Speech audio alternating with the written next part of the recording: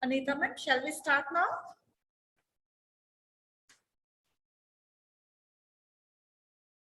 So, a very good morning to all the participants and great academicians participating in NAAC sponsored two-day national online seminar on NAAC revised accreditation framework for assessment and accreditation of teacher education institutions, vision to action, being organized by Internal Quality Assurance Cell of Devsmaj College of Education.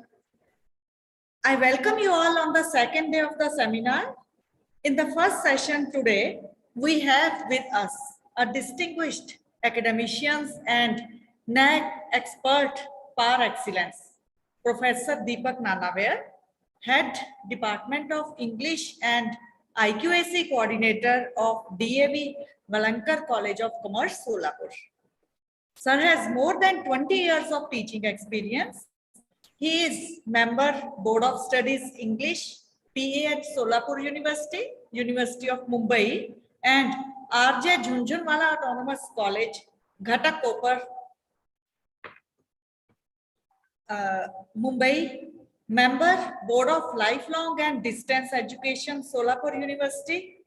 Sir is PhD guide for Solapur University, Solapur, and Dr. Baba Saheb Ambedkar Marathwada University, Aurangabad. And 7 candidates have been declared PhD degree under his guidance, and 3 students are still working under his supervision.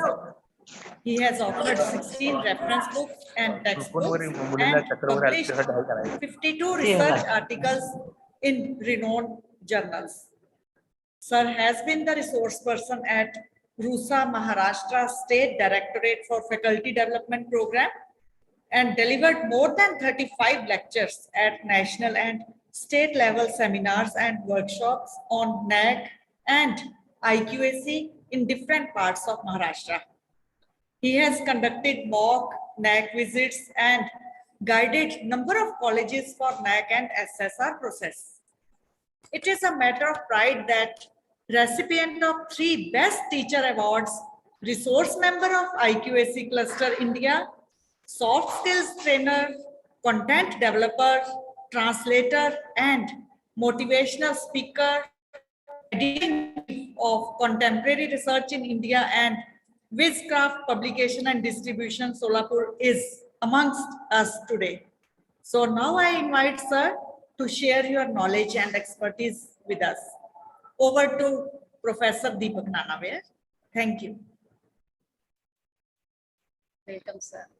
Yeah, thank you very much for your warm and highly encouraging, motivating early morning wishes. I hope I'm audible, I'm clear. Am I audible? Yes, audible and visible both, sir. Yes, thank you. Thank you very much.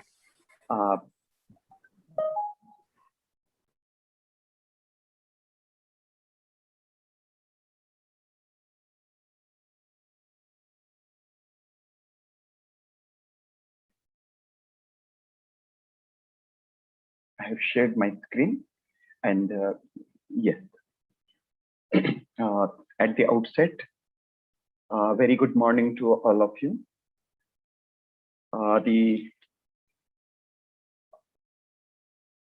Whatever deliberations, discussions are going to take place over here, it should not be monotonous or one-sided, because I believe in two-way communication. One. Secondly, there are certain ground rules that we would like to frame for an hour, whatever we are going to discuss over here, that the discussions or interactions or whatever is going to say or be presented on this platform, there is a possibility. I request.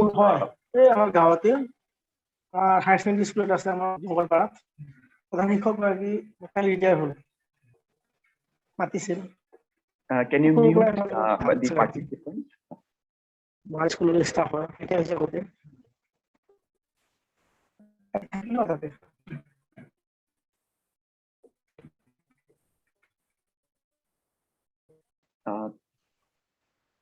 Yes, thank you very much.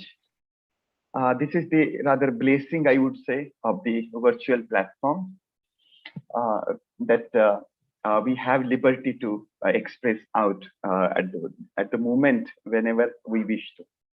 Coming out of it, the certain ground rules I was trying to talk, or I was trying to communicate that throughout an hour, whatever deliberations will be given over here, done will be done on this platform. We will see to it that we will try to attain the most, try to get outcome of it at the optimum level. And we will see to it that, yes, we agree to the points that we discuss over here, but simultaneously, we will agree to disagree also. Because until and unless there is a, still there is some background. Yes, thank you very much. Yeah. So we will agree to disagree, because until and unless there is a, say, a multiple perspective view or parrot's view from 360 degree, we will not be able to come to certain conclusions for the betterment of higher education. So the point I was trying to mention is that the word of thank at the outset goes to the authorities of DAV Samaj College of Education, Chandigarh, the principal, the IQAC coordinator, because Nangya ma'am, she has been consistently in contact with us to see to it that this event goes in a smooth manner. As I told you that we are meeting geographically, we are located at a certain longer distance, but virtually we are connected. So my request would be, wherever you feel that you need certain clarifications, I have kept my chat box open now to receive or to welcome your whatever queries you feel. So let us come to the criterion 5, student support and progression. Since yesterday, you have been listening to different criteria. So when it comes to the revised assessment and accreditation process, and meantime, there were certain thought flows which worked upon that whether there should be an assessment and accreditation for educational institutions or teacher education institutes.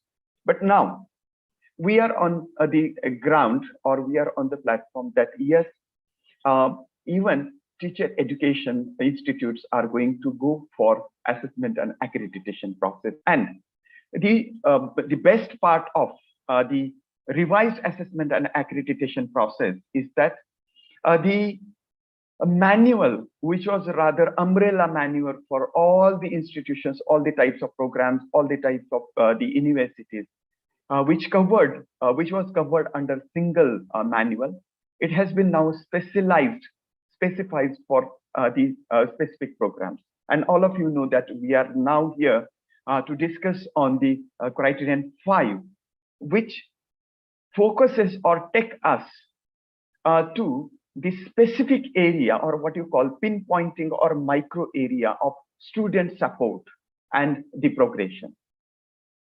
Yesterday, all of you might have listened repeatedly, and all of you are aware, because all of us are teachers, and being teachers, we know for whom we work, and who is at the core or at the center of teaching learning activity.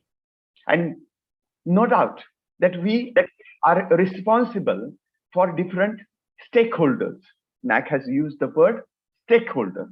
Now, these stakeholders are also given priority, and the first and the core and the important stakeholder for us is the student. Now, education is considered to be an industry during present era. I use the word industry.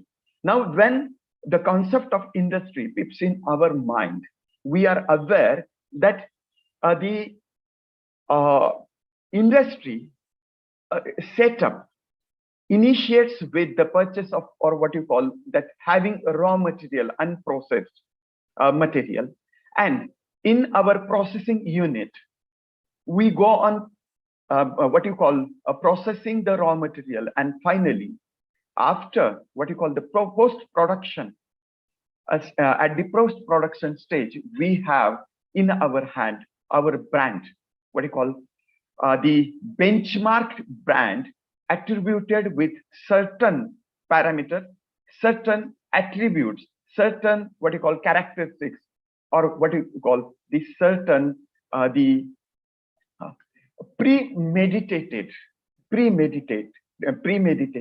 values or skills that were being focused during the processing. What am I trying to tell? That yes, we have the what you call have had Gurukul Shishya Parampara in the initial stage of education. One, secondly, we have had the what you call a teacher as the concept, teacher as the what you call another say incarnation of the God. But simultaneously, in the changing or what you call metamorphosizing situation of education industry, we need to be aware, or we need to synchronize our systems for the purpose of benefit of the students, and that has been entitled as support. So what support are we expected to give to our students? This is what is important from this particular criterion point of view, and simultaneously the progression. When I shall be peeping into the different key indicators, let me go on the saying, or go on telling what exactly is my plan in these minutes or the time allotted to me. First of all, I'm going to give you the basics of, yes, all of us know that how many key indicators are there, how many metrics are there, what is qualitative, what is quantitative. Very briefly, I shall touch upon, and what are the titles, or what is actually the focus. Minu ma'am, can you please, Dr. Minu? Yes. So I was trying to tell that first of all, I'm going to touch upon the NAAC's vision or NAAC's expectation from teacher education institutions in different key indicators. Overall, the criteria specific, simultaneously key indicator specific. And then after that, we are going to discuss, or we are going to have a word and dialogue simultaneously on different different metrics that have been prescribed over here, and simultaneously we are going to discuss, have the question answers if any. So what about the overview? This fifth criterion, as the title suggests, it deals with the student support, means how the institution has the mechanism or the system. Please quote the words, underline these terms, that institutional mechanism and institutional has established system for different types of supports that needs to be given to the students for holistic experience at the institution whenever student is with us, with the student, with the teacher education institute. I repeat, institutional mechanism and institution has established system for the holistic development or providing support, different types of supports to be specific, and how institutions work seriously on the progression of the students. Remember that whenever student comes to us, we inculcate certain skills among the students, inculcate the employability skills also. I use the word employability. Some students get an employment through our channel, through our mechanism, but maximum number of students are helped to develop employability skills. I repeat the word, there is a difference, slight difference between employable and employability. So this particular aspect needs to be addressed, or automatically it is addressed in terms of progression, that certain number of students are successful in getting employment through our mechanism or through our efforts, and simultaneously certain number of students promote themselves to seek higher degree, higher programs. They are successful through our efforts in getting admission. So it is a kind of a bifurcation that certain students getting direct employment through our efforts, and certain number of students or specific number of students are going for pursuing higher education or higher degrees through our efforts. So this is this is basically the core idea of the particular concept of progression. So for teacher education manual, for this particular criterion, total number of marks is 115. Total 4 key indicators. Simultaneously, the metrics are 15. Remember, whenever you will be working on this particular area, see to it that these metrics are remembered, key indicators are remembered, and simultaneously quantitative, where we need to fill in the data in the tabular form in Excel sheet. It is the 10 and it should be QL. It is 3. So there is some kind of mistake, certain kind of mistake. I shall explain what exactly it is as I come to the particular point, because total number of metric goes to 13, not 15. There is a typo error, and quantitative is 10 and qualitative. There is a slight rectification in this slide that quantitative is only 3. Means 10 questions or 10 metrics will be evaluated and validated by DVB partners. See to it that you address these metrics very carefully, because DVB partners may only send only say certain clarification requirement, and the marks will be assigned. I need not go into that particular details how the system works, but in terms of student support and progression, first of all, what is the core idea of this particular criteria? My request is to all participants is to go through the manual and read the initial part of the manual instead of peeping into the SSR returns and SSR written and uploaded on the institutional website by different participants, different institutions. See to it that you do not go for mere what you call blindly following the SSR's returns or the priority or thirst areas mentioned by different say institutions, because in the IPR, that is the property right, intellectual property right, there is a concept of GI, that is geographical indicator. In terms of institution, when it comes to institution, I go on placing it in terms of II. What is that II? II is institutional indicator. That every institution, according to its vision and mission statement, well-written vision and mission statement, works in certain area, and in accordance, the institution decides the mode of work, type of work, for types of programs, that is degree programs or postgraduate degree programs, and simultaneously the system and mechanism, and according to it, that institution does work. So instead of merely blindly following, yes, you may take say cross references, you may just go through those SSRs, but when it comes to our institutional level, your institutional level, see to it that your individuality and your uniqueness is maintained in coherence with the institutional vision and mission statement. So what does NAAC say? What is expectation of NAAC? In this criteria, the first expectation of NAAC is that what are the efforts of institution to provide necessary assistance to students. So what type of assistance is required? Assistance required is co-curricular.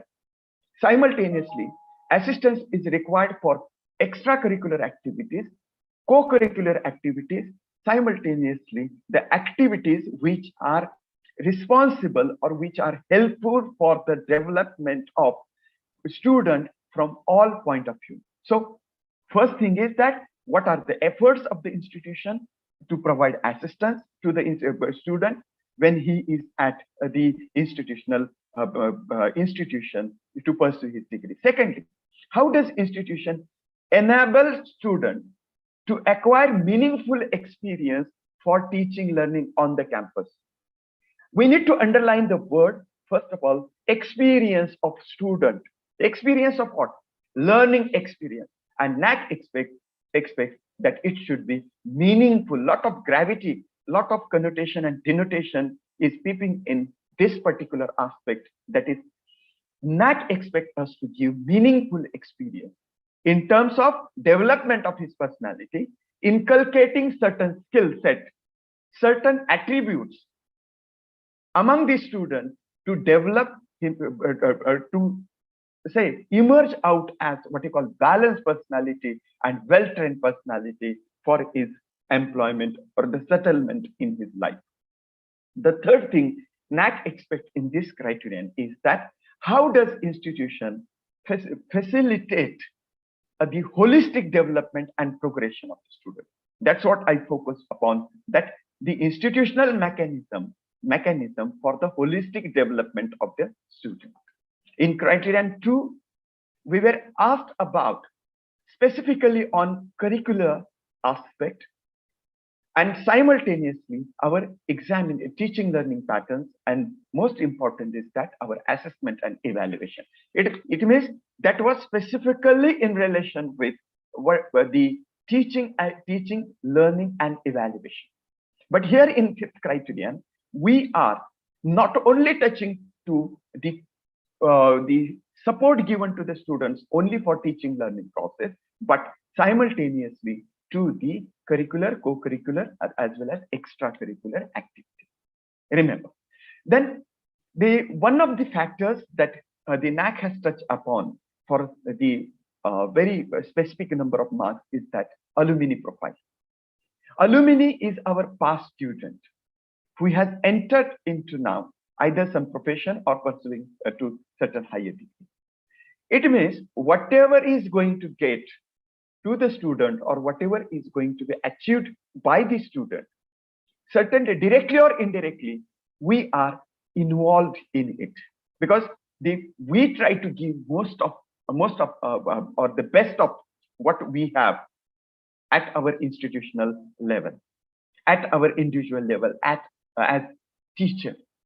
But our alumni reflects how we have seen to it that our student is emerges the best when he goes out, because he is our brand ambassador. Remember. So here in this particular criterion, NAAC has suggested even also, or NAAC has asked us to answer or address a certain number of questions, metrics related to the alumni profiles and alumni, how our alumni contributes its support. So what type of support we are going to come to discuss it in depth, in detail, when we will come to that particular metric. But the next expectation is that our student is able to perform to the utmost level with our efforts or with our support. Either he should be successful in getting into some kind of employment which he wanted to be in, and simultaneously, if not, he goes to the higher education. And in terms of employment, what NAAC has expected is that, with the adjective quoted here, is that NAAC expects that he is successful in getting gainful employment, and through what? Through the institutional support. And these are the four key indicators. First out of four, first key indicator is related to student support. Note the quantum of mark, that is 40. So in student support, I have tried to address what kind of support. I have suggested that curricular, co-curricular, extracurricular, let it be specific. NAAC expects us to give establish different cells Let it be guidance cell, let it be placement cell, let it be grievance redressal cells and different welfare measures, institutional support through these cells, as well as monetary supports in the form of certain free ships. Now here amount of finance or money comes, that the students, those who seek admission or take admissions, or those who are studying at our institution, they are not from same social, same economic background. They are from different backgrounds. So these students, those who come from different socio-political and economic and cultural backgrounds, they are pursuing education, but they are in need. Institutions need to understand the fact that they are in need of the support, monetary support, for the different purpose, and we have established those systems or those cells which I mentioned. When it comes to student progression simply goes with the concept of what you call the higher level movement of our student. Higher level movement means from the degree that he pursues from our institution, he is successful in getting or seeking admission to the higher programs. Next is what is benefit of it?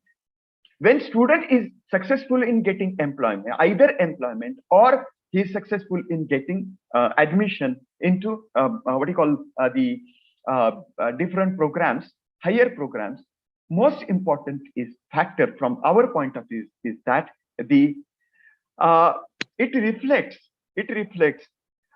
quality of our teaching learning process, one, and secondly the process of examination and evaluation which take place at our institutional level. I repeat, one is that teaching learning process, and second is not only teaching learning process but the examination and evaluation process. The third part is student participation in activities. One, when will student participate in activities? One, that institution has or mechanism to organize different activities. Second, an institution promotes or supports or encourages students to participate in different types of activities. That institution provides the infrastructure also to organize these activities and promote students or encourage students to participate in that activity. Next is that alumni engagement. See to it that it is meant for 30 marks, more marks for teacher education institute compared to affiliated and the constituent colleges. So in alumni area or key indicator, NAAC has expected that the institute is successful in keeping touch with their past students. One, alumni is registered. It is the established mechanism or established system that is at certain frequency of time, alumni meets and alumni supports or helps or contributes in the development of the present students through two sections or through two areas. What is it? One is that alumni provides academic support. Simultaneously, alumni provide financial or what you call monetary support. And they through these two or three or multiple roles, alumni has active participation in the development of the institution. With this, let us now move on to the individual metric. The first metric is for 10 marks. What is it? It is nothing else but a range of capability building skills enhancement initiatives are undertaken by the institution. So now directly in 511, which is quantitative metric, NAAC is asking us or asking the institutional setup for capability building, means development of capacity and skill development. And specifically, there are 6 areas that have been mentioned. What are they? One is Surendra sir. Yes, please. Thank you. One is the career and counseling, personal counseling. The second is skill enhancement. Third is communicating with the persons of different disabilities. Fourth is capability or capability to develop a seminar paper and research paper. Next is e-content development, and the last one is the online assessment of learning. This is the Excel sheet that institutions need to fill in for each and every point or heading that has been mentioned over there. That is what under, for example, under career and personal counseling, what are the types of activities? What was its date and duration? It will go for checking the frequency of the programs that we organize for this particular section or for this particular capability or skill enhancement initiative. How many number of students participated? And most important is that contact detail of the teacher or agency involved. How are we supposed to address this particular? When it comes to counseling, NAAC has expected two types of counseling. One is career counseling, second is personal counseling. Remember, try to understand difference between mentoring and counseling. We all can be mentors, but we all of us may not be counselors, because counselor is a professional or certified professional, what we call. So see to it that either career or personal counselor, he is whoever is associated with your institution, he is certified counselor. If your institution does not have, you may go for signing MOU or establish linkage with your institution, and see to it that the whatever counseling meetings are being conducted, they are recorded into your books, and number of beneficiaries are being successfully presented. Number of beneficiaries means it is written whenever matter is addressed, it is written, and mostly the signatures, whatever activity you go for, that students, whenever they are participating, see to it that letters are being exchanged to the counselors. Simultaneously, meetings are being announced to the students in the form of circulars or notices. And the third thing is that we need to go for even the taking signatures and feedbacks of the students and outcome of the activity that is being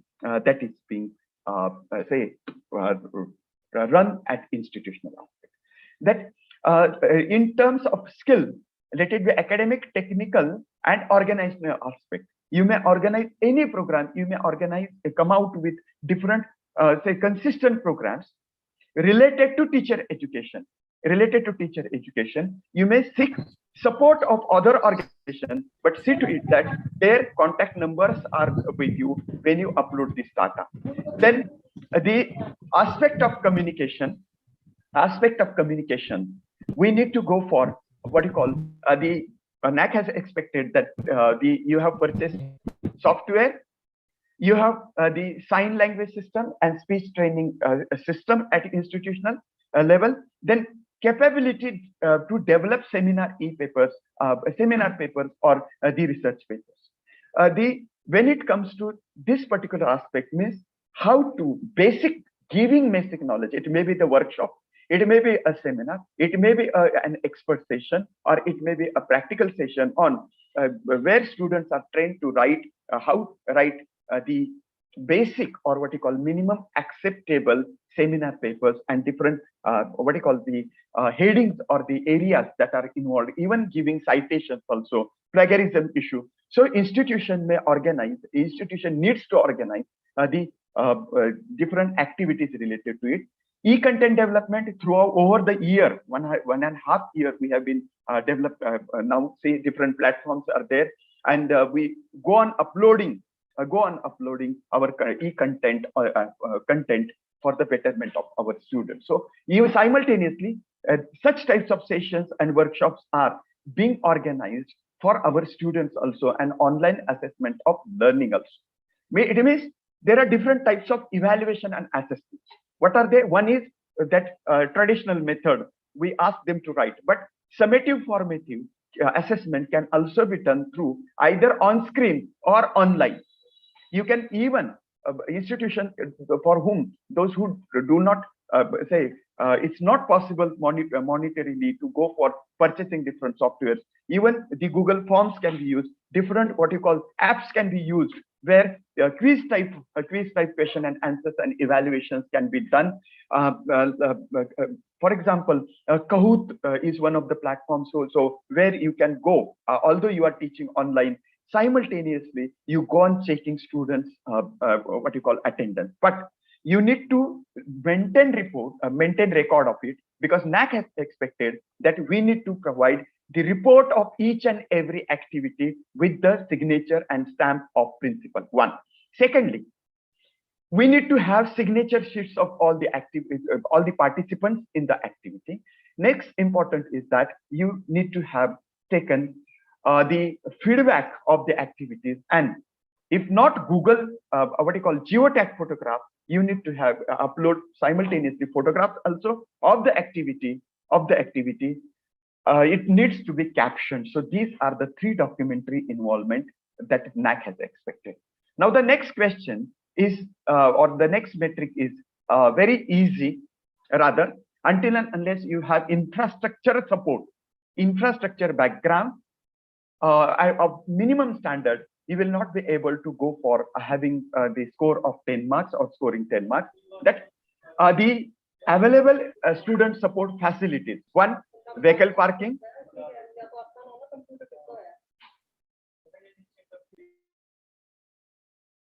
Thank you. Vehicle parking, common room separately for boys and girls, recreational facilities, first aid and medical aid, transport, blood bank, safe drinking water, hostel, canteen, and toilets for girls. Now, whatever support facilities have been expected, what is the documentary support that has been required? At the first stage, NAAC has expected that yes, if we have, click on the S and upload geotag photograph. Upload geotag photograph of the facility that you provide to the student. When you take a geotag photograph, see to it that when you take, suppose for example, common rooms, see to it that yes, you take a photograph, geotag photograph of a room, but simultaneously the signboard that you have displayed outside that boys common room is visible.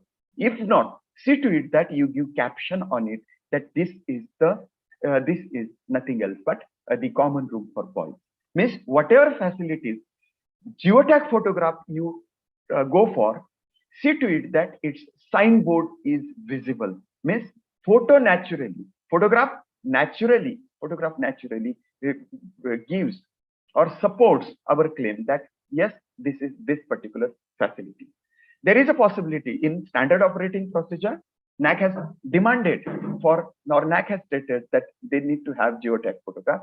But most important point is that along with it, DVV partner may seek for additional clarifications in due course of time when our DVV opens for assessment and accreditation. See to it.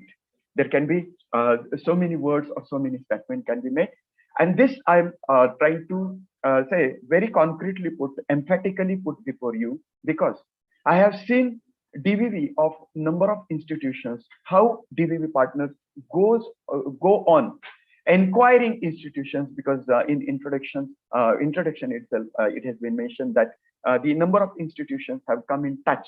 Actually, it's the old, but it has crossed now more than 250 seminars, webinars, workshops, and personal visits to different institutions located in different parts of countries.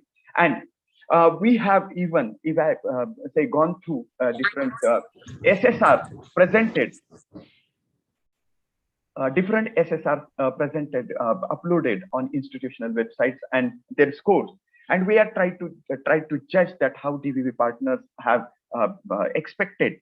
Say, for example, you go on giving geotag photograph here, but simultaneously your expenditure on it, on the development of that particular facility may also be asked incidentally by some DVV partners. See to it that you have developed it and you have spent it from your institutional accounts, books of accounts. Because whenever there is a point of monetary aspect comes in, we need to see to it that it is recorded, it is audited one, and in the income and expenditure it is reflected. Coming moving out to the next point, that is 513, which is once again quantitative metric.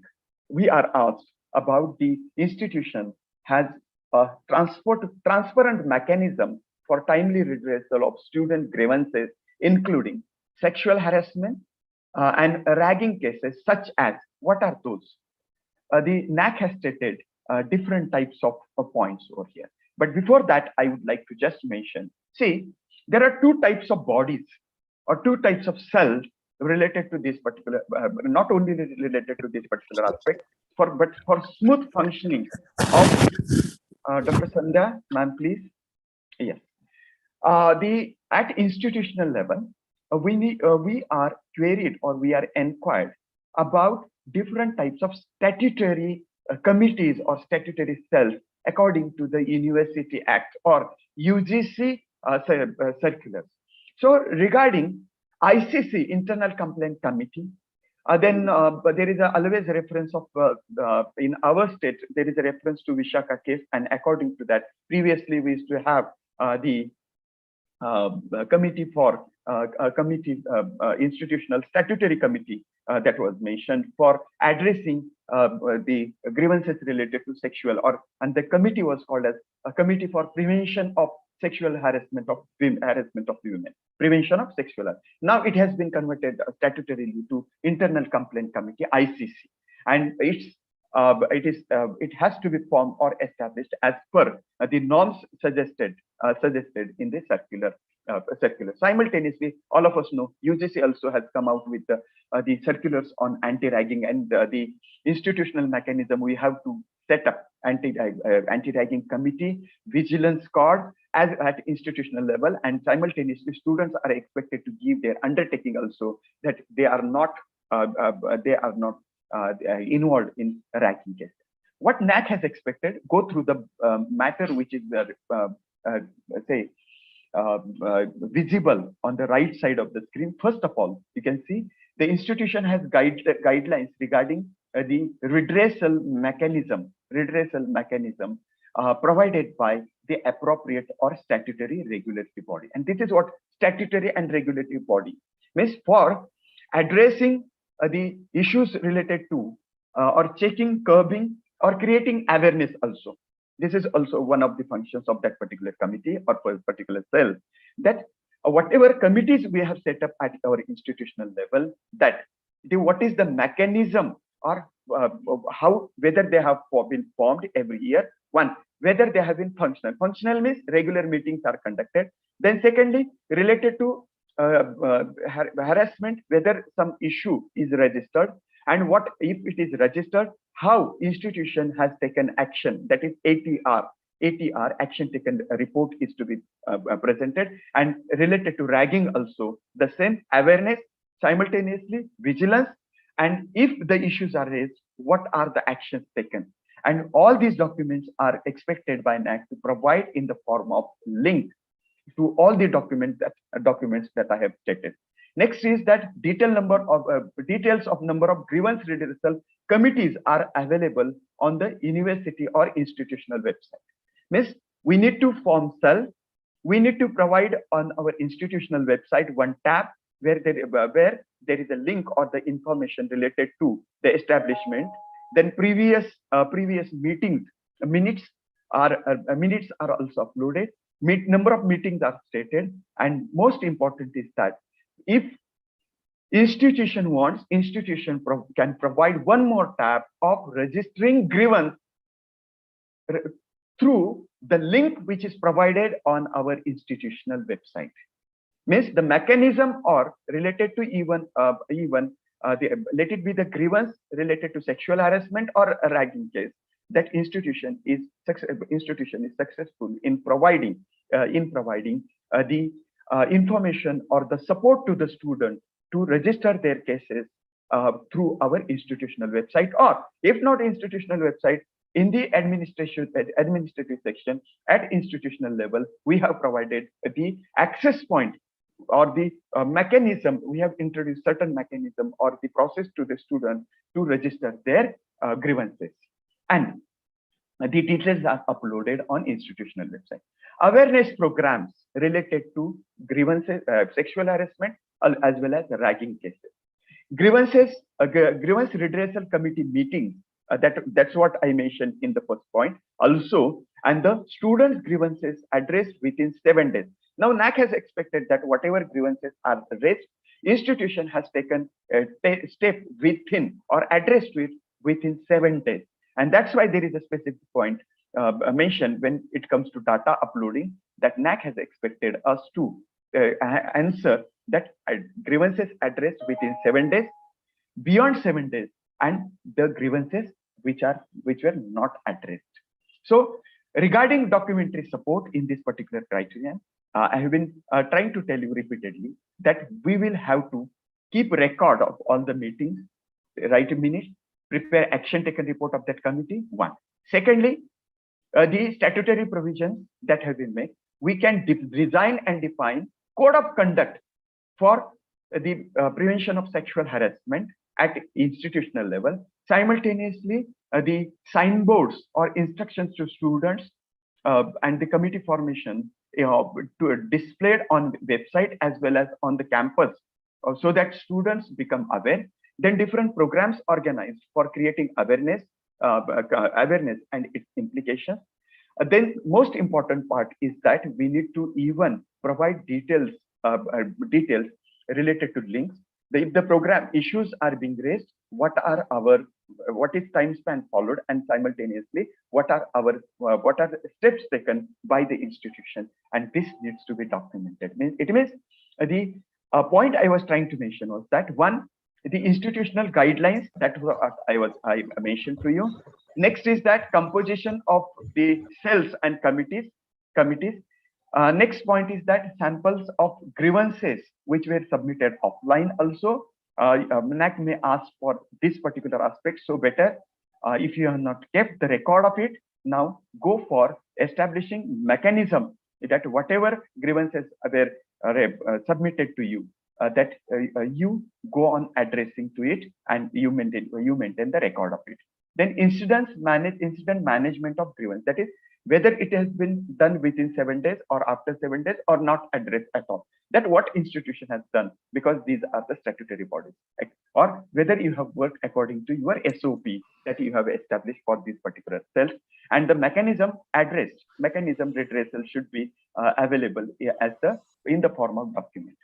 Again, institutional in 514, that is quantitative metric, institution provides additional support to needy students. One, monetary help from external sources such as bank.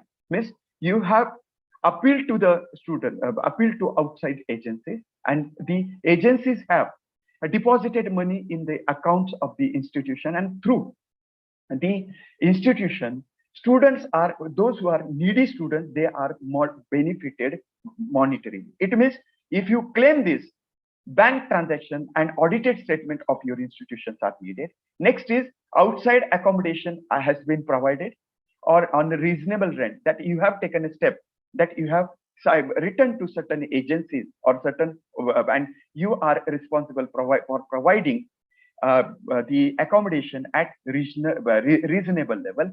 Then Dean Student Welfare is appointed. For what? To address the students related issues, to provide them help, and the dean is taking care. Means whatever issues are there, you need to maintain register of it. Then placement officer is appointed. Now see, placement cell needs to be functional at the outset. It has to be established, it has to be functional, like say organizing different activities for preparing students to go to face the placement. Then organizing placement activities or placement camps, not only at your institutional level, but taking up or promoting students to the pool of placements organized by even different organizations, but students are participating in that placement cell through your channel, because you have written deputed students in the written form with your letter to other agency or other institute. Then your institution has provided a concession in tuition fee. This must be, whenever there is a monetary aspect, you need to see to it that your institution is successful in supporting monetary assistance in the form of providing audited statements of the institution. And then you also provide the group insurance Group insurance for what? Health or accident.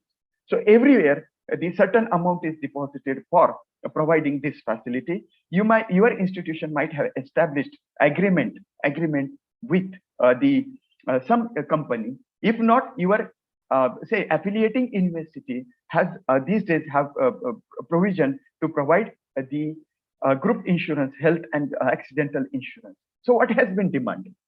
That is, wherever you quote that yes, you have the facility at your institution and students are benefited. One, how many beneficiaries are there every year wise? Then secondly, what is the nature of health? How much amount and who is that agency or the bank that has helped you? Next is that if it is the concession given or the monetary support given, how much is the amount? So the procedure that has been suggested, one, you consolidated, if there are number of entries, more than one entries, they are highlighted in audited statements. Audited statement is provided as the additional support, base support. Simultaneously, total amount of amounts distributed or scattered in different heads under this heading, they are calculated, and as a single activity, a single amount for the year is endorsed, is validated by chartered accountant of your institution, countersigned by the principal of the institution. So remember, this is the point that you need to mention, that this amount must be reflected, because out of my experience that most of the institutions go on a broader aspect, broader head, and certain heads are not reflected, although the facility is provided. So see to it that the institution creates the certain heads in the audit statement, even your budget statement also, and then naturally it will reflect in the audit statement. So that's what I have mentioned over here as documentary report and report also of the particular activity. Next, what is it? Into 5:1 percentage of placements of students as teachers or teacher educators. Dr. Kamini ma'am, please. Yeah. The percentage of placements, that how institutions, say this links to the previous questions, that first of all, you have established placement cell, one. Secondly, placement cell activities are going on. How many students have been? Suppose to teach, our student goes independently without our effort and gets the employment. This may be challenged. Because what role does our institution has played directly in his employment or in the employment that he is successful. So we need to give clarification that most of the, or what you call the frequency of placement cell activities are need to be say heightened, strengthened. As a documentary support of year wise, we have been asked the name of the student placed, from which degree he has been placed, then placement placed as, what is his designation, then we need to give the employer detail with the contact and the salary he is offered. And as a documentary support, only one document is required, that is the placement letter or offer letter or appointment letter given by the employer. And this is the documentary support that has been required for the list of the students that we claim for 10 marks. For every year, we have been asked the designation. So every student's placement letter needs to be uploaded, otherwise claim will not be agreed upon or accepted. In 522, it's very simple. Suppose, for example, we have B.Ed, Bachelor of the Education. From B.Ed to B.Ed, student next year goes to M.Ed. It means from UG to PG.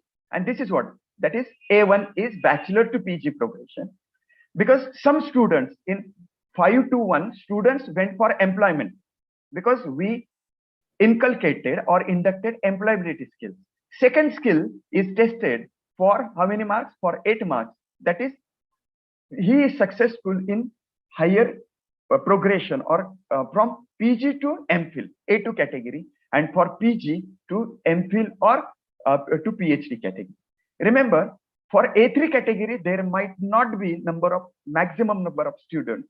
There is a possibility that in A1, the possibility of students will be more. But whatever is our record, what documentary support we need to have maintained. One, the list of students progressed from these A2 to A1 to A3 categories, a list of the students, their year, enrollment, to which program have they enrolled into, to which institution have they joined into. So wherever, see to it that when transfer certificate is issued, their institutional name where they have inducted or where they have been admitted needs to be written. And then as the documentary support, you will have to say maintain the record that the admission or admission receipt, the deposit amount deposited receipt at the other institution needs to have into your custody. So whenever student approach to you for this particular to get his transfer certificate from your institution, say to it that we, along with his application for TC, you have the receipt deposited, a receipt of the amount that has been deposited in other institution, and until and unless the list with principal signature and the receipt, that is documentary evidence of the student where he has taken admission, is provided, no claim will be accepted. Now, this particular question is simple as it is. I know it is 10:28, but I would take 5 to 10 minutes extra more because we'll be able to need 5 to 10 minutes more. So kindly be with me. So in 5 to 3, question is a bit easy, clear, but it needs to be supported with the documentary support, percentage of students qualifying state national level examinations. And what are the exams? That is NET, SET, TET, and CTET. For this particular question, for 7 marks, year-wise, our students, those who have passed their list, 1.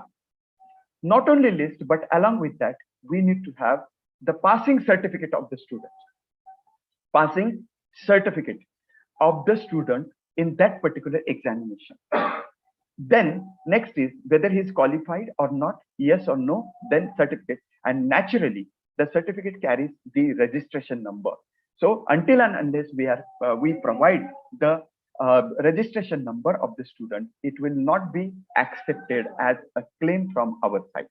Next, that is 531 is nothing else but the student council is active and plays a proactive role in the institutional functioning. Now, most of the universities have got or have mentioned formation of student council in the University Act itself. So you see to it that every year student council is formed, 1, and student council's role is also stated in the University Act. So maintain, document in the form of the meeting register of students and the activity conducted as we go on maintaining record of all the activities that are organized on behalf of the committees and cells of our institution. Likewise, we will have to organize activities of student council which help to go for or which can be clubbed under what you call students welfare, that they organize different programs, say awareness related to employment also, simultaneously, not only that, but health also, regarding industry also, number of areas which will contribute to the students welfare. Let it be from the financial point of view, let it be from academic or additional or curricular point of view. So student council's report or annual activity report you will have to, and remember, this is qualitative metric. When committee is going to visit, peer team committee is going to visit your institution, they are going to check the documents or verify documents, whatever you have uploaded during filing or uploading SFR. So 532 is average number of sports and cultural events organized by the institution. Means your institution might be participating in the sports or cultural events organized by the university or somebody. But apart from that, you need not add those points here, those activities here. What are the sports or cultural activities organized by the institution? So, what documentary support is required? The permission, the notice of the activity. Secondly, schedule of the activity, whether you have some printed some or published some brochure or the information note for the students and displayed it on your the notice board and institutional website. Then number of participants benefited and the feedback taken, photographs, and most important is that activity report. See, suppose you are organizing say sports week for 6 days or 7 days. It will be considered as one activity, although you are organizing it for all 7 days. Duration has been asked by NAAC, but remember that if it is clumped under different games and sports are organized under umbrella term, that is sports week, it will be considered as one activity. So remember that one activity is not sufficient. Multiple types levels of activities needs to be organized, and whatever documents that I have mentioned, they need to be filled in this table. Like say year, what was the event, date or dates means number of dates, then number of students participated, and that's why every time I'm suggesting that whenever activity is conducted, see to it that activity signatures are taken, those who have participated in the event, and they are countersigned by coordinator of the activity and verified by the principal or certified by the principal of the institution. So this was what I was trying to mention, that report of the event along with the photographs, as well as copy or circular of brochure or the notice which was given to the student. Now, in the last key indicator, that is alumni association or the chapter is registered or non-registered but functional, contributes significantly for the development of the institution. This is out of three qualitative metrics. This is one of the qualitative metrics that ask us to describe role of alumni association in the development of the institution. Now, whatever you have written in this particular metric is going to be repeated in latter 2 to 3 metrics also. But here, as a simultaneous, what could be the point of the answer? There could be, first of all, you have alumni. You state that it is registered as a trust or as the official body or authorized body.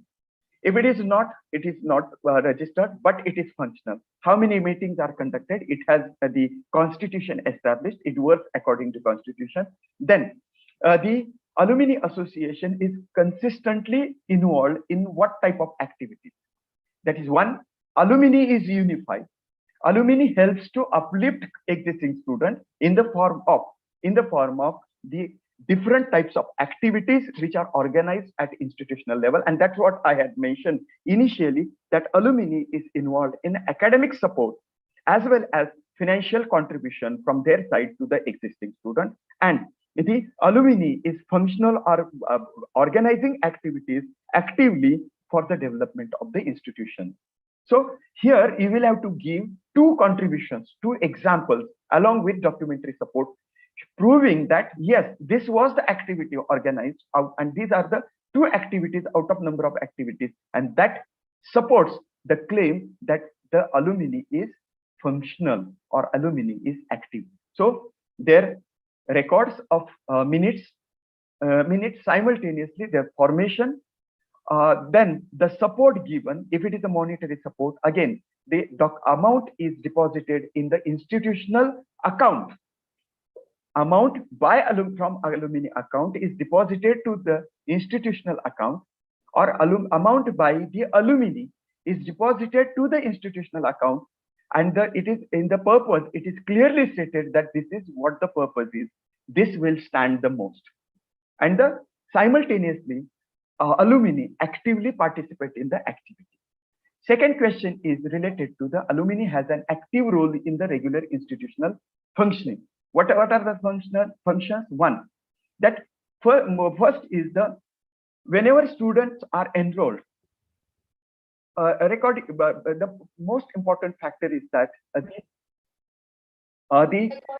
when new students come in, naturally there is an induction program organized by the principal. As a part of induction program, alumni is also present there. Alumni addresses freshers that this was our institutional experience was that it naturally benefits. One. Secondly, in-house curriculum development means if you are autonomous, see to it that you take help in syllabus framing as well as in curriculum what you call implementation. If not, you can involve them in feedback also. If you are affiliated, you take feedback on their syllabus, alumni feedback on the syllabus, simultaneously their suggestions and communicate to the university. Then organization of various activities to other than classroom activities means co-curricular and extracurricular activity organized by the alumni. Then support in curriculum delivery, which we discussed previously. Then student mentoring also, that you take help of alumni members to mentor our students. Then financial contribution, but I told you that whenever there is a monetary aspect, it is deposited or it is recorded or entered into books of account of the institution, and then it stands. And the placement, advice and support means simultaneously along with the institution, alumni also helps in organizing the placement activities. And this is what every time I'm mentioning, that until and unless you provide complete set of document that is in the form of complete, that is all types of WH questions, starting from when it was organized, for whom, what was the objective of the activity, what are the outcomes of the activity, how many number of beneficiaries, who was involved into it, their contact numbers, and how did it contribute, simultaneously what are the feedback taken and our outcome of feedback, and then activity report and anything coming out of it, action taken. Number of meetings, if the alumni is meeting consistently according to the constitution agreed upon, naturally number of alumni association meeting and all records, action taken, and how many number, list of the registered alumni that needs to be provided in the form of agenda and minutes of the alumni meeting, alumni association, simultaneously supported by the principal signature. So the last question of this criterion is the alumni association has or acts as an effective support system to the institution in motivating students as well as organizing, recognizing, nurturing, and furthering any special talent in them.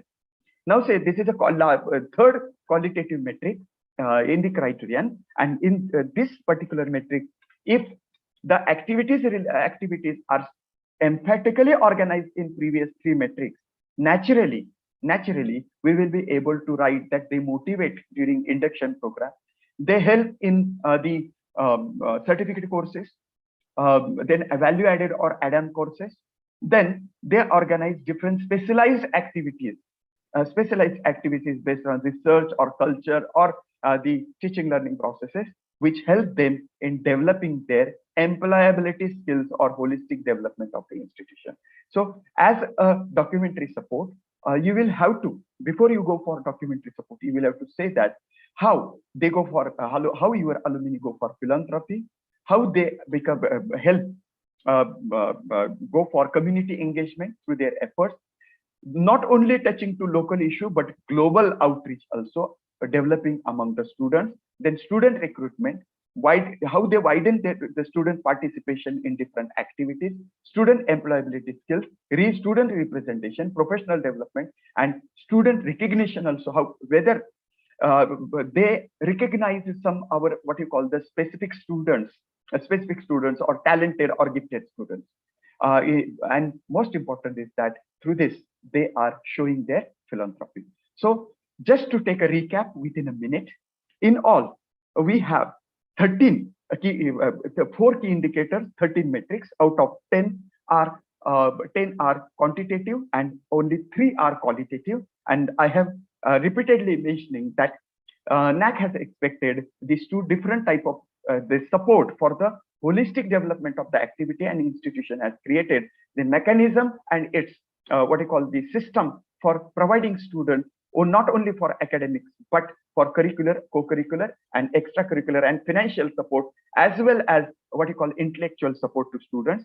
Then institutions see to it that students are placed. Simultaneously, students are inculcated with the skills for the progression into higher education, Students are encouraged to participate in the different activities. Institutions see to it that the different activities are being organized, and institution also see to it that the infrastructure has been developed in accordance with the activity that are going to be organized and planned, and students participate and benefit in the form of development of their skills. And most important is that for 30 marks out of 115 marks, the alumni is active, vibrant, and consistently involved into the institutional support for the holistic development of the student, giving support to number of activities. So this was what from my side. Thank you very much, and extremely sorry that I took 10 minutes more from your side. So over to you, ma'am, please. If any query, if any clarification is required, I will be more than happy to address. Otherwise, over to you. Thank you very much for giving me an opportunity. Thank you, sir. Any question from the participants? There are either possibilities if there is no question, and all of us know what are either possibilities. Actually, sir, all the things were explained in a very easy way. So, on behalf of entire fraternity of Desmaj College of Education, I take this opportunity to thank Professor Deepak Nanavere for enlightening us with his knowledge and expertise in this session. The session gave us a deep insights into the Criterion 5 of revised framework of NAAC, and also revealed many important facts about student scores and progression. Sir told us about different qualitative and quantitative matrices about the Criterion 5 and type of documents and records required to be maintained by the institutions. And it was really very informative. I'm pretty sure the precious knowledge that sir has given to us will definitely help us in the process of accreditation. Once again, I would like to thank Professor Deepak Nanavere for taking out time from his busy schedule and enlightening us with his knowledge.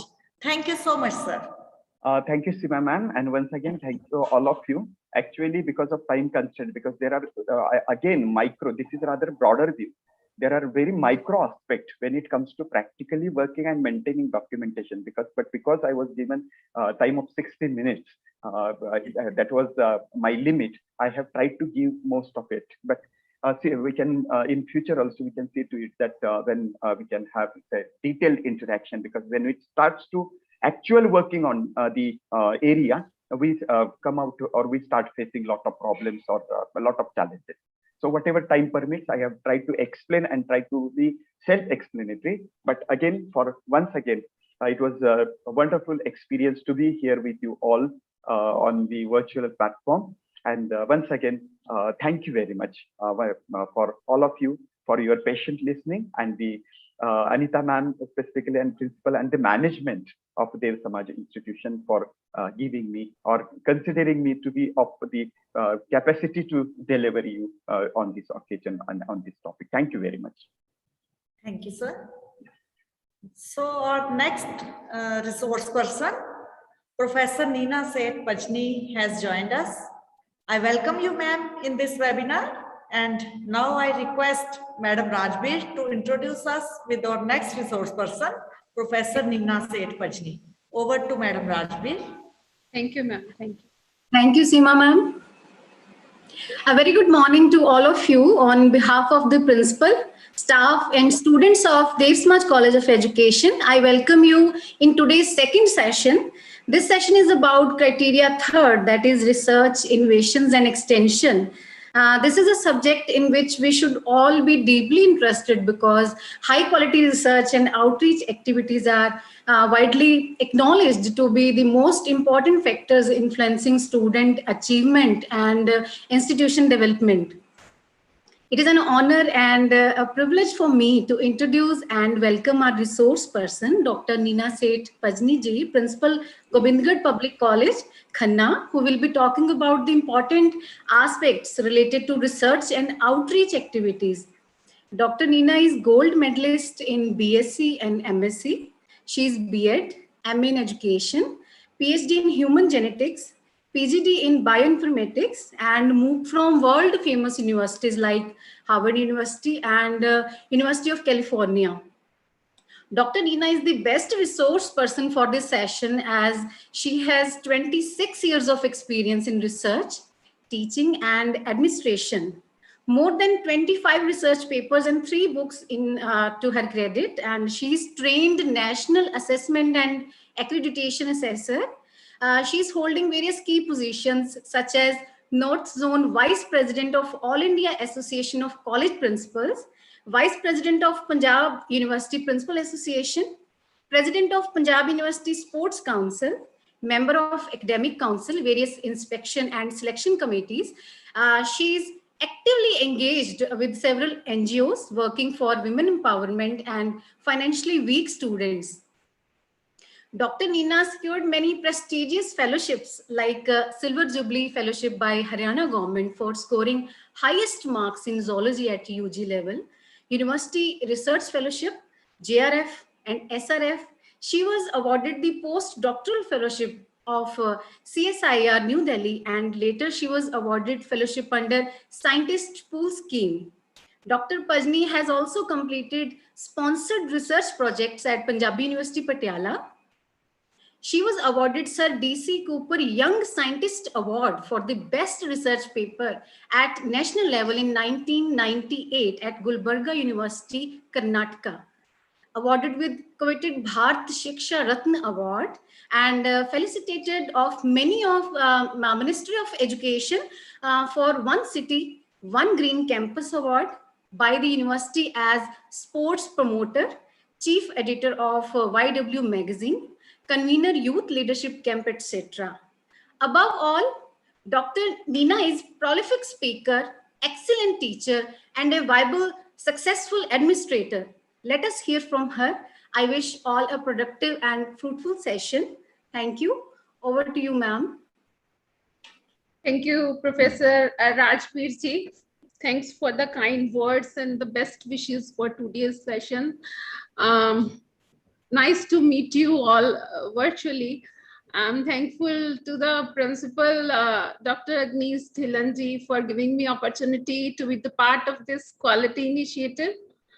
And I appreciate the quality efforts made by IQAC coordinator, Dr. Anita Nangia ma'am, and organizing secretary of this seminar, Dr. Seema Sareen ji, Dr. Anuradha Agnihotri ji, for organizing such a brilliant deliberations here on a NAAC sponsored 2-day national seminar on revised accreditation framework of assessment and accreditation. And I congratulate you all for taking this quality initiative.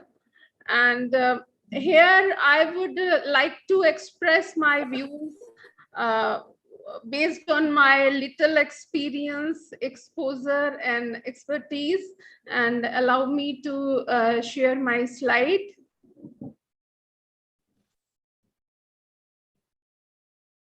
I have been given the responsibility to talk on NAAC revised accreditation framework for ANA of TEI criteria 3, that is research and outreach activities. Hope my slides are visible and I am audible to all of you. I'm waiting for the answers. Yes, Okay. Yes, ma'am. Okay, Yes, ma'am. that's nice. Criteria 3 is research and outreach activities. It seeks information on the policies, practices, and achievements of the institution with reference to the research, innovation, and outreach. It deals with the facilities provided and the efforts made by the institution to promote the research culture. The institution has a responsibility to enable the faculty to undertake research projects useful to the society as well as the institution. reaching out to the community in several ways, contributing to its development is the social responsibility under ESR, Education Social Responsibility of the Institute, and it provides core value to be demonstrated by the institution. So criteria 3 is captured under 4 key indicators. These are the resource mobilization for research, research publications, outreach activities, collaboration, and linkages.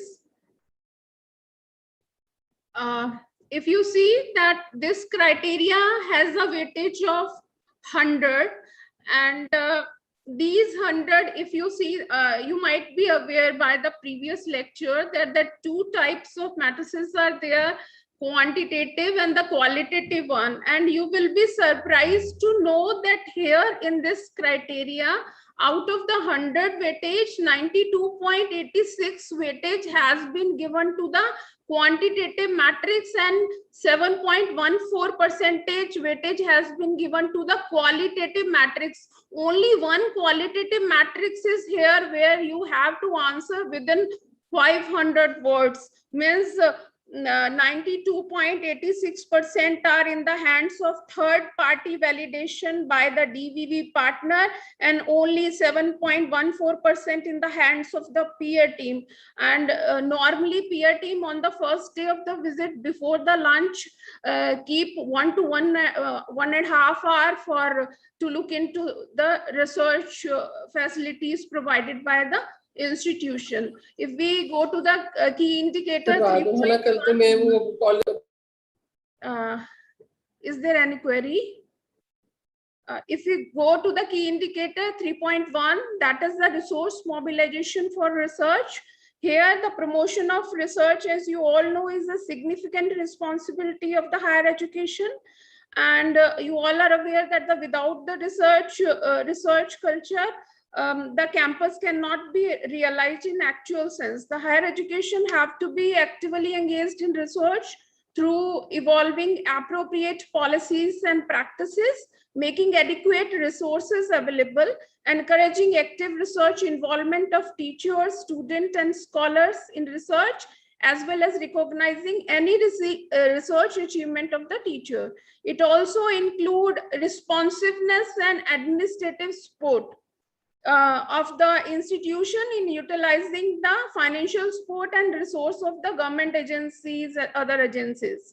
And required infrastructure are also required for the college provides space, equipment, and support facilities for undertaking the research, and institution may collaborate with other agencies, may be with the research institution and the research bodies for sharing the research facilities and undertaking research in collaboration. So if we see further these key indicators, the matrix 3.1.1, they are asking about the average number of research projects funded by the government or non-government agencies during the last 5 years. It carries a weightage of 8 as is a quantitative matrix. Here you have to upload the data as per the data template given on the portal, have to upload the sanction letter from the funding agencies, and here some SOPs are given, like the list of grant for research project received during the last 5 years, along with nature of award, the awarding agency, and the amount has to be given. E-copies of letter of award for research projects sponsored by government and non-government sources. Sanction letter of grants by the funding agency is mandatory to support the claim. The duration of grant period to be aligned with the assessment period, and ऐसा नहीं होना चाहिए कि assessment period से पहले का हम बता रहे हैं. And grants given by their own trust sister institution not to be the included. Earlier revised accreditation framework से पहले जो research ज़्यादातर जहाँ पे grant नहीं मिलती थी, most of the time the trust used to give some seed money to the faculty to carry out the research. पर अब जो revised accreditation framework है, it has been clearly written that the grants given by their own trust or sister institution not to be included. And grants in the form of equipment, software, skill development centers will not be considered here. The next matrix is 3.1.2, average grant received by the research project from government and non-government agencies during last 5 years. So it goes like this, like the earlier one. 3.1.3, it deals with in-house support is provided by the institution to the teachers for research purposes during the last 5 years in the form of seed money for doctoral study or research, granting study leave for research fieldwork, undertaking appraisal of institutional functioning and documentation, facilitating research by providing organizational support, organizing research circle, internal seminar, interactive session on research. You have to indicate the one that is applicable. So have to give data as per data template. You have to provide the institutional policy document detailing the scheme of the incentive. You need to provide the sanction letter of award of incentive, income expenditure statement highlighting the relevant expenditure with seal and signature of the principal, documentary evidence for each of the claim or any other information. And here also SOP indicate that during DVV process, valid document for specific list of teacher receiving in-house support may be sought. Only formal research project seed money will be considered. Grants for other than research project need to be avoided. Sponsorship to conference or seminar to be avoided. Grants received from outside agencies for research not to be included. So here you can include the research received, research grant or seed money received from the institution to help in research, doing research. So what are the research documents needed? Like here, they are asking about the institutional policy document dealing with the scheme of the incentive. So what are the research documents that you should host on your website?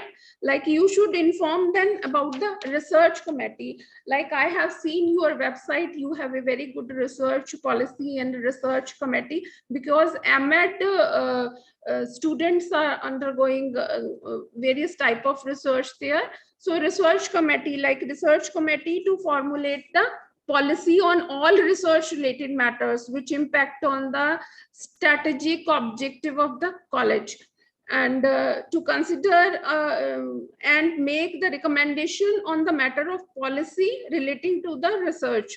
Research committee should be there. And what about the research policy? Institutional research policy. Institutional research policy, there is a purpose of placing the institutional research policy or forming the research policy. The purpose of research policy is to create a vibrant atmosphere of research among faculty and students and inculcate the research aptitudes. The policy shall serve as an overall framework within which research activities may be carried out. It also aims to identify the thrust area of research having social relevance and thereby supplementing the vision and mission of the college. The research policy also emphasizes contribution towards the society and nation at a large. And the research policy forms the basic of the research ethics of the college. Like there should be some academic misconduct committee also. And its implementation in all the departments. And it also serves as the guideline for the functioning of research committee, how the research committee will function, what are the rules and regulation under which it will function. And there should be some IPR policy also for the college. What is the IPR, intellectual property right policy should be there. And what does it says? Like research undertaken by the faculty in course of the employment within the institute shall be disseminated through publication in quality journals, and the concerned personnel should be aware of various intellectual properties created by them in due course of teaching and research, which has potential for increased productiveness through effective communication. And when a particular set of knowledge creation comes under publication and patenting, then IP policy will supersede, and this policy should recognize the inventor or creator as a key component for a successful commercialization of the knowledge. Licensing may be made either directly through incubation or licensing, and there should be some policy on revenue generation also, like if through some patent you generate some revenue for the institution, that how the revenue sharing will be there. Some of the institutions have 80 to 20% ratio, whatever revenue is generated through consultancy. And for IPR involving multiple inventors, then no objection has to be taken from the concerned inventor. And licensing, it should tell about the licensing also. And the inventor is required to disclose the potential conflict of interest while undertaking an IP-related activity. Likewise, there should be plagiarism policy also, like for plagiarism, to ensure that all the publication and research work being carried out in the institution is free from any type of malpractice. And our main thrust is to providing scholarly liberty, inventive assessment, and quality research. The college seeks to uphold the ethical principle integrating diligence, rigor, and accountability in all activities of the institution, including the research and publication. You can refer to the UGC notification for this plagiarism policy. The UGC regulation called the Promotion of Academic Integrity and Prevention of Plagiarism in Higher Education Regulation 2018. Like institution should establish a mechanism to facilitate the careful conduct of research, publication, promotion of academic integrity, and should be away from all the plagiarism. So student, faculty, researcher, and staff will carry out proper attribution and seeking permission of the author wherever necessary. Acknowledgement of the source is required, and as per the need and specification of the discipline. And the institution will regularly conduct sensitization seminar or awareness program on responsible conduct of research and promotion of academic integrity and ethics in education for student, faculty, researcher, and staff. Every researcher submitting a thesis or any other such document or dissertation, etc., shall submit an undertaking indicating that the document has been prepared by him or her, and that the document is original work and free from the plagiarism. The undertaking shall include the fact that the document has been duly checked through an approved plagiarism detection tool. So under this, we can say that institution should provide some plagiarism software also, like some of are available open and free to use, but other paid one are more good one to work if you are doing some quality research.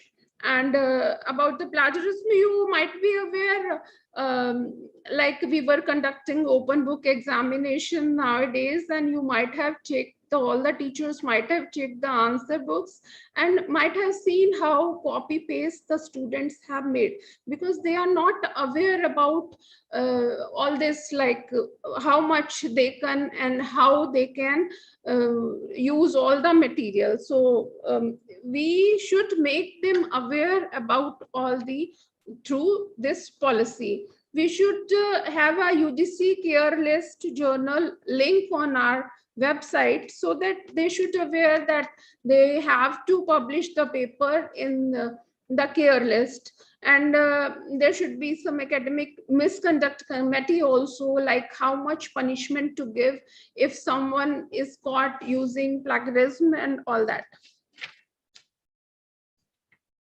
So next is the institution has created an ecosystem for innovation and other initiative for creation and transfer of knowledge that include participative efforts like brainstorming, think tank, etc., to identify possible and needed innovation, encouragement to the novel ideas, official approval and support for innovation tryouts, material and procedural support. Here indicate the one that is applicable. Here you have to upload the documentary evidences in support of the claims, detail of reports highlighting the claims made by the institution, reports of innovation tried out and ideas incubated, copyrights or patent filed, or any other relevant information. About the ecosystem for innovation, here I want to say that the institution has to create an ecosystem for innovation, including the incubation center and other initiative for creation and transfer of knowledge. And under this incubation center, number of workshops should be conducted on intellectual property right, and students should be aware what is IPR, and means whatever is produced by the intellect and how to protect that, and what are the patents and copyrights, trademark is there, and you should have some industry, academia, innovation practices should be there. There should be capacity building program of IPR, how to file a patent, how to file a copyright, how to have a copyright. Like most of the time when we talk about that, students क्या कहते हैं, even some of the teacher also, like patents जो होते हैं वो science में ही होते हैं, बहुत बड़ी discovery, किसी ने बहुत बड़ी invention की तो उसको patent करवा लिया, और ये social sciences या कि students के बस की बात नहीं होती है. Like copyright के लिए भी ऐसे किया जाता है, और बहुत बार हम copyright के लिए aware ही नहीं होते हैं. Like even for small work, like kind of artwork, maybe clay modeling, maybe any blog, maybe any story you write, maybe any literary work, and you can have copyright, automatic copyright for that. And nowadays you might have seen during the online teaching learning, most of the AI is used, artificial intelligence is used by the student, and some have very good innovative practices. And if it is a unique one, then you may go for a patent, you may go for a copyright. Okay, so and about the patent, your student should be aware that even a small act or small invention may lead to a patent. And you might have seen, as you belong to Teacher Educator Institute, like Global Teacher Award for 2020 goes to Indian village teacher Ranjit Singh Desal from Solapur, Maharashtra. He is a winner of $1 million amount, and due to because what he did, he embedded QR codes in textbook, which was adopted by the NCERT. Even for very small thing, you might be aware, like yesterday there was an announcement of Nobel Prize in Physiology. Although it is a very big thing, but you will surprised to know a very basic thing for which they got the Nobel Prize. It was shared by David Julius and Ardemum for their discoveries of receptors for temperature and touch. In daily life, we take heat, cold, and touch sensation for granted, but how are nerve impulses initiated so that temperature and pressure can be perceived? David Julius utilized the capsaicin, a pungent compound from chili powder that induces a burning sensation to identify a sensor in the nerve ending of the skin that respond to heat.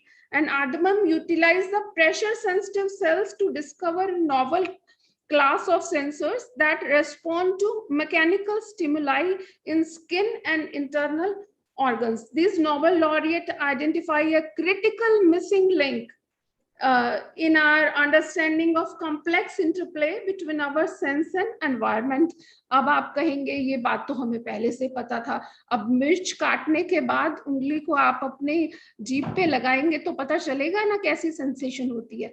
पर वो जो missing link है ना, how it works कितनी common चीज है जो हमें पता है, पर हाउ इट वर्क्स उसके लिए नोबेल प्राइज मिलता है, क्योंकि ये असलियत में एक नोबेल रिसर्च है। ओके और अगर आप वैसे you will surprise to know sometimes student कहते हैं कि पेटेंट तो बहुत, जब रिसर्च कर लेते हैं बहुत रिसर्च एक्सपीरियंस हो जाता है एंड बहुत बड़ी रिसर्च होती है, उसके बाद हम पेटेंट कर सकते हैं। कि जो youngest person to get patent was a Sydney Dittman of Houston Texas and she was a 2-year-old girl in 1992. She put together a tool out of a toy parts, and it looked like something a toilet plunger, and used suction to pull on the round knobs to open the drawer. Her father noticed that this would make a great device for handicapped people to use. With that, he started the patenting process and received one while she was just 4-year-old. And you might be aware, in India also, the youngest patent holder in India is Hridayashwar Singh Bhatti at the age of 9 years in 2012, who invented a 6-player variant of chess at the age of 9. He is the world's youngest differently abled patent holder. So students should be aware of all this and should be encouraged about that. Like we have intellectual property site also for India, ipindia.government.in, and it is the web address of Office of Controller of Patent Design and the Trademark. They can go there and find out all the relevant and related information. For copyright also, we have copyright.government.in, is an Indian site, and based on the motto like Sabka Saath, Sabka Vikas, and Sabka Vishwas, and Sabka Prayas. So they should know, go there and should know what are the Copyright Act and what are the amendments made and how the copyright is filed and how they can automatically get the copyright of their work. Key indicator 3.2 is research publication. Exploration and reflection are crucial for any teacher to be effective in one's job. Quality research outcome is beneficial for the discipline, society, industry, reason, and the nation. Sharing of knowledge, especially theoretical and practical finding of research through various media, enhances quality of teaching and learning. The quality of research done by its faculty members are reflected through the research publication and award received for conducting the research. The quality of research can also be gauged through the reports of doctoral, postdoctoral project, and through the dissertation of MEd at your institute that you do. So under this, the matrix is 3.2.1. Average number of research papers, articles per teacher published in journals notified on the UGC website during the last 5 years. It carries a weightage of 7 and is a quantitative matrix. Here you have to upload the data as per the data template. First page of the article or journal with the seal and signature of the principal. E-copies of the outer jacket content page of the journal in which articles are published. And here under SOP, it has been mentioned that the web link provided by the institution in the template should redirect to the journal web page published in the UGC list. Actual link of UGC for journal to be specified. And further, it says that only UGC approved journal will be considered. In your template, paste the link of the UGC approved list of journal available in this link. And incomplete entries will not be considered. If details given are not complete with the UGC link, not to be considered. And some of the queries like कुछ लोग कहते हैं कि 2018 में तो UGC care list में मेरा journal का नाम था और अब नहीं है, तो उसको कैसे करें। और वो आपका असेसमेंट ईयर में अगर आता है तो उसमें डीलिस्टिंग जर्नल की लिस्ट होती है, तो वो लिस्ट आपका serial number of journal and D list को आप वो दे सकते हैं, क्योंकि अगर वो पहले लिस्ट में था तो उसके बाद ही डिलीटेड लिस्ट में वो होगा।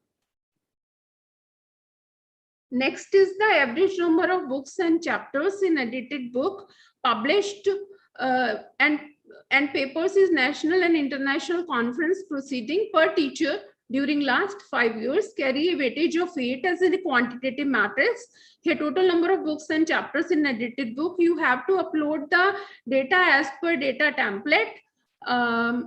First page of the published book chapter with seal signature as in earlier practice, and e-copies of how to check it or content page of the book chapter and papers published along with the ISBN number in the national international conference proceeding per teacher year wise. Okay, and the next is indicator is the outreach activities. If we talk about outreach activities, then it was way back in 1960 that the Kothari Commission first articulated the concept of extension and the Trinity teacher, teaching, research and extension. The commission stated that the extension was essential for making education relevant to real life situation, for preventing the alienation of the educand from the society, for developing in the educand a sense of responsibility towards the society, for deepening the teacher's knowledge through a wider exposure to real life situation. In 1977, the University Grants Commission first incorporated extension into its policy statement for higher education when it stated that if the university system has to discharge adequately its responsibilities to the entire education system and to the society as a whole, it must assume extension as a third important responsibility and give it the same status as the teaching and research. The acceptance of extension as the third dimension, equal in importance to the teaching and research, was in context of a growing realization that the university and colleges having institutional resources, knowledge, manpower, and physical have an obligation to develop sensitivities to involve the development of community and development of community with particular and special reference to overall and diverse learning need of the segment of the people of the community, because we have a diverse group in our institutions. So under this, the matrix is 3.3.1. Average number of outreach activities organized by the institution during last 5-year quantitative parameter carry a weightage of 5. And here you have to do the total number of outreach activity organized and divided by the 5. And you have to upload the data as per data template. Report of each outreach activity organized along with the video, photograph. You need to have a geotag photographs with seal and signature of the principal and any other relevant document. Next is the percentage of student participating in outreach activity organized by the institution during the last 5 years carries a weightage of 6 is a quantitative parameter. Here you have to upload the event-wise newspaper clippings, videos, again the geotag photographs with caption and the date, report of each outreach activity with seal and signature of the principal, and any other document if you have, you can host on your website and give the link over here in the portal. Next is the 3.3.3 is the percentage of student participation in national priority programs such as Swachh Bharat, AIDS awareness, gender sensitivity, yoga, digital India, national water mission during the last 5 years. It carries a weightage of 6 is the quantitative parameter. And you have to upload the data as data template. Canada में रहते हैं जी, along with the photograph with caption. And is there any query? Hello. Hello doctor Anita. हाँ जी ma'am, वो ना कोई participant था, mute कर दिया हमने। ओके ओके ओके ओके, ये प्लीज कह रही है। ठीक है, ओके कोई बात नहीं। So you have to upload the event-wise newspaper clippings, video, photograph with the caption and date, report of each outreach activity with seal and signature of the participant. बोलते बोलते एक्चुअल में ये लगता है कि मैं ना लैपटॉप से ही बात कर रही हूँ, तो पीछे से कोई बोलता है तो ध्यान नहीं जाता कि कोई क्वेरी है, दैट्स व्हाई प्रॉब्लम रहती है बिकॉज सबका म्यूट है ना, तो आपको नहीं, हम हैं मैम, सुन रहे हैं, बहुत अच्छे से सुन रहे हैं, बहुत क्लियर है सब कुछ, आवाज भी। और thank you so much. Like 3.3.4 matrix is the outreach activities in the community in terms of influencing and sensitizing student to social issues and contribute to the community development. This is a qualitative parameter. Only one qualitative parameter is there that has a weightage of about 14%, I suppose, what I told you earlier, and has a weightage of 8. You have to describe in 500 words the way in which the outreach activity is conducted, sensitize the student to social issues and community development in not more than 500 words. You have to upload the relevant documentary evidences for the claim, report of each outreach activity signed by the principal, and any other relevant information. So in 3.3.4, like you have to explain in 500 words. So here there's a UGC document on fostering social responsibility and community engagement in higher education. So like what they expect, NAAC expect and UGC also expect, and it is expecting from all the higher education institute that all the subject you are teaching should have some social relevance, and so that it bridges the gap between the theory and practice through community engagement.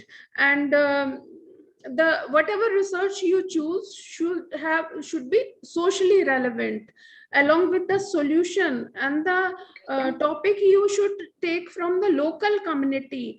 And another purpose is conducting the research and all these activity, like the student and teacher can learn from local knowledge and wisdom. Most of the time we are sitting on the internet, we are globally connected here and there, attending international conferences, listening to the international, but we don't have enough time to meet the community people, and we are locally disconnected. That's why local term came into being.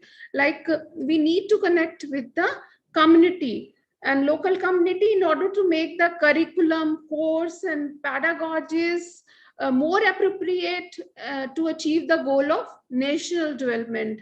And it would also encourage, nurture, and harness the natural idealism of the youth. So undertaking research project in partnership local community through community-based research method should be there. So during pandemic, you might have seen the most of the NSS and NCC workers were busy over there, spreading the awareness about the COVID-19 and offering the service for food and mask distribution. And some of the were collaborated with the NGOs for disposing and cremation of dead bodies also. So all the research should be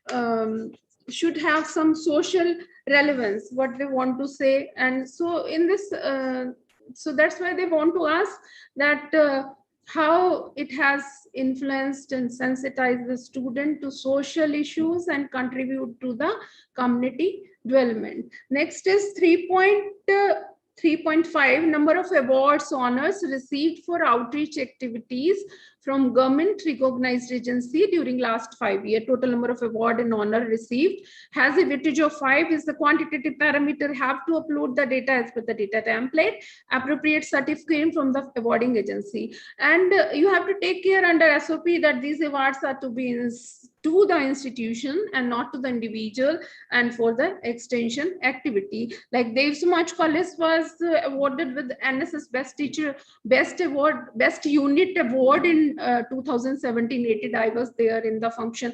So like this, these award has to the institution and not to the individual. Next key indicator is 3.4. It is the collaboration and the linkage, has a total weightage of 25. Through collaboration, the higher education can maintain a closer contact with the work field. It helps keep the activities in higher education in more realistic perspective, and also expand the scope of the learning experience to the students. Collaboration can be sought with academic institution or industry or other agencies of professional and social relevance. The range of activities could include training, internship, student exchange, faculty exchange, research and resource sharing, among others. For making collaborative endeavor impactful, it is necessary that there is a formal agreement or understanding between the institution and other higher education institute or agencies for such activities, like agreement about the sharing of facilities, undertaking of research and teaching in collaboration. And so under this key indicator, the first matrix is 3.4.1, average number of linkages for faculty exchange, student exchange, research, etc. during the last 5 years. 9 number of linkages. Here have to upload the data as per data template, list of teacher or student benefited by the linkage, exchange and research. Report of each linkage along with the video or the photograph. The photo or any supporting document of relevance should have proper caption and the date. It has to be geotagged, then it will be better. Okay, and 3.4. Here we are talking about the exchange for research and other benefit. Like here I want to mention that you are running MEd also and might have some research work there. Like if we ask student to choose a research topic, then what they do, they go to the internet and try to find out, go to the InflibNet and go to the library earlier and try to find out some unique, and never try to find out a research topic by visiting a community. This is the best way to find out a research project, because whatever research you do should be socially relevant and should have some social impact. So this is the best way for the student and faculty. Generally, they assume that community does not have much knowledge on the subject of their research interest, but community will give you the best answer, the best title about the research work.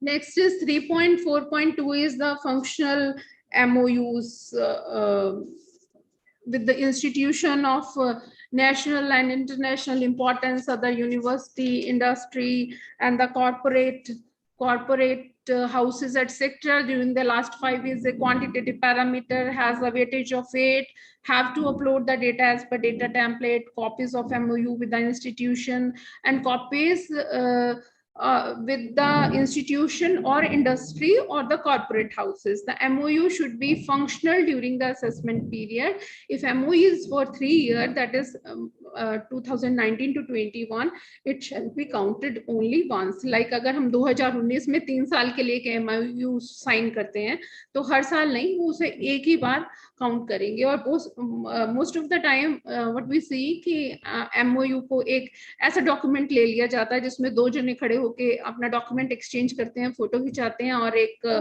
News देते हैं और उसके बाद कुछ भी नहीं होता. इसीलिए यहाँ पे word the MOU should be functional during the assessment period, like activities should be carried out, and there should be some procedure on this MOU, like procedure for the selection of resources.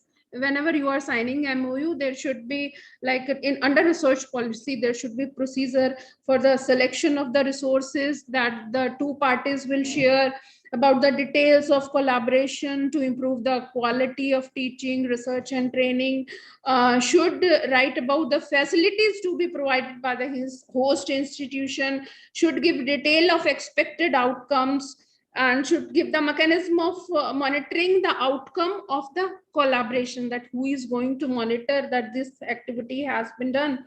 And there are some question also, like some people ask, is MOU a legally binding? So normally MOU does not constitute a legally enforceable obligation. It is commonly used for a non-binding contract. If an MOU has been there for consideration, like for exchange of money, in that case document would have the binding on the parties, else it is a non-binding contract. And MOU is used to gauge the intention of the transacting parties. A deal is officially signed between them and doesn't grant either of them any right. So this is all from my side. All the question has been taken from NAAC manual for teacher education, and UGC documents has been taken into account, and some of the content I have taken from the UGC content. Thank you so much. Over to Madam Anita, Dr. Anita. Hope I finished on time. Thank you so much, ma'am. So I would invite our Rajbir ma'am to formally thank Neena madam. Thank you, Nita ma'am. I'm extremely happy to be here again and really grateful to Dr. Neena Pajni ji for an enlightening presentation. She explained all the aspects related to criteria third and its various dimensions. We are fortunate to have such a wonderful and experienced resource person to share valuable information with relevant examples, documents, etc. Her academic and administrative excellence and experience enriched us too, respected ma'am. On behalf of the principal, teachers, and students of Dev Samaj College of Education and all the participants, I once again express sincere and heartfelt thanks, ma'am. Thank you so much for sharing your experience and valuable information with us. Last but not least, I also thank all the participants for their participation and dedication to make this session successful. Thank you, ma'am. Thank you, Rajbir ma'am. Thank you. It's honor for me to be among us. Thank you, Neena ma'am. Thank you so much. Thank you so much for such an enlightening talk. So if there is any Anita ma'am, question, if any questions from the participants. If any question, anybody would like to ask some questions from Neena ma'am? I think ma'am, it's very clear to them. It was actually a very, self-explanatory presentation. So thank you so much, ma'am. Thank you. Congratulations to you and thank you, ma'am. Thank you. Have a nice session. See you again soon. Thank you. Anita ma'am, it's time for break, I think. It's time for break. So we'll meet at 12 again for the next session. So please have a cup of tea and then come back. Thank you so much. Thank you all the participants and Rajbir ma'am. See you again at 12. Thank you.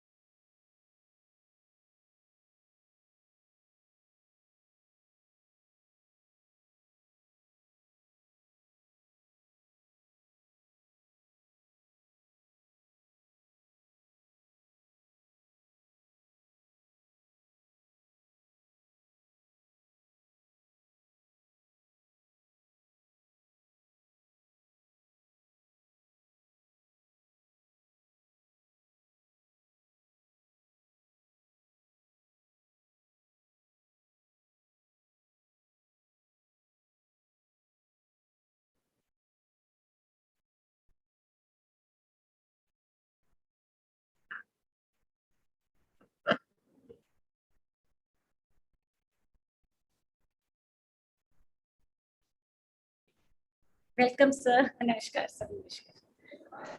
Sir, just we'll start at 12, sir. Sir, आपका mute है. Good afternoon, how are you ma'am? Good, sir. हम Welcome. बिल्कुल 12 बजे शुरू कर देंगे। हाँ जी, हाँ, exactly 12 बजे शुरू कर बिल्कुल। देंगे। So 12 बज गए, sir. I'll call Neeru ma'am. Hello, Neeru ma'am. Hello Anita ma'am. हाँ, नीरू मैम, आप हमारे गेस्ट आ गए, आप वेलकम। स्टार्ट। नमस्कार। नमस्कार सर। Yes sure. आपका म्यूट है। अभी तो नहीं हूँ। अच्छा, आई गेस या playing back. So I request all the participants to please mute. So welcome all the participants and our esteemed resource person on the next sponsor today National Online Seminar being organized by Dev Samaj College of Education, Internal Quality Assurance Cell on NAAC Revised Accreditation Framework for Assessment and Accreditation A&A of Teachers Education Institutions, which is being organized on 4th and 5th of October. So we are on the day 2 and the session is third session, which is regarding the criteria 6 and 7. To cover this area, we have among us the resource person of today's, none other than Professor Srihari Pengle. Sir is the IQAC coordinator, Sangmer Nagarpalika College. So dear participants, as we had a short break of 30 minutes, you must be completely ready to listen, sir, and especially the alertees will be criteria 6 and 7, as well as the IQAC in charge, because sometimes it is easy to organize the activities, but you find difficult in accumulating the records as well as compiling and putting it into the particular area so that you can have the best assessment by the NAAC peer team. So it is my proud privilege to introduce among all the participants our esteemed resource person of today's.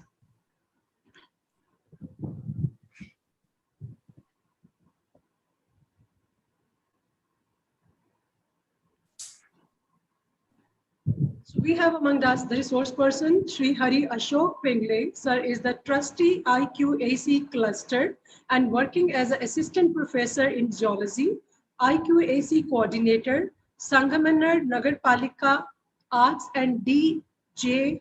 Malpani Commerce and B.N. Sardar Science College, which is autonomous in nature, Maharashtra.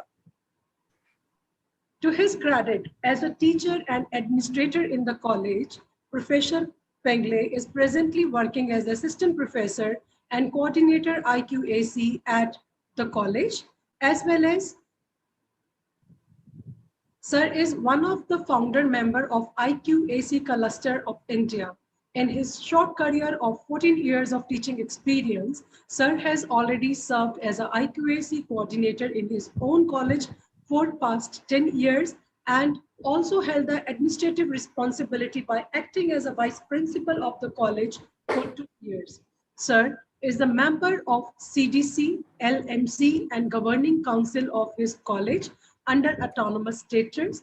Under his tenure, IQAC coordinator, his college was re-accredited with A+ grade and CGPA of 3.58 by NAAC assessment team in the third cycle. Sir played an instrumental role in getting the star status for his college under DPT Star College scheme by Government of India, and Sir is the Honorary Fellow of Zoology Society in India. For his contribution to academics, Sir has been awarded with the International Best Teacher Award by this is SOWCOS, SOWOC, Nepal in 2017, and also revised Education Icon Award in 2019 by Technopolar Labs and incubation of IIT Patna for his contribution to the academic excellence under UGC scheme of mentoring Pramaj. He is presently mentoring 7 colleges of NAAC accreditation. Sir has also delivered more than 250 talks nationwide on assessment and accreditation. Further, Sir has acted as a resource person and acted as a mentor under Pramar scheme, which also have been highlighted earlier. And Sir, I would like to name, Sir has been coordinator and mentor for the UGC Pramar scheme, for NAAC, mentor for other colleges, including other Pramar scheme. The name of the colleges are Hansraj College, Delhi, Modern College of Arts and Science, Commerce, Shivji Nagar, Pune, Vinayak Rao Patil College, Vijaypur, and Vaishnavantra Chavan Institute of Science. And district level, Sir has also organized workshops under RUSA, which is the initiative taken by the Maharashtra government. And the workshops on Ahmednagar, Stara district at Chavan Institute of Science were the main highlights. Sir has also acted as a resource person during 1 week FDP on NAAC, AQAR submission in the revised format at Bhavans College, Mumbai. Also acted as a resource person on the 1 week online workshop on the NAAC accreditation process at Pune College of Commerce, KMHD College, Nasik, and Omkrat Malpani Law College, Sangmanar. Sir also has provided his valuable counseling to the individual colleges for SSR preparation and submission. Sir's great contribution to the IQAC cluster, where he acted as a mentor, founding member of the secretary IQAC cluster, which is and acted as a resource area on the outcome basis. He has his expertise, rather I must say, Sir has his expertise on the area of outcome-based education, NIRF, 7 criteria of NAAC assessment, institutionalization of IQAC, academic and administrative audit, easing up the documentation of NAAC, IQAR preparation, micro-planning of peer team visit, and soft skills for administration, perspective of strategic planning. And as I have already highlighted that Sir has served as a resource person for compiling up the NAAC report nationwide. So Dev Samaj College and the participants of this today workshop are lucky enough for having you, Sir, as the resource person. Sir will be covering criteria 6 in regard of governance, leadership, and management, and will be also covering criteria 7, that is institutional values and best practices. Sir, we are eager to listen you and to grasp the more and more from your lecture. Over to you, sir. Thank you very much, Dr. Neeru Malik, ma'am. Respected Principal of Dev Samaj College of Education, Dr. Agnes Dhillon, ma'am. Convener of this national webinar on NAAC framework for teacher education institutions, Dr. Anita Nangia, ma'am, who is also the IQAC coordinator. Of course, again, Dr. Neeru Malik, ma'am, who introduced me so nicely and elaboratedly. I have been entrusted with the responsibility of talking on 2 criteria, criterion 6 and criterion 7. And I can see that this is last day, probably the last session. After this validity session is there. People already asking for the feedback link. So it's going to be a difficult job for me. I can understand that for the last 3-4 sessions, you have been studying all those criteria that are there in the NAAC manual, trying to grasp whatever technicalities of those criteria are there. And now you are at the verge of ending this national seminar where you will be looking at the remaining 2 criteria. There are 2 hours left for me, and in 2 hours, I have to cover 2 criteria. So I'll try to do justice with the responsibility that has been given to me. I'll share the screen and we'll start talking about criterion 6 first, and then in 1 hour or so, we'll also address criterion 7. Before I go ahead, I will just confirm, can you all see the screen that I have shared? Yes, sir, this is visible. And further, sir, we request you, as you will be covering the 2 areas, so can we have 5 to 10 minutes time after covering criteria 6 with the participants, if any queries are there? Sure. We will have a 5-minute interaction in between for criterion 6 and then 5 minutes more after criterion 7, right? That will do? Yes. Okay. And I'm sure I'm audible enough. Audible, sir. Okay, so I guess all those people, 30 participants here, 29, and more on YouTube, many of those would be IQAC coordinators of their colleges, apart from the teachers. They are We joining need to understand. after the break. They are still on this. Yes, we need to understand one fact, and that fact is that NAAC is highly dynamic these days. NAAC as an agency is highly dynamic these days. What that means is they are constantly updating and upgrading their quality manual. And therefore, it is important for all the coordinators, especially, to keep going through their NAAC websites to check what has been updated.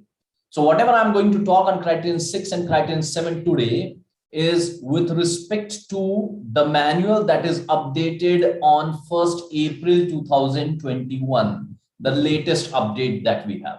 This is first thing.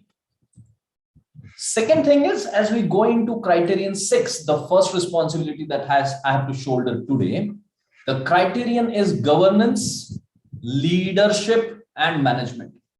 What this means is, usually, people are confused between these three terms. What this means is that governance, leadership, and management are the three aspects of having a wonderful organization of your institution. We'll try to understand this. My way of presentation, as far as the NAAC manual is concerned. Somebody's unmute. Can you please? We request the participants to please mute. We request all the participants to please mute. Thank you. Okay, so as far as Criterion 6 is concerned, my way of presentation, or even Criterion 7, is I personally like the participants to understand the basics.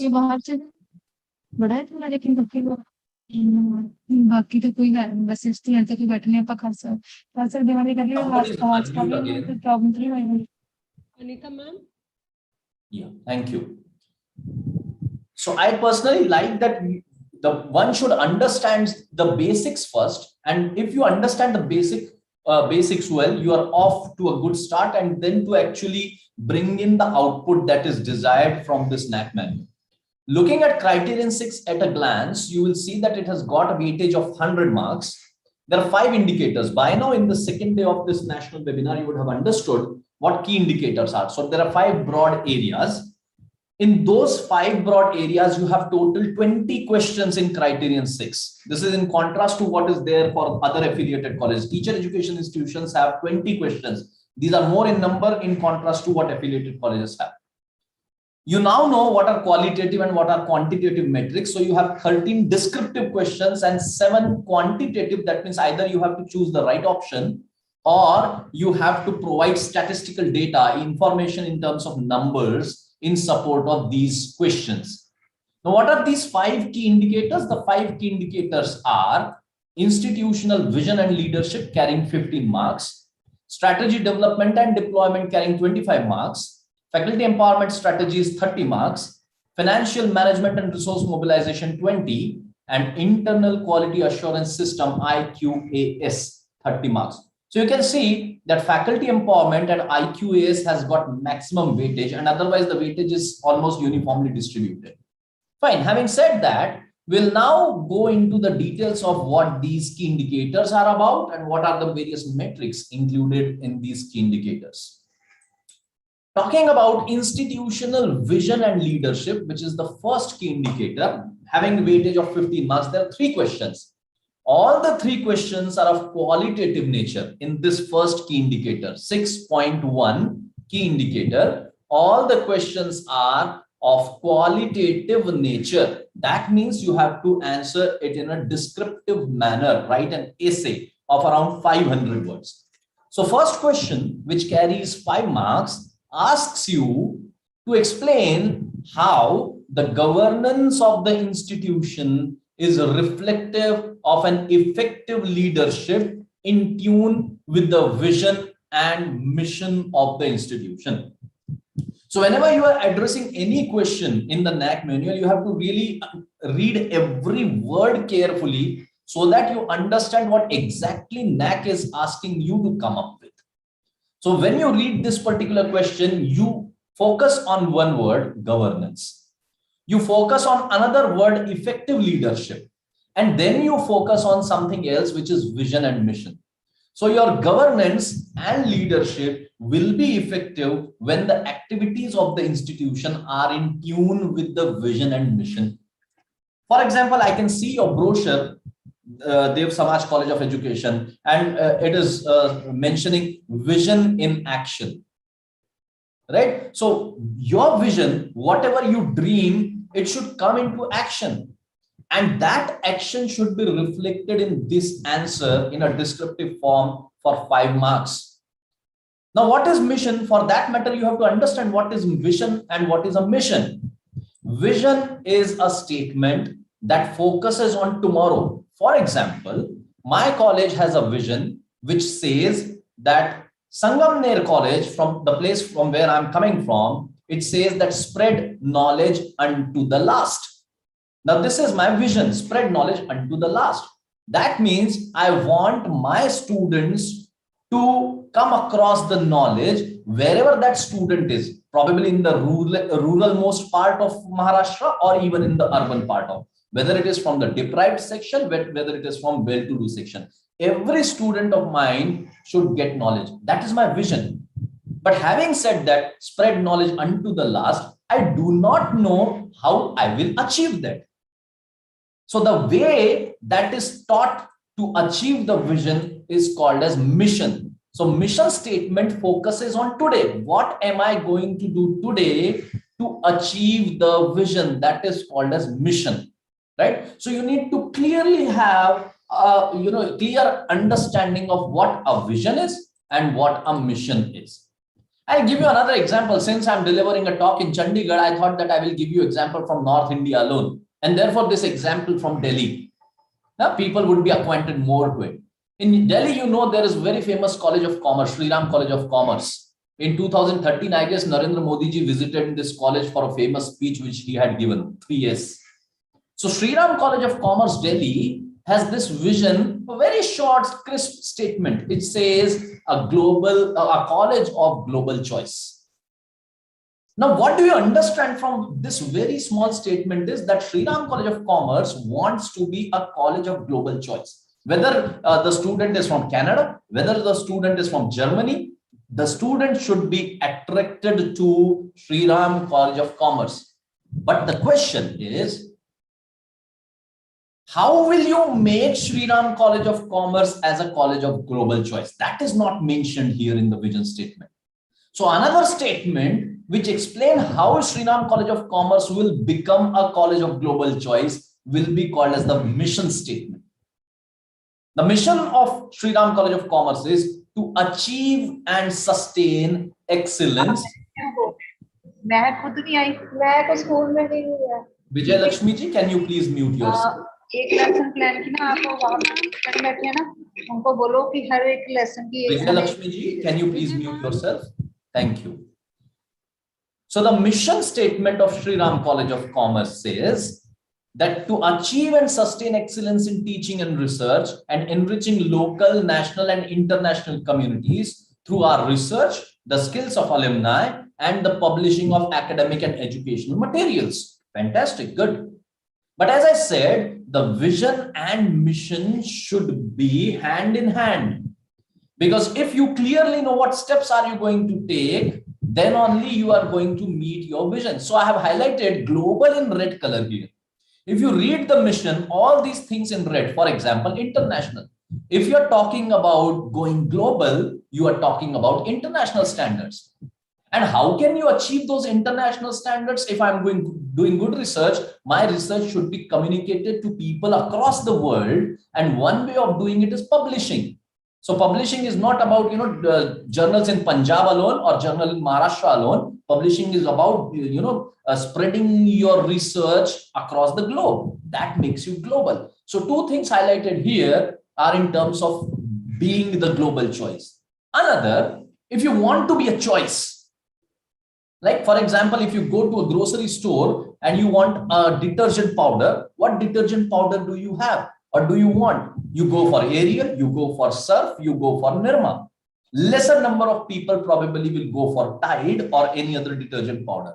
So choice comes from excellence. You feel that Ariel is fantastic, or Surf is very good, or Rin is fantastic. And that is why you make a choice of buying that detergent. So if you want to become an institution of global choice, you have to show excellence. So there are steps in the mission which are complementing the dream that has been mentioned in the vision. That is how your vision and mission should be. This is first thing, the basic that you have to understand. Now, second, many people ask me a question, can we revisit the mission? Can we change the mission? The answer to the question is yes. You probably have different steps to meet your vision today, and 5 years down the line, you may have different steps again to meet your vision. So vision is something that will go for 20 years, 25 years or so. A time will probably come after 25 years or so that you will look forward to change your vision. But mission, maybe 5 years repeatedly, you can change your mission also. So you need to do some brainstorming to have your vision and mission. Now, focus these vision and mission statement on various places in your college, maybe the website, the letterheads, the college magazine, premises, etc. And your vision and mission should be reflected in the perspective plan that we will see in 6.2. You should be having a 5-year or 10-year plan. And that 5-year or 10-year plan should be in accordance with the mission that you have.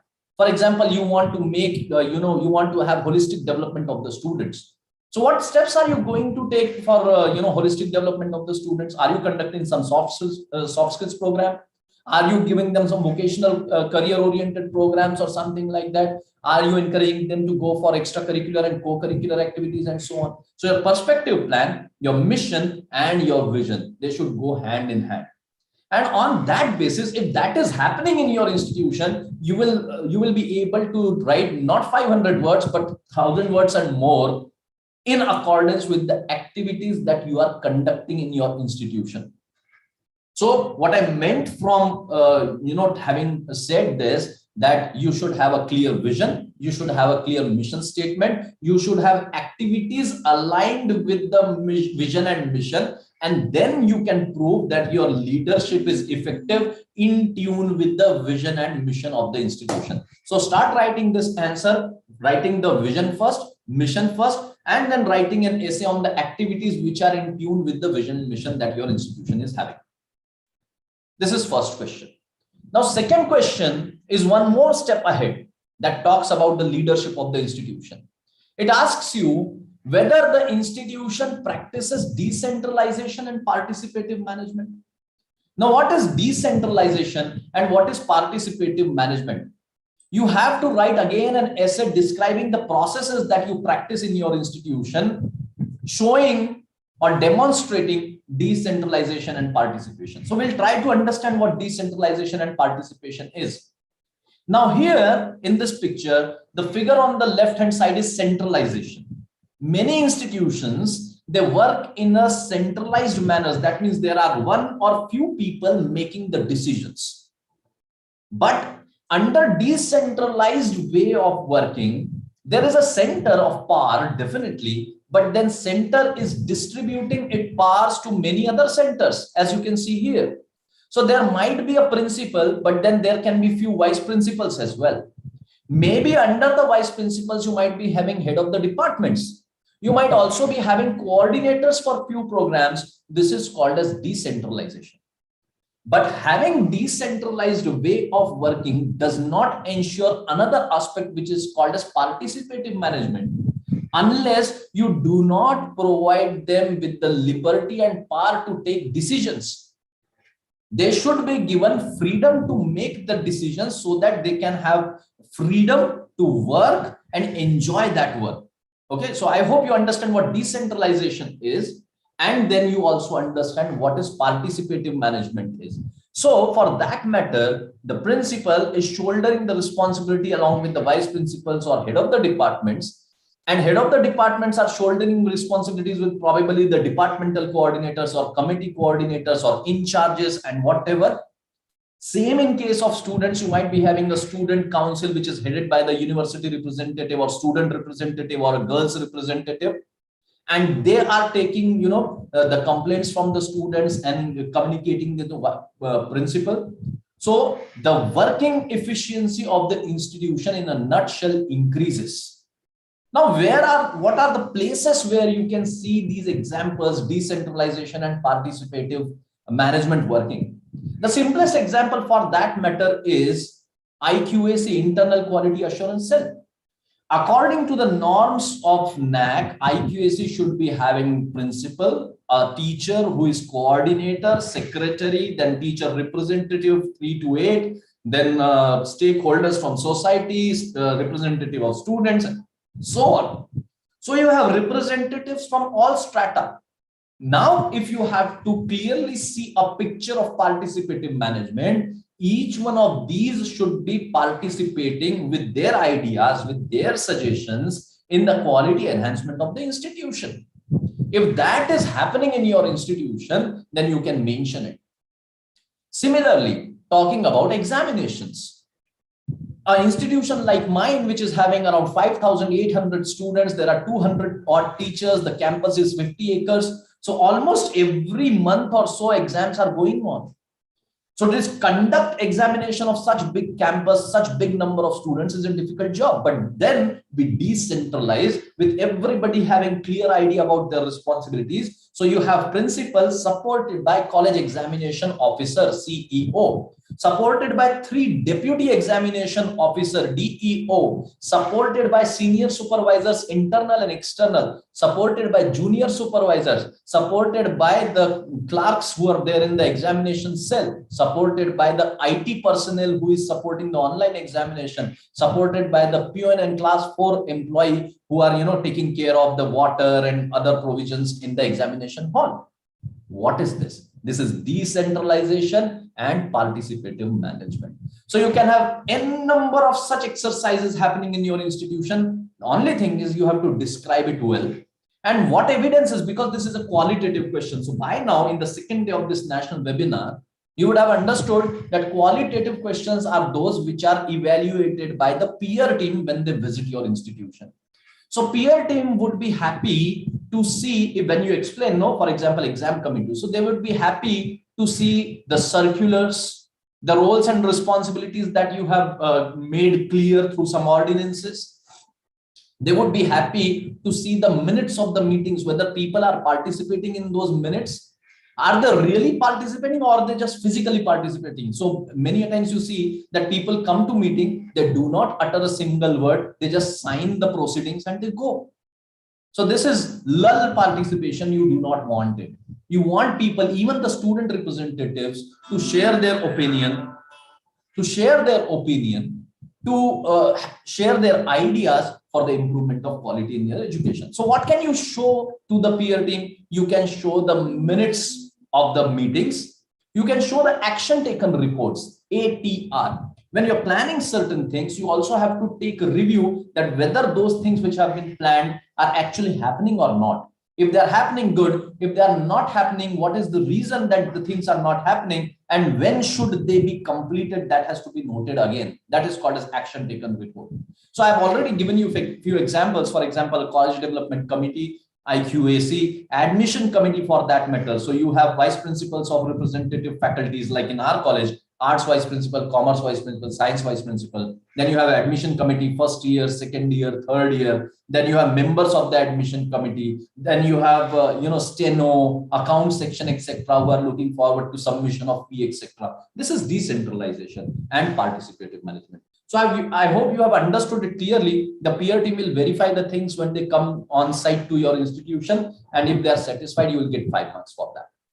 The third question in criterion 6 is again a qualitative one, the last question of 6.1. It asks you whether you maintain transparency in the financial, academic, administrative, and other functions.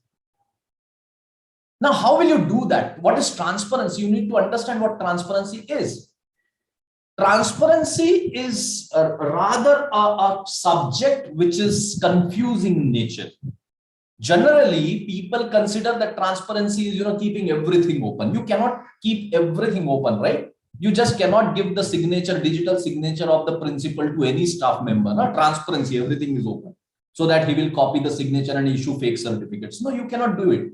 And if you are not doing it, people will say the system is not transparent. No, transparency is something where you need to understand that fine line where the transparency starts and where the transparency ends. So as far as finances are concerned, you cannot keep your financial documents open to everybody. And you cannot keep everything open, right? So some financial documents, for example, the income and expenditure statement wherever needed, the opening and closing balance should be available to the principal of the institution. The academic and administrative activities, can they be explained to the staff during the staff meetings initially taking place on the first day of the term, first day of the semester, or term end also, semester end also?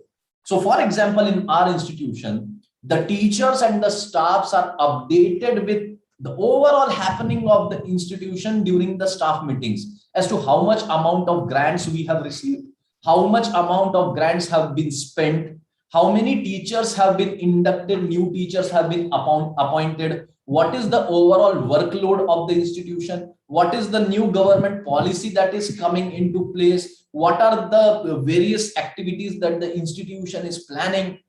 So what are your mechanisms of keeping the stakeholders updated with the happenings of your institution? One way of doing it is the annual report of the institution, whether it is a form of AQAR that you submit to the NAAC, whether it is the annual report of the organization that you have, including the financial details in it, whether it is the college magazine which has details of all the activities in your institution. So annual reports. Second way of doing it is your institutional website.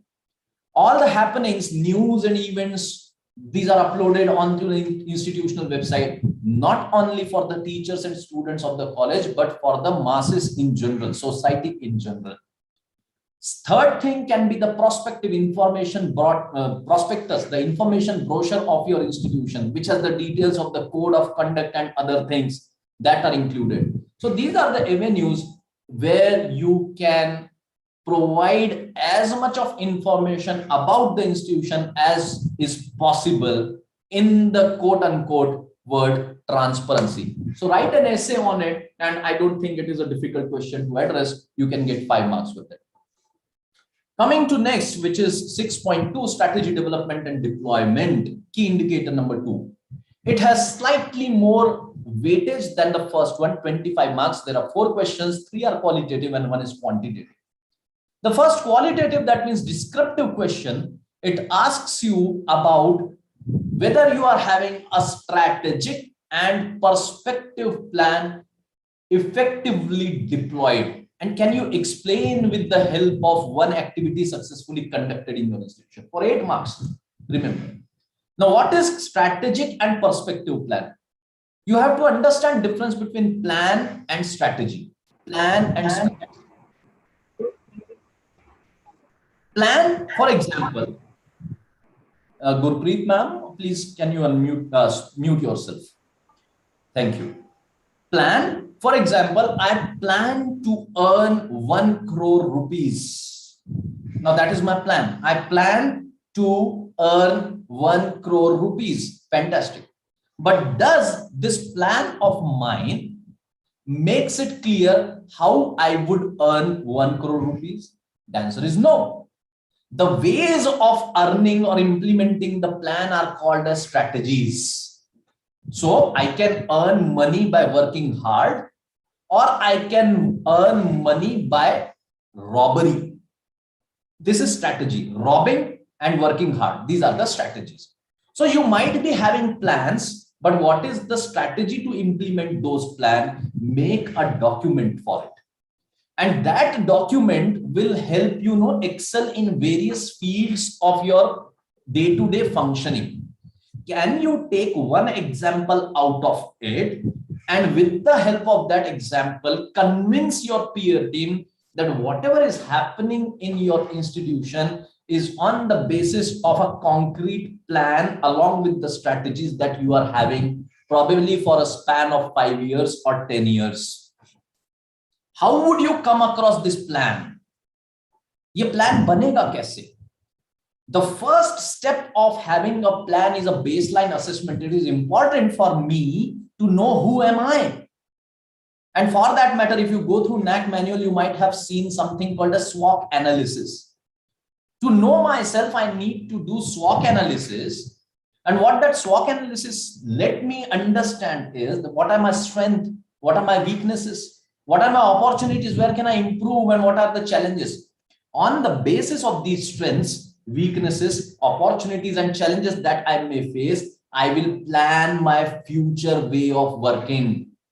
And my future way of working then will become my vision, right? So unless and until you do not do your baseline assessment through benchmarking, internal and external benchmarking, or SWOT analysis, or academic and administrative audits, you will not be in a situation to vision, to see where do you want to reach. For example, I now want to have A++ grade for my institution, right? That is how I vision. And when you do this vision, then you develop a long-term strategy. I'll give you a simple example. For example, while doing baseline study or baseline assessment, I am doing a study on one of the aspects, and I say that the number of projects that the students are doing, student research projects, is not good enough in my institution, for example, right? So I will now vision that I should have this many number of student research projects in coming 5 years. That is visioning. But the question is, how will I do it? So then define a strategy that I may probably on a pilot scale start with the science students, probably at postgraduate level. If it happens, I will then percolate it gradually to the undergraduate level final year students, then gradually to the second year and to the first year. Right? This is strategy. I will orient my teachers to guide the students for research. That is part of strategy. I will probably keep some seed money to for the students to do student research. That is a strategy. So you will put strategy on paper step by step. And when that happens, you will implement your plan. That is action planning and implementation. You will implement your plan. But after having implemented your plan, you have to monitor whether your plan is working or not. You might find some errors in your implementation. And when you find some errors, you will have to go back and change your plan and repeat it as far as implementation is concerned. So this exercise has to constantly go. And when you do this, you have to be very careful that you do not end up writing vague plans. For example, in NAAC peer team reports, many a times it is written, the placement cell needs to be strengthened. That means what? It is a vague statement. Needs to be strengthened means what? So you see, you will write a plan that placement cell will be strengthened. This cannot be a plan. The plan will be at least 20% of the students will be placed in next 2 years. This is called a SMART planning. SMART is all about being specific with your plan. So you're talking specifically about placement of the students. When you say the quality will be increased, you are vague. You do not know how quality will be increased. So here you are specific, talking about placement. Are you measurable? So when you say placement cell will be strengthened, you are not talking about any measurable aspect. But when you say at least 20% students will be placed, now you are measurable. You are measuring how many students. Fantastic. But then you ask another question, whether this can be done. Is it attainable and realistic? It is realistic, all right. 20%, it is realistic. Good. But can Dev Samaj College of Education, looking at its history, do it? Whether it is attainable? If you feel yes, it is attainable, go ahead. It is realistic, fine. But then another question, 20% placement in how much time per year, in next 5 years or what? So you have to give a time limit also to your plans. And that is how a perspective plan for 5 or 10 years can be written. But along with this perspective plan, you should also write something called as ATR, which I have already mentioned. You say that 20% of the students will be placed per year. All right. But then who will check whether this has been done or not? So at the end of the year, there would be somebody who will say if 20% placement have taken place or not. If, for example, 18% student could be placed, so you write 18% of students could be placed, which is in tune with the plan that was set. So progress is satisfactory. This is called as action taken report. If there are placements which are not taking as per the plan, for example, only 5%. So 5% placement could be achieved. And therefore, it is advised to take concrete measures. Then you find why 5% are taking place. You find the reason and put that reason down in action taken report and try to rectify. This is called as action taken report. So merely having a plan is not enough. You put these two documents, that is the perspective plan and the action taken report, on your institutional website, and that is how you can come up with your answer. If you are having one case study, for example, placement is something I told you, or student research is something I told you. If you are having any such case study where planning has helped you to increase or enhance the quality in certain parameter of your institution, you can put that case study also here as an example. Coming to 622, which talks about the various bodies which are there in your institution. Whether the functioning of these bodies is visible in the form of policies, setup, appointment, service rules, procedures, etc. So you need to be very, very careful about two things here. One is organogram. Now, what is organogram? You already know this. You might be having a principal, vice principal, head of the department, as I said. So this picture, this is called as organogram. But when you have organogram, you also distribute the responsibilities that we discussed in participative management. So each one of these people, whether the vice principal or a head of the department, they should be clearly made aware of the duties and the responsibilities as per the guidelines of MHRD, UGC, state government policies and universities policy, for example, Punjabi University and so on. So do you actually convey them their duties and responsibilities? One thing. But look here, that this question is also asking you to ensure the functioning of the institutional bodies in effective and efficient way through the policies as well. Now, I will start sharing, screen sharing here and show you another page of the website that I'm having. That page will take you to IQAC of my institution. So I'm sharing the screen again. Now, I hope you can see the IQAC page of my institution. And here, if you go through this, policies and procedures. The effective functioning of the institution can only take place if you have clear communication of what you want and how you want and when you want. How, what, when, where, everything is described in the policies of the institution. So you can see there can be so many policies, whether because we are autonomous, we can talk about curriculum development policy, teaching, learning and evaluation policies, promotion of research policy, anti-plagiarism policy, consultancy policy, library policy, maintenance and utilization of infrastructure policy, Divyang policy, and there are so many others. Each of this policy is guiding the stakeholders towards their role and responsibilities. So unless and until you are not having your policies clearly mentioned, you will not be able to share the trust with your stakeholders for that matter, number one. And number two, you will also not be able to tell them clearly what you expect from them.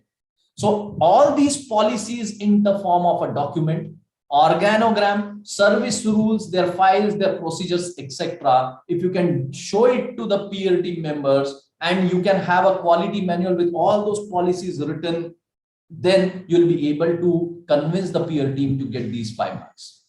Coming to 623, which talks about e-governance. I will not talk much on this. Most of the institutions, they have an enterprise resource planning software with them, right? You need to have a software.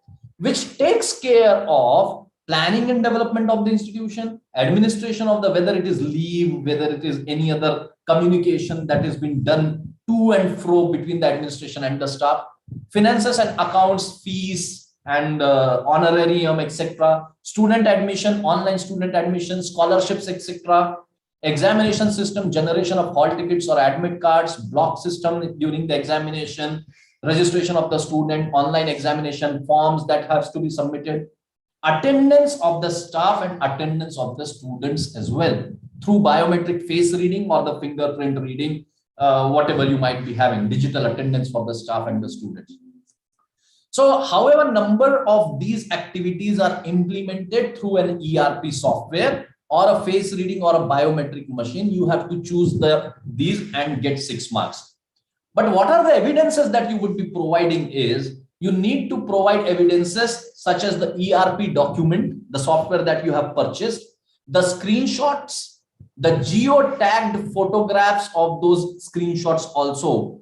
Because, you know, the company might have provided the software to X college, maybe at Ambala, right? But you are a college at Chandigarh. So you need to have the screenshot with the geo-tagged, you need to have a geo-tagged photograph also, just to prove that this is the software that you are using at Chandigarh only, right? Bills of the expenditure on the implementation. So here I have given only 4 things. If you are having all the things, you can put them. Name of the vendor who is providing these softwares or the instrument to you, and the year of implementation, since when you have been implementing this, and you need to have a policy document again on e-governance as to what are the areas where you want e-governance. How will you implement e-governance? What is the output of e-governance? How will you utilize the output of this e-governance? If the time permits, because I'm really running short of time, if the time permits, I'll also tell you how you can write the policies. But presently, this is not part of the today's lecture, so I'm not talking in detail about the policies. Coming to 624, which talks about effectiveness of various bodies, committees, cells, through minutes of meetings and implementation of their resolutions and decisions. You might be having n number of cells or forums or committees or bodies in your institution, right?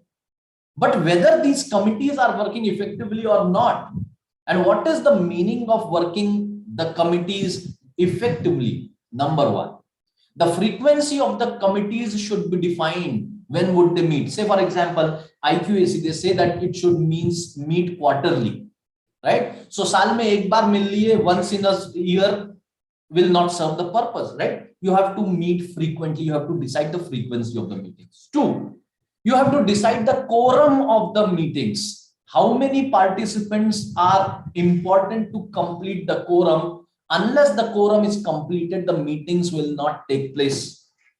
3rd, whenever you are conducting any meeting, you have to be ready with the advanced agenda for the meeting, and agenda has to be communicated to the people who are participating in the meetings. Many times meetings are conducted, no? An important meeting of such and such committee is organized at 4 p.m. in the principal's office. Kindly remain present.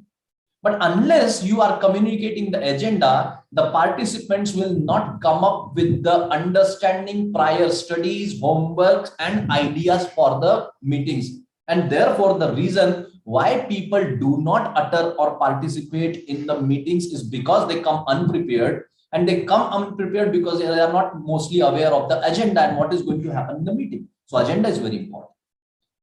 4th point is, when people come, ensure that each one of them participate. And for that matter, the chairman of that organization, chairman of the committee, has to ensure that the meeting is rigorous and he is trying to involve everybody effectively and efficiently.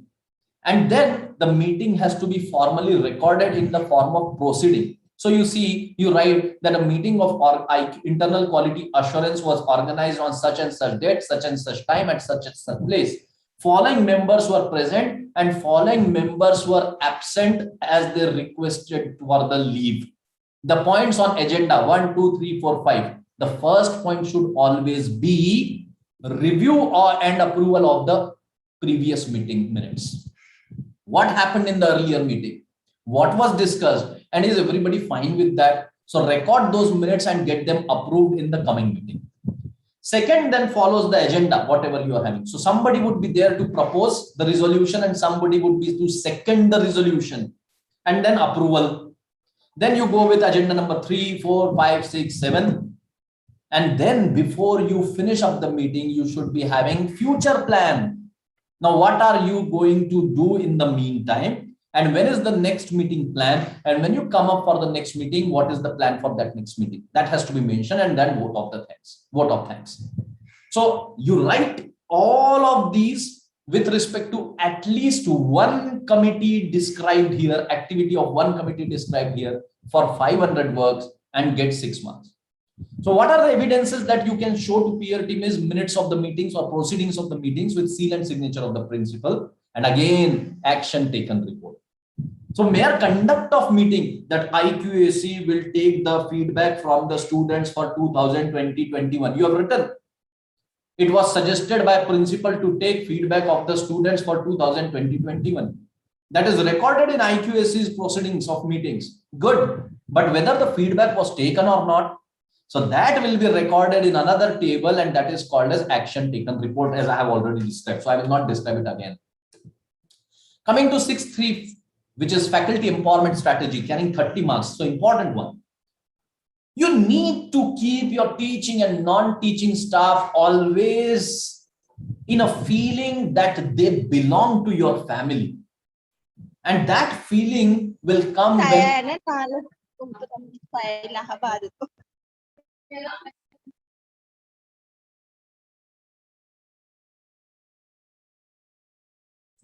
somebody muted me. I do not know. So instead of participants getting muted, I was muted. Anyways. Sorry, sir. Somebody, by mistake, she has done this. Yeah, not a problem. So it's fun. Okay. So you have to always take care that your staff feels that they are part of your family, whether it is teaching staff and whether it is non-teaching staff. And for that matter, you have to take care, show that sense of care for your teaching and non-teaching staff. And how can you do it? No, you being employee of an institution does not mean that you have to work day in, day out. The administration, the principal, the management council, they should, on humanitarian grounds, they should be looking forward to this well-being of their staff and address this in 500 words. So, for example, your people are working day in, day out, right? Even in COVID pandemic. Can we arrange them a wonderful program? Can we arrange them some cricket tournaments, football tournaments, some excursions, some tours, short tours, so that they can enjoy their time in the institution? People, they are eager to go out of the institution because they feel that college is all about work and work. So give them some leisure time where they can be, enjoying their hobbies, maybe a cultural program for the teachers themselves. In our college, the non-teaching staff is taken for excursion every year. Sangamner is in Maharashtra, so we take them to Hyderabad sometimes, to Ramoji Film City, to Tirupati Balaji in South India, in Andhra Pradesh. They go to Gujarat, they have seen whole of Gujarat. They go to the eastern part of Maharashtra, they have seen many places in Maharashtra also. Just because out of that hectic schedule that they are having, they want some leisure time, and when they come back, they're fresh again. This is one way of doing it. Second is offering them some health insurance. Now in COVID pandemic, you understand health is one of the most important factors associated with your life. So can you offer them health insurance? Third, for example, in our institution, tuition fee for the wards of non-teaching employees only 50%. We charge them 50%. Why? Because they are serving for us. They are, they deserve this. They deserve something from us because they are working for us. Good sanitization at your workplace, safety at your workplace. You might be having a cooperative credit society. For example, we have a cooperative credit society, and I tell you, I have a bungalow, I have a car that I could take actually through the credit or the loan that I could get from the credit cooperative society of my college. So these are some of the welfare measures that one can have in institution. Describe these in 500 words if you are having and get marks. 632 is percentage of teachers that you are providing financial supports to attend the conferences and workshops and have the membership of professional bodies for 7 marks. What does this mean? It means that for your institution to be good, who makes your institution good? The teachers and the students make your institution good, right? But when the teachers are making your institutions good, you want the professional development of the teachers. And the professional development of the teacher comes when they attend conferences and workshops, when they take memberships, life memberships or annual memberships with the bodies associated with their subjects or the faculties. But sometimes it is difficult to attend these conferences and workshops because it is all about the development of the institution. Can you reimburse the fee for attending conference and workshop or the membership fee of the professional bodies? Are you doing it? If you are not doing this, make it a policy in your institution. Note down how many teachers have been benefited and how much amount have been utilized for doing this. So for example, there are participants in this webinar, right? So I do not know whether you have charged for it or not. Say for example, 500 rupees is what you have charged for attending a 2 days webinar. I'm just saying a number. I do not know whether it is 500, 0 or 1000, whatever it is. So if the people, they go back to their institution and say, sir, I had gone to a webinar which was organized by Chandigarh College and I have learned all criteria, then that institution, for the benefit of the institution, can reimburse the registration fee. And that reimbursement should be reflected in the income expenditure statement where you will highlight it. You will also need the certificate. Now you have attended, right? So present the certificate, show the copy of the certificate. That certificate of the membership or attending the conference or webinar would be the claim, and income expenditure statement would be the proof. So how many such teachers have done?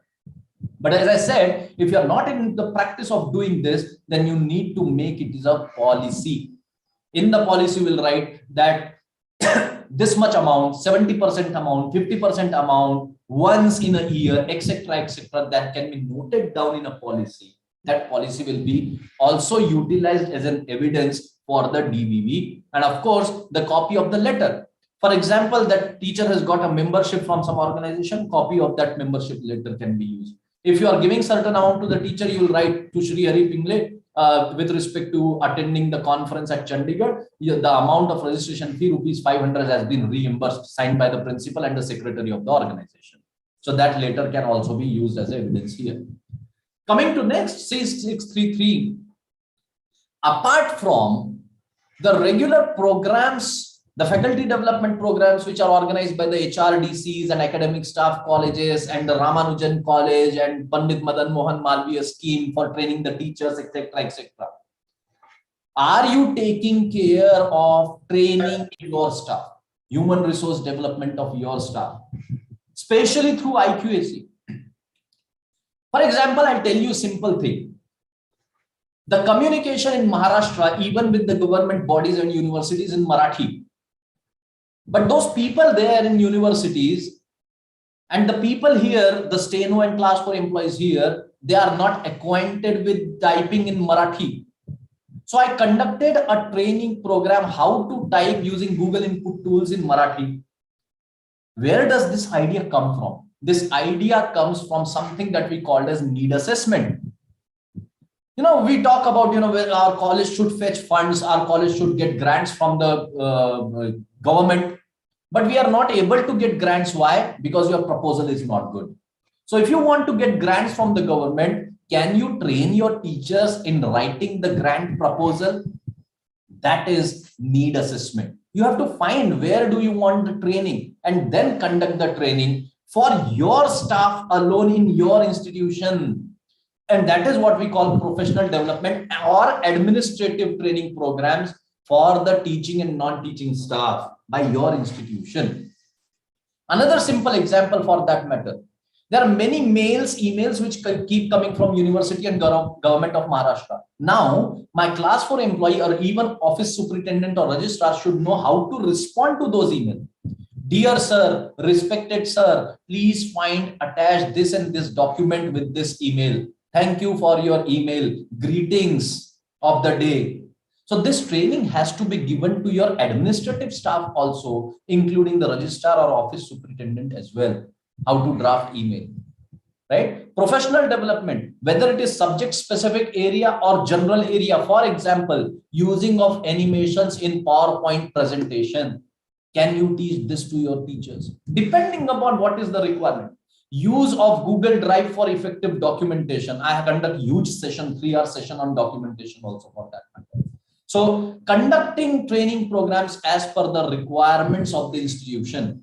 For the evidence of this, you will require brochures and year-wise reports, list of the participants, photographs, etc. Seminars and invited talks are not included. That means you need to have workshops, training programs. So training programs, this is not a training program.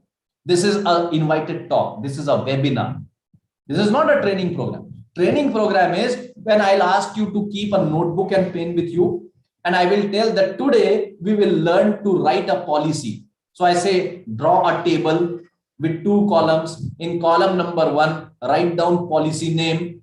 In column number 2, write down policy number. Policy number should start with APN, academic policy number, /year, criterion 1.1. So this, when you do along with me, will be a training program. So you just cannot keep invited talks and seminars in here in this particular question. 634, apart from the training programs that you are taking, apart from the welfare measures you are doing, teachers are going places to see the face-to-face faculty programs, professional development programs, orientation course, induction program, refresher course, etc. So you need to keep a track of what programs teachers are attending and accumulate the data at a place. So name the teacher, name the title of the program, what was the duration of that particular course, document it. The duration of these courses should be as per the guidelines of the statutory bodies. For example, in our API system, the UGC says you have NCTE, National Council for Teachers Education. UGC says 14 days refresher course, 5 days short-term development program. So wherever statutory bodies have mentioned the numbers, such programs only be considered. People generally ask at the end of webinar, sir, whether this 2-day national seminar will be considered as faculty development program. The answer is no. Neither this program is by HRDC, neither this program is under Pandit Madan Mohan Malviya scheme for teacher education, or nor this is a 10-day program or a 5-day program. So it should be at least a 5-day, that is usually called as a 1-week program, to be considered under this, along with the certificates of the copies of the certificates for the teachers who have attended this. If a teacher has done more than one program, count him once only. Again, seminars and invited talks will not be considered. And as I said, at least it should be a 5-day program as per the guidelines of the statutory bodies. Coming to the next question, the performance appraisal system. Now, as per the UGC guidelines, we have an API system, right? Where we have category 1 teaching, category 2 of student-related activities, category 3 of teaching. Many unaided institutions might not be having a performance appraisal like we have been given by UGC. I do not know what performance appraisal scheme is followed by College of Education. I do not know, really not aware of it. But then if you want to promote your employee from one scale to another, from one designation to another, you need to keep a check on his performance, and that is for performance-based appraisal system. If you monitor his performance, then only you carry out or you bring about that appraisal, promote him to the next level. And this promotion helps your staff. It encourages your staff. So what are the various parameters that you can probably measure? You can measure the quality of the performance in a particular task. You can measure the understanding. You can measure the problem solving approach. innovation, adaptiveness, systematicness, initiative that the staff is taking, accuracy, punctuality, perseverance, stability, following the rules, courtesy, participation, working in cohesion with remaining staff, apart from your teaching, learning, research, and similar parameters. For example, there are two parameters that we really take care of when we are continuing our teacher staff, the temporary teaching staff. One is the feedback from the students, and second is the performance in the student research scheme that we implement in our institution. The first question that we ask during the interviews is, what was your feedback score? And second is, how many student research projects have you guided? Have you bring a student research project report with you also? So that is mechanism of performance appraisal at my place. Now, if you are having a form for non-teaching staff, for a teaching staff, whether that form is it has received the remarks from the head of the institution or not, and on the basis of that remark, a teacher can, or a non-teaching staff can have appraisal. So describe this and get the marks, as simple as that. Coming to 6.4, which is financial management and resource mobilization. Now, this is not something that all the teachers are accustomed with and they need to look into it. But there are some parameters where you need to be really concerned. This is something that your accounts people will do, internal and external audits, right? Whether the institution is conducting internal and external audits. So internal audit is probably somebody from your institution, maybe the accountant or somebody who understands commerce.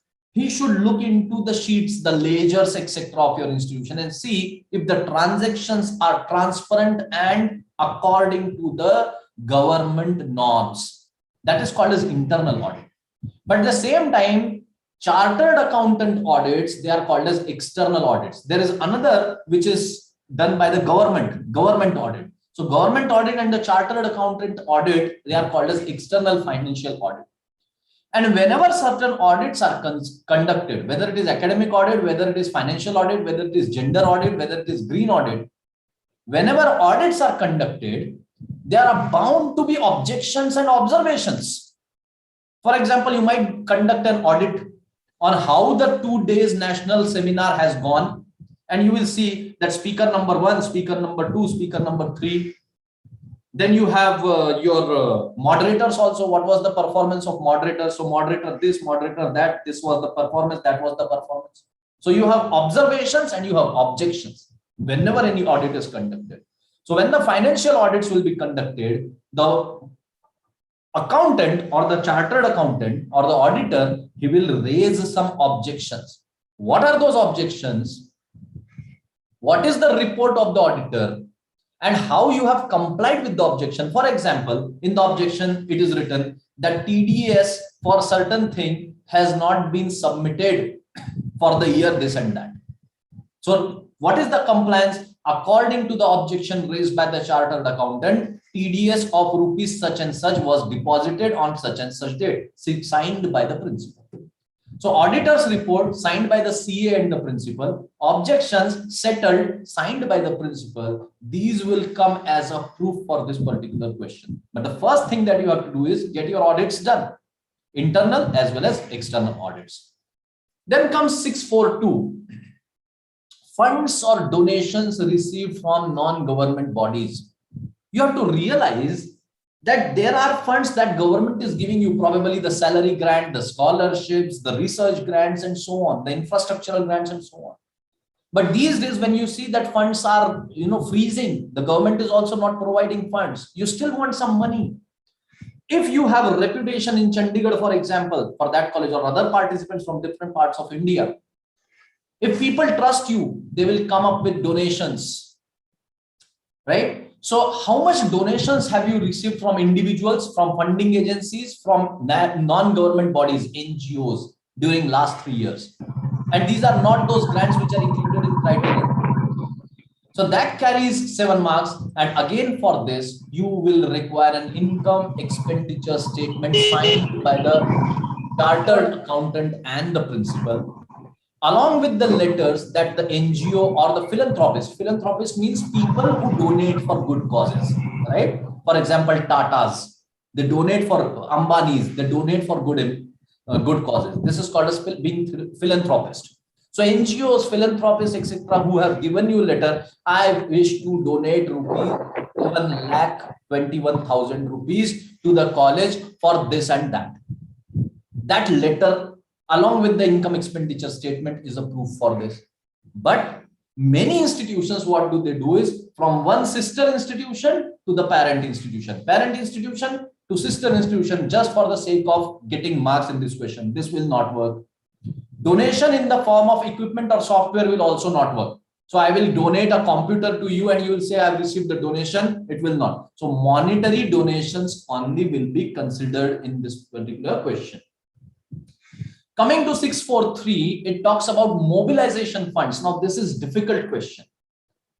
You need to have a policy on two things. What are these two things? These two things are, you want to get money from different places, maybe through philanthropists, from the government agencies and projects, and you also need to find out different sources from where you can get the money. This is called as mobilization of fund or channelization of the fund. Get the funds from different sources that are available to you. How can you do that? For that, again, you need to have a resource mobilization policy, another policy. What is your policy? Your policy can be, number one, you can fetch resources from salary glands. You want to pay to the teachers, right? Who will give the salary? So in my case, college is giving the salary to non-grant teachers and government is giving salary to the grant teachers, aided teachers. Now, to pay again, you want fees. So another source of money for your institution is getting the fees from the students, tuition fee, laboratory fee, etc., from the students on time as per the policies of the government. What is another source of fees? Is the grants that you are getting from university, grants that you are getting from state government, grants you are getting from UGC and any other bodies. What is another way of minting money? Consultancies. So you might be having expertise, you might sell those expertise and get the money, right? So this is a resource mobilization policy. You write down what are the avenues where you are getting the money from. But to do that, again, you need to do your study first. SWOT analysis. Who am I? What are my needs? As I said, salary is my need. I need to pay to staff. Where would that money come from? So you need to understand the needs of your institution and accordingly you plan. So first step is preparing the resources. Then find the connections. Do I go to government? Do I go to industry? Do I go to some donators, philanthropists? And whether they have capability, enough capability they have, and whether I have capability to implement that program. And what is my concern? What do I want to do with that money? That should be clear. The organization's cause should be clear. For example, I tell you, my college has a corpus of 1 crore 20 lakh rupees only for providing scholarship to the students who are poor, who are needy. 1 crore 20 lakh rupees. People have donated this money to my college because they know that my college will only do justice with this amount for the sake of students. So organization's cause is very important. Explore the funds, but if you explore the funding agency and you are not good enough to write the proposal, you need to work as a team and understand how to write the proposals, winning proposal, so that you can fetch the grants to your institution. And this can be accumulated in the form of resource mobilization policy. With this, we come down to the last part of internal quality assurance system, 6.5, last key indicator. 30 marks, very important. For those colleges who are into their first cycle, they need not have internal quality assurance cell. जो college first cycle का NAAC कर रहे हैं उनको IQAC होने की जरूरत नहीं है. IQAC नहीं रही तो भी चलता है. But then therefore they have mentioned that IQAC or any other mechanism. If you are into first cycle, you do not need IQAC. So you can have a different mechanism. But still you need to have something to monitor the quality in your institution. कोई तो होना चाहिए जो देखेगा कि quality के हिसाब से सारा काम हो रहा है या नहीं हो रहा है. So do you have IQAC or any other mechanism for contributing significantly to the institutionalization of quality assurance strategies? Now understand this, whether you are having IQAC or some other mechanism, understand that quality is always enhanced only when you follow this approach called as PDCA. You just cannot do anything without planning. When you have plan, you have to implement it, that means do. But you just cannot stop there. If you have done something, you have to check whether the things have gone right or wrong. And when you check, you may end up finding a fault in it. So you have to rectify it. That is called as action. And then go again to the planning. When you rectify, plan it again and do it again. So that finally you have increase in the quality gradually. So you keep on doing this PDCA cycle. Plan, do, check, act. Plan, do, check, act.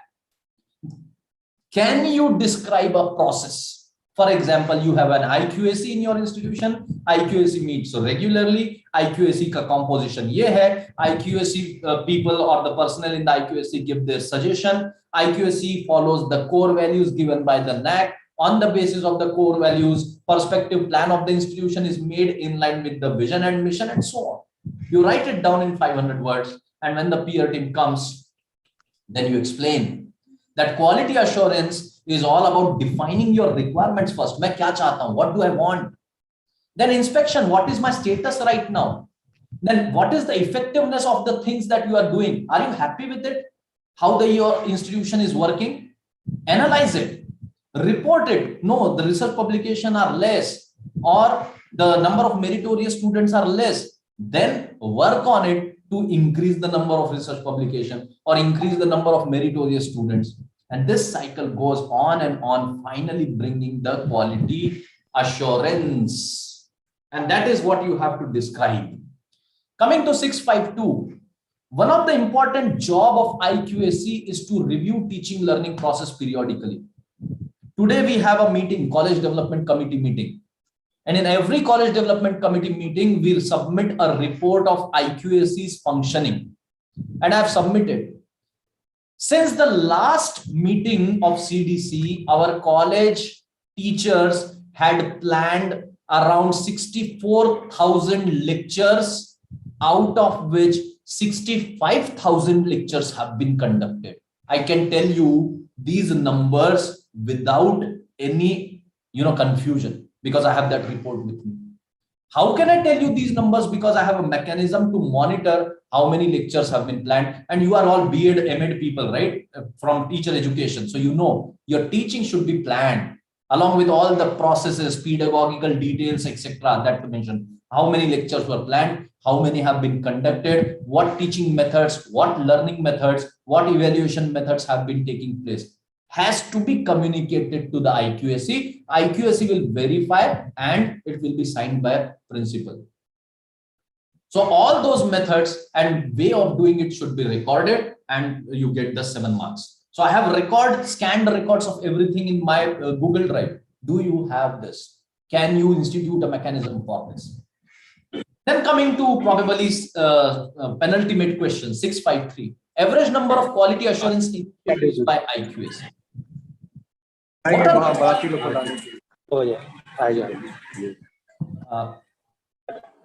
There are few participants who are unmute. Can you please mute? Alexa, please mute yourself. Thank you. So 653, what are the quality assurance initiatives taken by IQAC? Quality is everywhere. Quality of teaching, quality of research, quality of student support mechanisms, quality of governance, quality of green practices. So quality is there. Everything that you are doing is quality. But how IQAC is taking initiatives in those qualities? Dr. Khalid.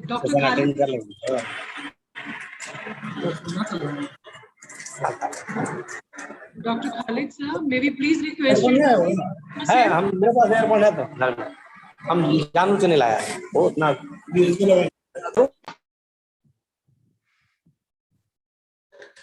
Okay, yeah. So now what are the initiatives that IQAC has taken? For example, we were talking about monitoring the teaching processes. IQAC, if it initiates feedbacks that the IQAC might be taking, organization of professional training programs that IQAC might be doing. For example, this national seminar that you people have organized, this is an initiative of IQAC. So what initiatives IQAC have taken?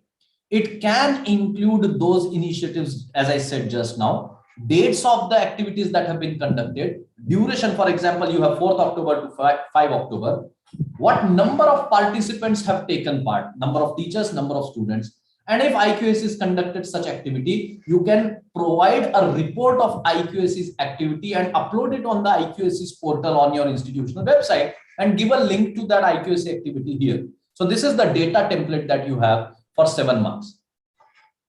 Then in addition to these initiatives, there are some initiatives that IQAC should take compulsorily. For example, if you are having an IQAC, I said meeting should be regular with feedback collection, for example, feedback on teaching, feedback on curriculum, their analysis also, and action taken report. If you are already done with first cycle, then you should be submitting your AQRs regularly every year. For example, 31st December, 19, 20, 20, 21 AQR you have to submit. Administrative and academic audits you have to carry out and follow up should be taken. You should be having collaborative activity. For example, in association with IQAC cluster, you are organizing this national seminar or webinar.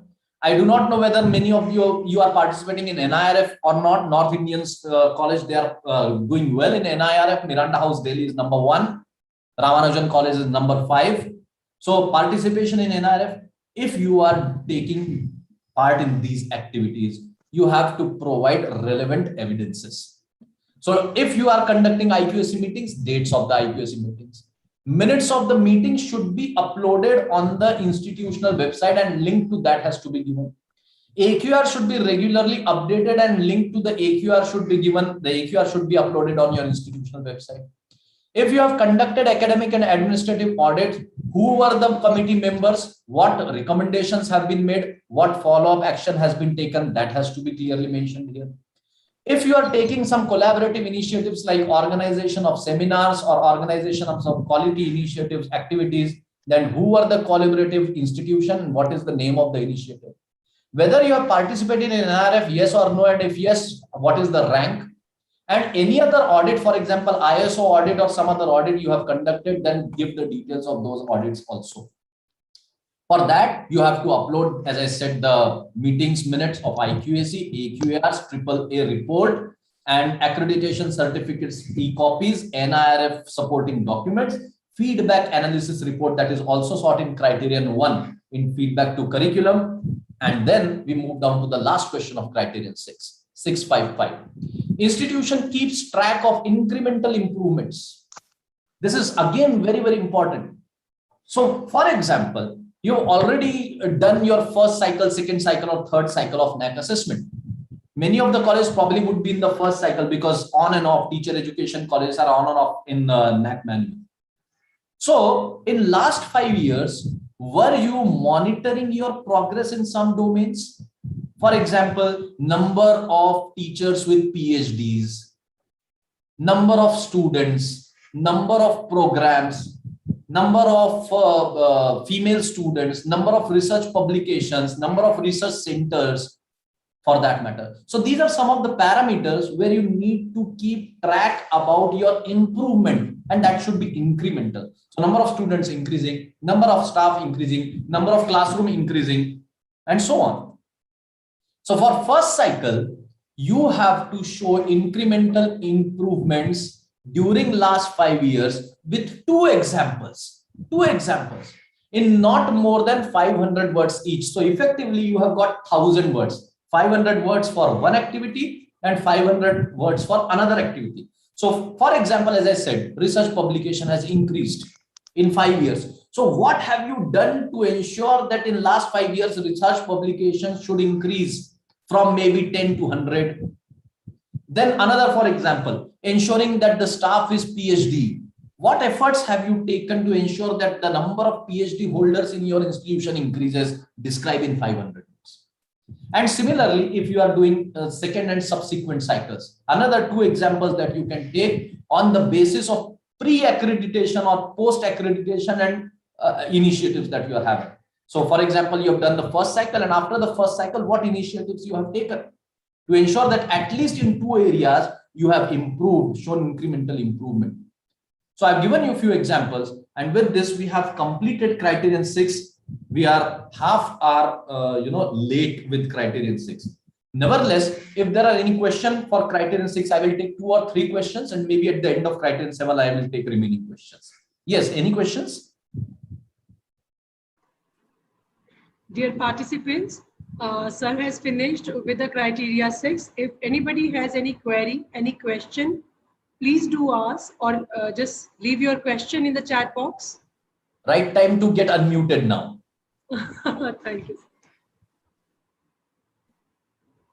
Even in the chat box, if they are... Actually, sir, your presentation is so self-explanatory. Then even I must be saying that the participant must be sitting with the queries for the areas which they are covering. The way you are explaining, the doubts are being cleared there and then itself. I hope so. And even if there are questions, then of course we can take them after criterion 7. So shall I proceed with criterion 7 if there are no questions? So with no questions, the participants allow us to proceed with criteria. Yes, there's somebody. There's somebody. Sir, आप अपना video on कर लें, please. Okay. Dr. Pingle. Yes, sir. Good afternoon. You have made a wonderful presentation, sir. I have a query. Sir, if alumni members donated or contributed in terms of an article like AC with a bill amounting 30,000 and 35,000, that cannot be accepted as a donation or as a contribution? Good question, Dr. Nand Kishore ji. Very good question. Kindly, because I am also an assessor of NAAC since 4 or 5 years, so I have a confusion. Yes, sir.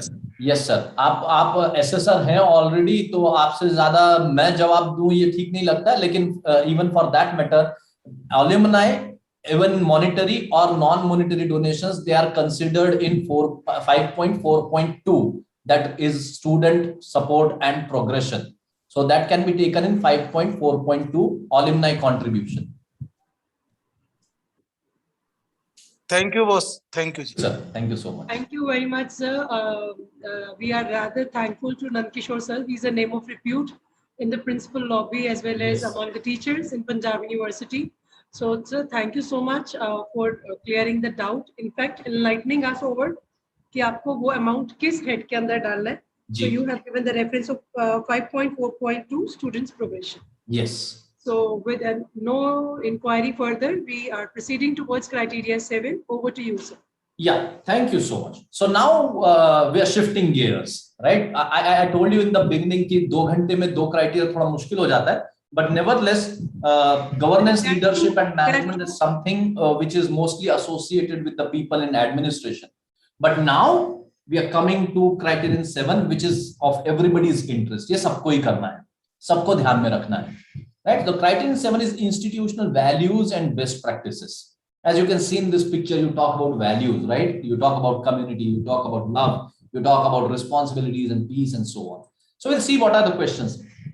People in teacher education institution are fortunate. Fortunate in a sense that for affiliated colleges, arts, science, commerce colleges, we have as many as 19 questions here. Total metrics, 1919. And then 7.2.1 and 7.3.1, 2 more questions. So that makes it 21 questions in criterion 7. But here you have 11 and then 1 and 1 more. So 13 questions only. So in a way, you are fortunate because, you know, teacher education institution is a place where you are training the teacher students, right? So you don't expect them to get involved in all such activities. It is a different place altogether, teacher education institution. So anyways, this criterion has 100 marks. First indicator is institutional values and social responsibilities. Second, very important one is best practices. And third, equally important is institutional distinctiveness. You have to understand one thing. Out of these 11 questions, There are 9 questions in 7.1. Out of 11 questions, 9 questions are there in 7.1. And 9 questions make it 60 marks. So effectively, one question carries on an average 7 marks on. But here, 7.2 and 7.3, you have only one question each. And that one question is carrying 20 marks each. So 20 marks, one question here, 20 marks, one question here, and 9 questions for 60 marks. So what I effectively mean to say that if you want to get good marks in criterion 7, you have to do really well in 7.2 and 7.3. Try to understand this. So you need to understand the art of writing best practices. You need to understand the art of explaining what is distinctiveness of your institution. So with that, we go ahead with the first key indicator of criterion 7.1, institutional values and social responsibilities, 60 marks, 9 questions, 4 descriptive and 5 quantitative. Again, policy. I hope probably at the end of 7 criterion, I'll get some time to talk to you about policies. Institution has a stated energy policy streamlining ways of energy conservation, use of alternate sources of energy for meeting its power requirement. As I said, now I'm 50-acre campus. Sangamner College 50-acre campus. You might be also having 2-3 buildings in your institution, right? But all these buildings, all these offices, they are working and they require energy, mostly the electricity, right? Where is that electricity coming from? How much electricity is required? And where are you able to meet that requirement from? Gone are those days where you would get everything from MACB, then you are paying bills, hefty bills. You are having LPG, gas, no, natural gas that is required for ignition in laboratories, etc. Teacher education college, I do not know whether they use chemistry labs or not, but you require some way cooking gas, etc. Where are you getting this energy from? You have to spend a lot of money on this. So you need to conserve energy for sustainable living. Sustainable living means that you conserve your resources so that they are not affected with the additional demands from the society, from the world. And therefore, accordingly, you have to draft a policy. Again, policy. That what is the requirement of the institution? Where are you meeting those requirements from? What are the other sources from where you can meet these requirements? And for that, what is your planning? That is called as energy policies. You need to find out the ways for energy conservation. You need to explain, because this is a qualitative question again, you need to explain the use of alternate sources that you might be having. For example, a windmill, for example, solar tops, rooftop solar panels, 5 kVA capacity, 10 kVA capacity, a biogas plant that you might be having, use of power efficient equipment, those 4-star, 3-star, 5-star equipment, use of sensor based lights, LEDs, etc. in your institution. So how do you promote it? For example, I'll tell you, yesterday, I told my principal that in a phased manner now, we will deploy sensor based lights in the institution. What does that mean? If I'm not in the IQAC office, right now I'm sitting in the IQAC cabin. So if I go out of the IQAC cabin, the light should automatically be turned off. And when I open the cabin, light should automatically be turned on. This is sensor-based lights. So what are the policies that you have to conserve energy? First document that you will read is on that understanding, energy policy document. You will have to talk about energy production, for example, through solar panels. You will have to talk about energy distribution. For example, how many buildings are there and how you can distribute this electricity that is being generated. Are you gridding it? Gridding it means wheeling it to the grid. So if you are producing some amount of electricity, which is good enough for your institution, but that extra amount of electricity that you are generating, it goes back to your electricity board, Punjab electricity board, whatever it might be. How much amount of energy is that you are consuming? Do you carry out an energy audit? These numbers will come when you carry out an energy audit, Puneet Kunal, please. what is the amount of energy produced, how it is Ma'am, please distributed, mute and how much is consumed? I was in February, as Smita will tell you, I was asked to Madam organize Puneet, a refresher course mute. on research. Shivani ma'am, please help us. Or that was the first time that Your energy policy should address these three parameters also. Number one, security. If you are having solar panel, if you are having equipments running in your institution, then you need to talk about the security of these equipments as well, security of the electricity measures as well, and sustainability. As I said, sustainability is all about having measures which will take care of the resources in such a manner that the society around is not suffering. That is called as sustainability. And therefore you use alternate ways of energy, right? Because you don't want to harm the nature, you don't want to harm the environment, you don't want to trouble people. That is sustainability. And this is what I was talking about, gridding out. So with the solar panels, probably you are generating some amount and then you are transferring remaining to the electricity board. Another question that talks about processes, procedures and policy. Whether you are having a policy and procedure for implementation of waste management. Lots of waste is generated, whether it is e-waste, whether it is solid waste, whether it is liquid waste. What are you going to do with that waste that is being generated? That is a question. For example, depending upon the waste you are generating, you might be having solid waste, as I said.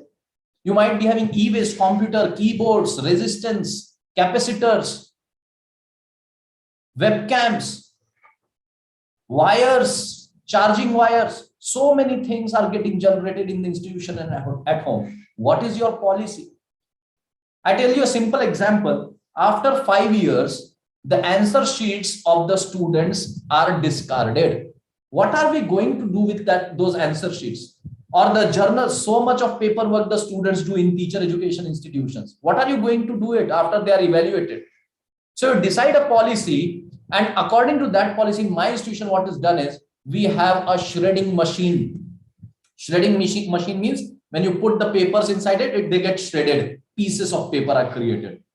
And we sell those pieces of paper 17 rupees a kg to pomegranate suppliers. They fill these pieces of paper in the pomegranate containers, right? To keep those pomegranate in it. So this is how we are making money also and taking care of the solid waste also. We have lots of trees in campus, around 6,000 trees are there in the campus. So a lot of litter is created, dried leaves, etc. The policy is that we collect those dried leaves and litter and use for vermicomposting. And that vermicompost, organic manure, is sold to the farmers around. That is a policy. As a matter of policy, the liquid waste is sent to effluent treatment plant, ETP, and then the filtered or treated water is used for gardening. That is policy. As a part of policy, we segregate the solid waste into plastic, paper, wet waste, and dried waste. That is part of the policy. As a part of policy, we have tie-up with CBS e-waste recyclers in our taluka. So we sell our e-waste to them, and as a part of the policy, whatever electronic component, for example, resistance, keyboard, etc., can be reused, we reuse them. So do you have policies which are focusing on these aspects? And chemicals, probably that might not be used in teacher education institution, or radioactive waste. But for that matter, if you are having an eye on these factors of waste management, then probably you can draft a policy, talk about it the way I am talking, and get the 3 marks, convince your peer team when they come to you. For doing this, you may sometime need to collaborate. As I said, I have a collaboration with CBS private systems. So they collect the e-waste from it. You probably may need to collaborate with the Nagarpalika or Gram Panchayat of your place to collect the plastic waste from your institution or to collect the solid waste from your institution. So you can show those MOUs and agreements also in this. Coming to next question 713, Institution waste management practice includes, what do you do? So as I have described in the earlier question, you have to choose the right option. You segregate the waste. You segregate the waste in the form of, as I said, no, solid waste, liquid waste, paper waste, plastic waste, wet waste, and so on.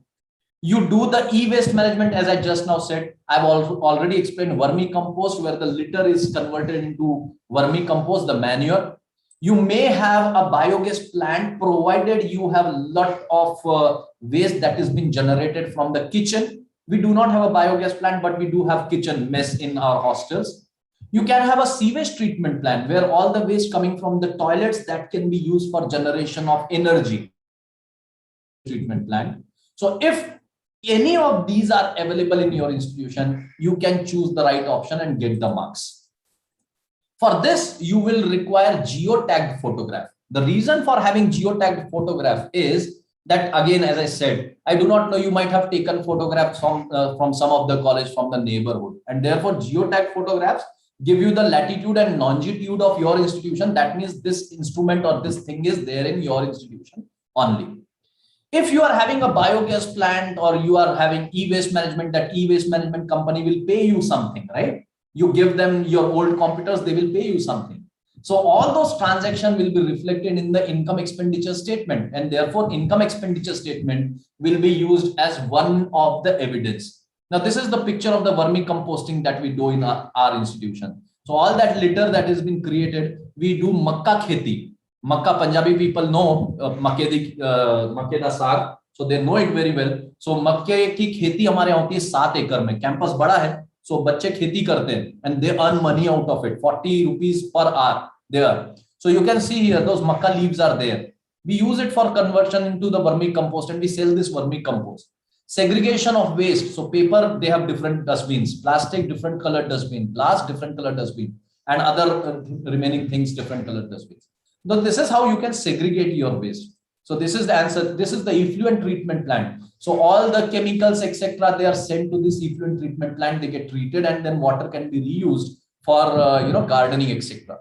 Now the students, they collect the waste during their projects. One of the compulsory credit for them is environmental management.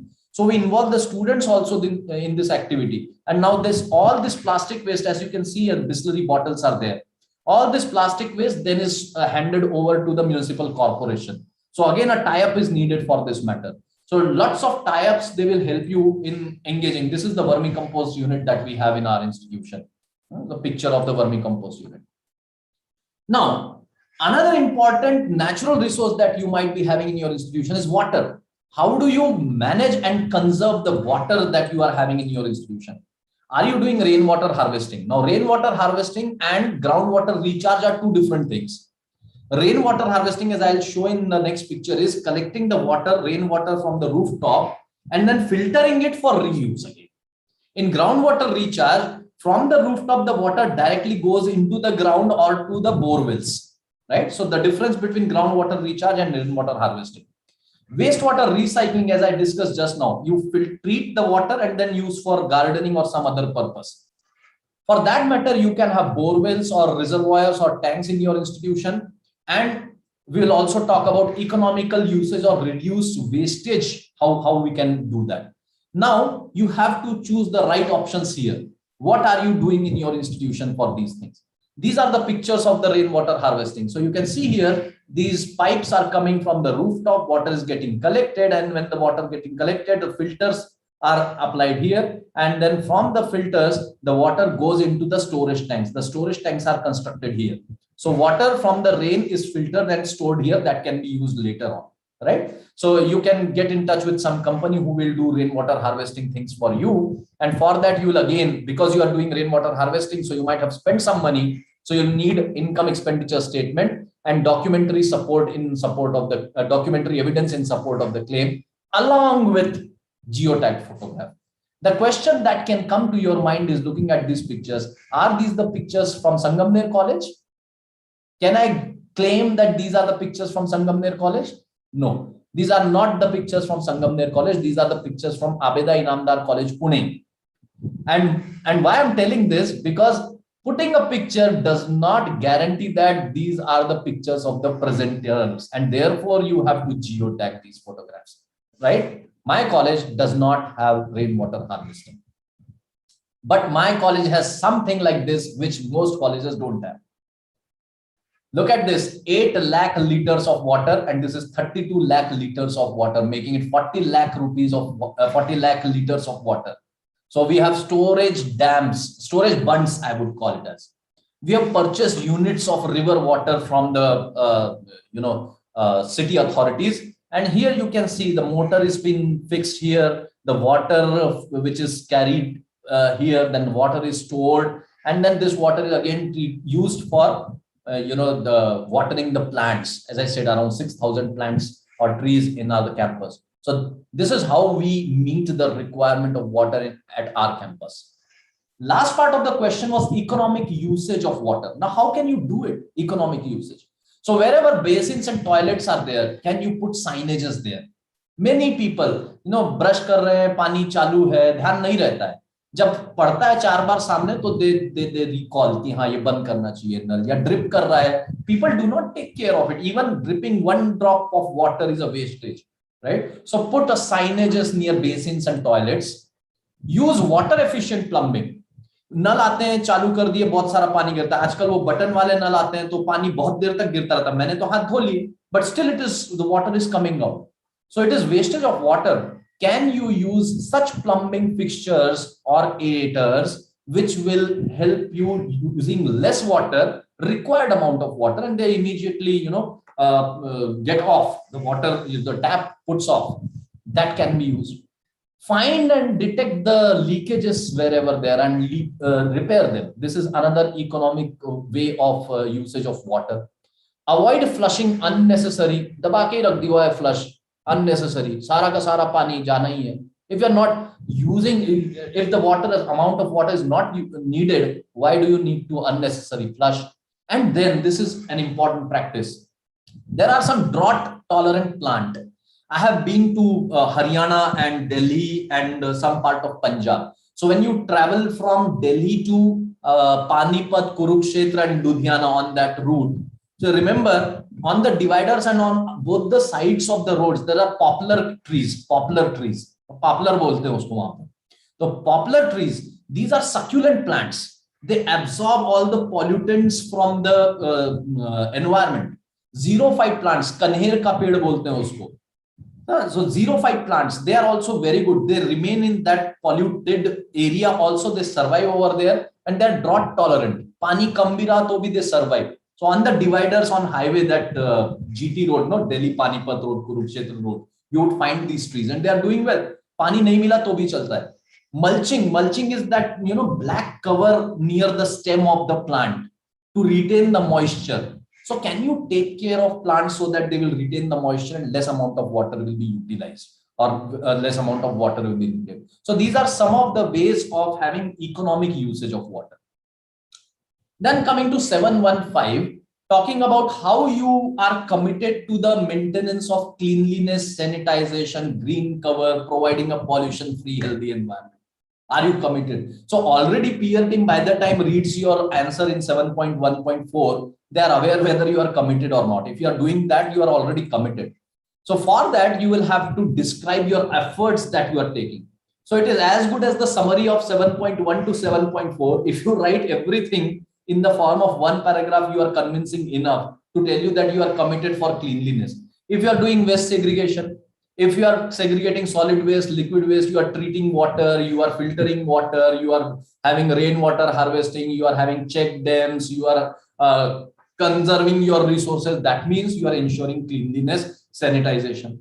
You are planting trees, so you are taking care of green cover in your institution. You might also do green audit just to ensure that there is no pollution in your campus. Now, green audit, it takes care of how much carbon dioxide, nitrogen oxide, sulfur oxides are being generated in your institution. I'm sure in teacher education institution it does not happen much, and therefore that question has been taken off from your manual. But you can conduct a green audit because it talks also about how much electricity you are using. It also talks about what are the various efforts you are taking to make your campus eco-friendly. right? So it also talks about the sound pollution that you might be having. I could see some horns while presenting when some people were unmuted. So I do not know if there is highway around and there are some vehicles honking all the time. So you can check the level of the sound through sound monitoring machine, that is noise level monitoring decibel. So these are some of the measures that you can see. So as we have already discussed, you have a policy of sorting and proper disposal. You can talk about reuse and recycle. You can talk about the sanitary napkin vending machine and their disposal as well, because you are talking about sanitation and cleanliness. So there are incinerator. I do not know whether they have been deployed at your institution or not. They are incinerator. In one of our colleges, in the toilets, there are sanitary napkin vending machine, and the girls, they just slide it into a way, and that way takes the napkin vending napkins into an incinerator at the ground floor. It burns there, then and there on. So cleanliness and hygiene, sanitization. Now each one of us is aware of what sanitization is due to COVID. Can you conduct some awareness programs, carry out plantations that many of us are already doing, use of renewable energy in the form of solar panels or windmills, having contracts as we have already discussed, AMCs or MOUs with other companies, and having a policy in place. I've been talking about policy all during this talk. So now you know what policy is all about. 10 minutes remaining. We are approaching the last part of this presentation. 716 is talks about how do you encourage the green practices in your institution. Green practices, people normally tend to misinterpret this word green. It is not about plants and trees alone. It is about environment in general. So how do you make your campus eco-friendly?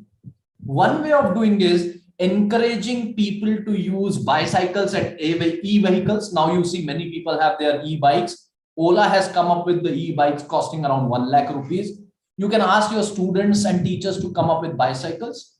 You might be celebrating certain days as no vehicle day. For example, we do. But when we celebrate no vehicle day, we also calculate how much petrol would have been saved, how much pollution would have curtailed, how much money would have been saved, how many kilometers a teacher would have traveled through bicycle. So such data may also be created. If you have a big campus, I do not know about your campus. For example, in Pune University is a big university. So people, they take an auto rickshaw to travel to the administrative building. But then Pune University is having now e-vehicle for that. So cutting down the pollution and having pedestrian friendly roads where people can walk some distance, 1 or 2 kilometers. So in our college, we have a morning walk club. We call it as Oxygen Club. People have been given iCards, so they come up in the morning and walk around in the campus. It's a beautiful, lush green campus. Probably I would be able to show in the next slides. Can you have a plastic-free campus where in certain part of the campus, you will ban the plastics completely? Instead of having those plastic cups, can you ask your canteen people to use paper cups?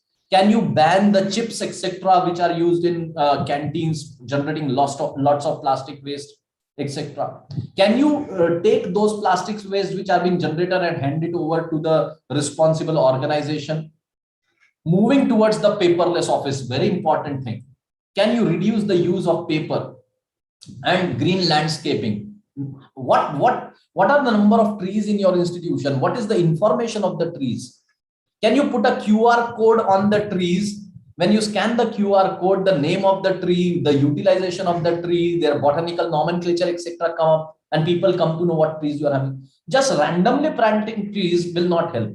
You should be having some aromatic, that means smell producing trees, beautiful smell, flowers, etc. You should be having some medicinally important trees. There is a concept called a nakshatra garden where the trees according to the nakshatra are planted. I will show you a few examples. Now, what can you provide as an evidence? As I said again, the videos or geotagged photographs of the practices that you are having, circulars of the policies and snapshots of the documents in support of the softwares.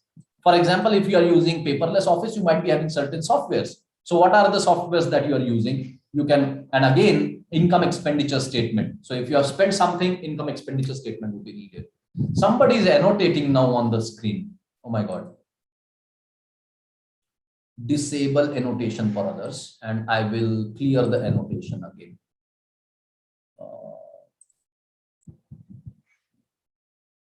Eraser, and here I clear it. Yeah, fine. So now look at this. This is the IQAC folder of my college. This is an old picture actually. By now I have a data of around 62 on my IQAC. हाँ बनी रास्ते में बजरवे पर रुकल रहा हाँ ठीक Mr. Mantabya, you are requested to please mute. Thank you. Okay. So what I have done in my institution to make it paperless, I am sure Kangude sir was also talking on criterion 4. He might have told you. I am using a Google Drive based documentation system. So in my Google Drive based documentation system, here you can see criterion wise data sheets, documents and evidences, college level folder, department wise folder, teacher wise folder. Teachers put their information, departments put their information. The college level documents are put there into the respective folders only. Here you can see these are the names of all the teachers. So the information is available to IQAC. That means to me, as soon as I click a teacher's name, everything about the teacher is available. The advantage of this is, for example, this is my folder. Here you can see Pingre is my name and this is my folder. So teaching plans are available, research projects are available, orientation courses that I have completed that are available, e-contents are, everything about me is available here. Now my teaching plan have been signed by head of my department. So whatever activity has taken place, and if somebody has modified my documents, that also can be seen. So this is August 20 of last year, I guess, because this is an old slide, in fact, not an old presentation, which I had presented in Mumbai. So what I mean to say is, I do not have to reach out to all the teachers all the time to bug them, to trouble them, because they are putting their documents in their respective folder. I just take them out whenever I want. This is how paperless documentation can be achieved. I was talking about my campus, lush green campus. So beautification of your campus, landscaping of your campus is very important. You might be having trees, but then regular cutting of the trees, regular landscaping of the trees, cutting of the lawn grass, etc. is also very important. So having beautiful buildings along with beautiful trees in your campus. See, this is the playground that we are having, a big playground, but see, the playground is surrounded all around by the trees. So when I say 6,000 trees, you will find that it is realistic. Every place is surrounded by trees. Even the track, athletics track, you can see it is nicely marked over here. Then we come down to 717. It is asking about percentage of expenditure. If you are having green practices in your institution, you might have spent some money. If you are carrying out waste management, you might have sent some money. So what is the amount that you have spent year-wise? That has to be mentioned. How much total amount that will automatically come. But in support of that, you will again require the audited statement or the income expenditure statement audited by the chartered accountant. So nothing difficult in that question. Therefore, I'm not going into details. 7.8, which is the penultimate question of 7.1. Institution put forth efforts leveraging local environment, locational knowledge and resources, community practices and challenges. Now, this is something that you need to have a clear understanding about. You need to describe in 500 words what are your efforts with respect to what is happening in the local environment, the knowledge that is available in Punjab or Chandigarh, or for that matter, all other participants are there from different parts of India, the resources which are available, community practices there, and so on. So, for example, when I remember Punjab, I remember Makke di roti sarson da saag. I remember Gidda and Bhangra. I remember the attire that they have. I remember the way they tie the turban, right? Sardar ji jis tarah se pagdi bandhte hain, wo dhyan mein aata hai. Now, if you ask me to tie a turban, I do not know, right? So this is the locational advantage that you are having. This is the locational environment that you are having. In tune with this locational environment that you are having, what are the efforts that you are bringing in? Write down for 7 months. So when you are thinking about this, you are talking about the influence of such things. What can be the influence and how can you control it? And for that matter, you have to study locational advantages and disadvantages. For example, I talk about Sangamner. Sangamner is a rural place, so not many companies will come to Sangamner for placement interviews. Sangamner is a rural place, so not much of industrialization, and therefore my students will have to go to Pune or Mumbai for their employment. So this is locational disadvantage. But for Sangamner, because it is a agricultural dominated area, that is an advantage for me. So I can work on this advantage, and therefore I have a BVOC course by UGC on soil and water testing. Because Sangamner is surrounded by pilgrim areas such as Shirdi, therefore Sangamner College is having a BVOC course on hospitality and tourism. Right? So you have to understand what are the advantages that you can reap and what are the disadvantages you can come over. And therefore you have to study this well. And when you study it, plan, as I said, no BVOC courses, implement, review and act. So if, for example, I said Sangamner is disadvantages in terms of not many companies coming to Sangamner, can I tie up with companies in Pune and Nashik and organize online interviews for them? So looking at locational disadvantage, I have certain different strategy. And therefore, all those people from different parts of India, try to study your area. What are the advantages of being in that area? What are the disadvantages of being in that area? And accordingly, have a strategy, plan, implement, review and act. Again, PDC approach to make maximum use of the locational advantages and disadvantages that you might be having. Coming to last question of 7.1, that is 7.1.9, code of conduct of students, teachers, administrators, staff, etc. Code of conduct means, as a teacher, how should I behave? As a principal, how should I present myself? As a student, what should I do and what should I not do? That means, in simple word, code of conduct. So you need to have a document where the code of conducts are clearly displayed.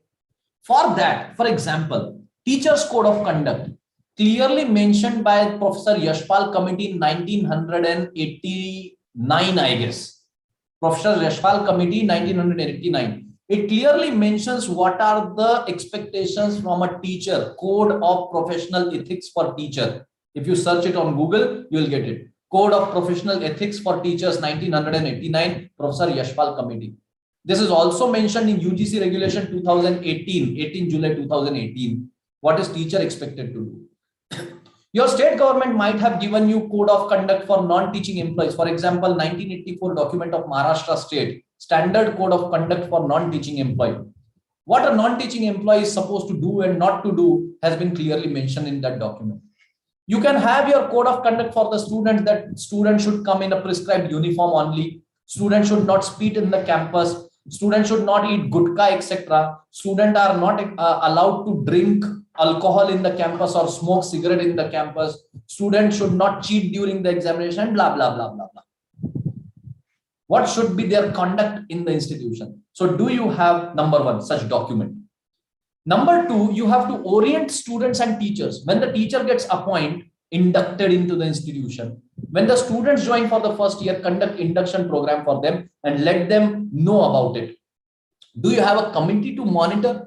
Discipline committee or something like that, who will monitor that the people are adhering to the code of conduct? And do you conduct professional ethics program for the students? For example, a soft skill program, how to sit, how to dress, how to tie knot of a tie, etc., etc. How to speak, how to behave with the students, how to write, and so on. How to document, how to communicate, and etc. So do you organize such programs? Whatever is applicable to you, choose the right option and go ahead with providing the evidences such as copy of the code of conduct file that you are having. Remember the policies that I had displayed on my website, web link of the code of conduct that you have uploaded on the website, minutes of the meeting of this committee on code of conduct, monitoring of code of conduct, and details of the monitoring committee and programs that you have conducted. For example, the brochures, how many participants were there, in the student induction program. If you have conducted some professional ethics program for them, then the notice or circulars that you may have come up with and so on. Now, 2 more questions remaining, and I'm probably finishing just in time. Very important question for 20 marks, best practice. Now, a common misconception amongst the participants and people across in higher education is that you might have done 20 things in last 5 years. And then you list the 20 things, and out of those 20 things, you try to find out which is the best and you call it as best practice. It does not work like this. For you to have a best practice, this is how NAAC asks for it, right? For 20 marks, what is the title of the best practice? Why do you have this practice in your institution? What is the objective? What is the context? What is the reason behind it? How do you implement this best practice? And what are the evidences that this practice was successful? And have you ever encountered any problems during implementation of this practice? And what are the resources required? The point is, how would I identify a best practice?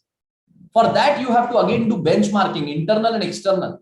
You compare your performance with yourself and you compare your performance with others also. Like by now, you have already started comparing your institution with my institution. अरे हमारे यहाँ तो वो water check dam है ही नहीं, ओ हमारे यहाँ तो वर्मी कंपोस्ट यूनिट है नहीं, अरे हमारे यहाँ इतना बड़ा प्लेग्राउंड है नहीं. So you are comparing. This is called as benchmarking. Then you compare yourself with your earlier performance. पिछले साल मेरे कितने स्टूडेंट थे, इस साल मेरे कितने student. This is internal benchmarking. So this is internal benchmarking. This is external benchmarking. When you do benchmarking, then you realize where you are weak. And then once you have realized where you are weak, then you start watering that weakness. Then you start working on that weakness. And this is how the best practices start. So you find the weakness. That means 4I1D model. So you identify. For example, you say that the research publication is not so good in my institution. So you have identified. Now you want to make research publication as one of the best practice. So what will you do? Now you will implement the best practice. So you say, or your principal says that each teacher should have at least one publication in UGC listed journal. So you started with one publication, implementation. Then after doing this in one department, probably you decided that all departments will do it. Institutionalization, make it a habit. Last part, internalization. एक साल काम करके रुक नहीं जाना. Continue it in next year, continue it in the 3rd year, continue it in the 4th year, till it becomes a habit. A time will come where publication will become your habit. And when it will become your habit, you will be proudly telling the other colleges about your activity. That is dissemination of the best practice. Just like I am telling you few things that are happening in my college. We started student research project in 2012. Students do their research project. And you know, there are 3,000 research projects we have completed in 10 years, student research projects. And there are 114 international publications by the students and 1 patent out of it. Is it not a best practice? Carrying from 2012 to 2021, 3,000 research projects, 114 research publications and 1 patent registered.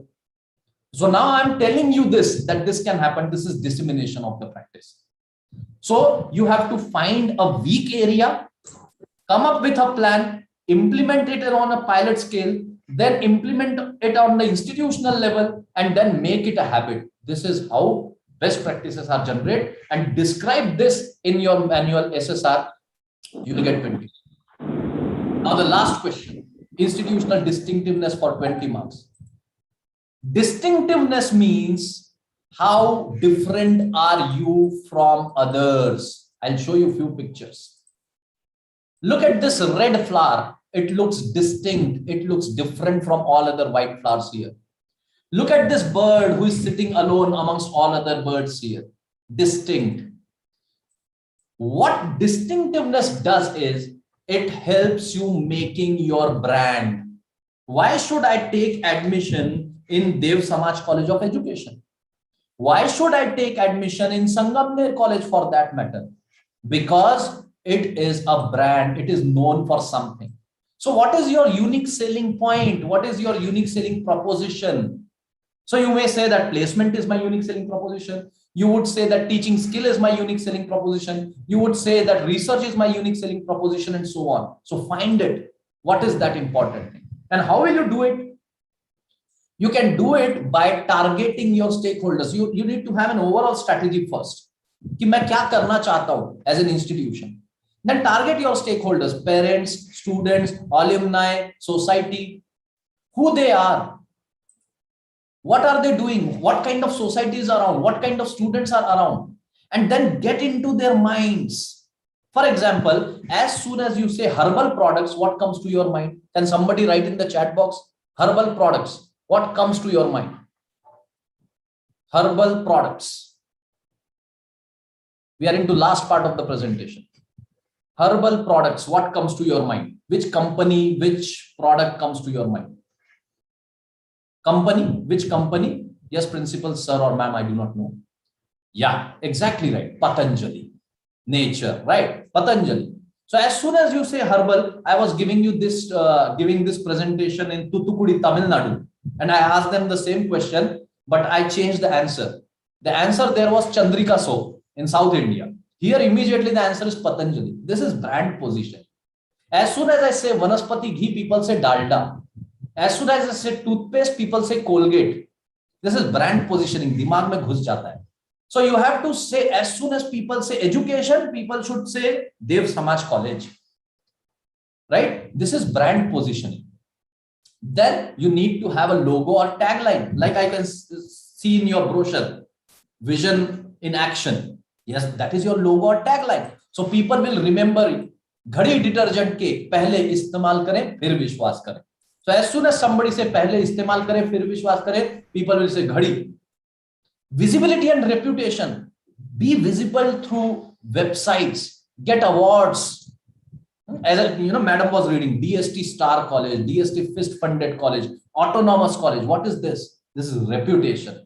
So you carry your reputation with you, and therefore you become visible. I'll give you one example in the next slide. Keep your website updated. And then you have to keep planting everything in your mind. Social media these days, no? 100 बार कोई बोल दे अगर झूठ की ऐसा है, मोदी ने किया, मोदी जी ने किया, मोदी जी ने किया, मोदी जी ने किया, तो you start feeling हायर किया होगा. अभी suddenly there is no Shahrukh Khan के बच्चे ने ड्रग लगा दी, okay, so हाँ यार इतना न्यूज़ में शायद हुआ होगा. So toolkit, constantly have banners, videos, profiles updating. That is also very, very important. Yes, Ved Shakti, Colgate, Jagminder Saabji, Jagminder madam, I'm sorry. She's absolutely right. As soon as you say toothpaste, Colgate comes into mind. Ved Shakti, Colgate comes into mind. And then you keep tracking कि हमारे लोगों के दिमाग में, stakeholders के दिमाग में जा रहा है या नहीं जा रहा है. Whether I am developing as a brand or not, for that you have to look into the objectives, how they're improving. अगर research publication था, whether it is improving or not. अगर students आना चाह रहे थे तो students का number increase हुआ or not, number of applications increasing or not, number of teachers applying application in your college is increasing or not, industries coming for collaborations, companies coming for collaboration improving or not. अगर ये हो रहा है, that means your strategy is working. This is how you make yourself as a brand. Again, giving an example from Delhi. As I said, because I'm talking at Chandigarh, I have to give example from North India. So giving you example from Delhi. Now this is Teaching Learning Center Ramanujan College's website's snapshot.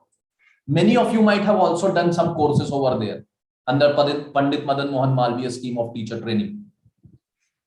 As soon as you go to their website, there is this number coming up. Teachers trained 60,000, FDPs conducted 40, faculty improvement program 5. And then you further look at the website, they have their logo, Teaching Learning Center, Ramanujan College. On Telegram channel, they have untold number of people joining that Telegram group. They are providing certificates for completing the MOOC courses, MOOC 2.0, MOOC 3.0, MOOC 4.0 and whatnot. There is a vision statement mentioned on their website, discover, empower, transform.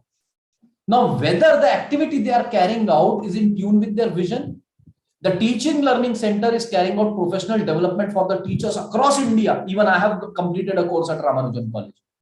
It is empowerment, which is reflected in their vision statement. So they are working as per their vision statement, building a better world. They are training the teachers. So they are building a better world. So as per vision, they have an activity which is doing wonders. So I do not know Ramanujan College for the teaching that they do. I know Ramanujan College for the teaching learning center that they are having. The logo has advertised themselves. They have vision clearly mentioned that they want to empower. So this is how you have to go for the institutional distinctiveness in 1000 word and get 20 marks. So with this, I've come down to the end of presentation of both the criterion, overshooting by 14 minutes. I thank all the organizers, organizing committee members, and of course, principal of the institution, Dr. Agnes Dhillon madam, and personally, Dr. Anita Nangia ma'am, for inviting me. And of course, the session is now open for questions if there are any. Thank you so much. Thank you, Professor Pingle. Any query, any question from the participants?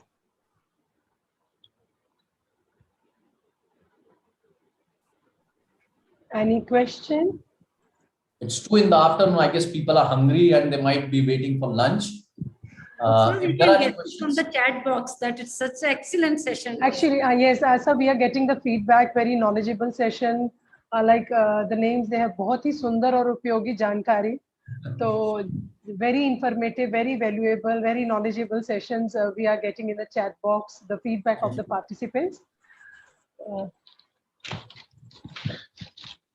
So I, Dr. Neeru Malik, Associate Professor, Team Dev Samaj College of Education, would like to take this privilege to present the vote of thanks to our worthy resource person, Professor Shri Hari Ashok Pingle, who did so beautifully, did justice to both the criteria 6 and criteria 7, as well as the sub-criteria were very effectively and efficiently elaborated. Sir, you have quoted certain examples, like from the very beginning, you started from the vision and mission. So how you have to compile and apne wo 4 words leke, you made a split and then you made a connect between these two. That was very effective. Then you also gave the example that for better, effective or good report, you have to decentralize the duties. Then how the financial transparency can be maintained, that is through the website used, with the magazine or other photographs we can use. Then very effectively, you have elaborated the smart perspective for the documentation, that is with the specific, measurable, attainable, realistic, and that with the reference, it should be time bounded. You also elaborated the UGC guidelines as well as the Yashpal committee recommendation, the state government example of Maharashtra you have also quoted, and you have also told the importance of the geotag pictures by giving the example of your college as well as the Pune college for water harvesting, as well as the river water you have taken from the district government. Sir, I think your both the sessions, because मैंने ये देखा है कि without break and without water, constantly for 2 hours, 14 minutes, you spoke and you explained, and there were certain queries after the finishing of criteria 6 made by the participants, and you very aesthetically and efficiently, made the justice to the queries. So no query and only feedback is a very positive symbol where the session is being understood by the participants how to, compile the report. तो Anita ma'am, सुनते हुए मैंने कुछ शब्द लिखे हैं, अगर आपकी परमिशन हो तो वो रिसोर्स पर्सन्स के लिए, नैक के लिए और देव समाज कॉलेज ऑफ एजुकेशन की टीम के लिए बोलना चाहूंगी। क्योंकि सर जैसे मैंने जब आपका नाम सुना, बिकॉज एक आता है age factor, but when I saw you young, so एक बहुत ही अच्छा मतलब फील हुआ। मैंने अनीता मैम से भी शेयर किया, मेरी उम्र है छोटी पर नॉलेज बड़ी है, मेरी उम्र है छोटी पर नॉलेज बड़ी है, नैक असेसमेंट की रिपोर्ट एक्यूमुलेशन के लिए डाउट्स बड़े हैं, नैक असेसमेंट की रिपोर्ट एक्यूमुलेशन के लिए डाउट्स बड़े हैं, परेशान मत होना तुम, नैक स्पॉन्सर्ड सेमिनार के जरिए रिसोर्स पर्सन्स और देव समाज कॉलेज की टीम एक साथ खड़ी है। और सभी रिसोर्स पर्सन को सुनने के बाद पार्टिसिपेंट्स ये बोल रहे हैं सभी रिसोर्स पर्सन्स को सुनने के बाद पार्टिसिपेंट्स ये बोल रहे हैं कि अच्छी से अच्छी असेसमेंट लेने के लिए हमारी आशाएं और बड़ी है। आपको सुनने के बाद हमारी आशाएं और बड़ी है। Thank you so much, sir, for enlightening all the participants with your valuable knowledge and quoting certain examples. And moreover, you have, given such guidelines where can be well, हम लोग उन्हें एक्सेप्ट कर सकते हैं। सर मेरा एक last question, जब आपने अपने कॉलेज की वेबसाइट दिखाई, there I saw naturopathy, because we have seen naturopathy institutions at different stage, but I have never imagined a naturopathy center at a college. So what naturopathy, because it is Prakriti Chikitsa, so what are the unique features in your naturopathy center in the college? Yeah, I'll have to share the screen again, because since you are asking a specific question, we have a very huge building of naturopathy hospital. You can see here. Can you see the screen? Yes, sir. It's like a Sansad Bhavan architecture that we are having. This is a Yog One Nisargopchar Kendra of Sangamner College in the naturopathy, and we have all kinds of chikitsa with that Shirodhara se lekar ke mud bath, sauna bath. In Prakriti 5 elements, and हम लोग अपना आकाश, अग्नि, जल, वायु, पृथ्वी elements को लेते हैं। Yes, ये देखिए सारा चीजें हमारे यहाँ पर, ये देखिए। Okay, steam bath, sauna bath भी। Yes, so everything is available under one roof. So OPD, IPD services are there, training programs are also there, and we have a qualified doctor, naturopathy doctor also.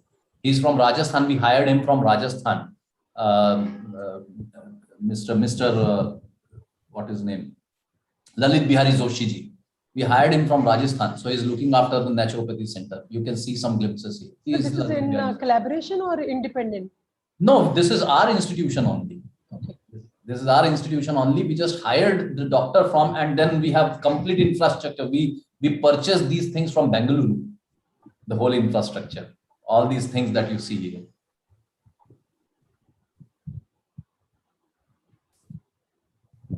Thank you so much, sir. Thank you. So as we have very successfully completed the last session of this, so over to you, Anita ma'am, the organizing secretary of this 2-day national seminar. Okay. Thank you so much, sir. Thank you, ma'am. I'll take your leave. Thank you so much. Thank you, sir. Thank you. Excellent session, sir.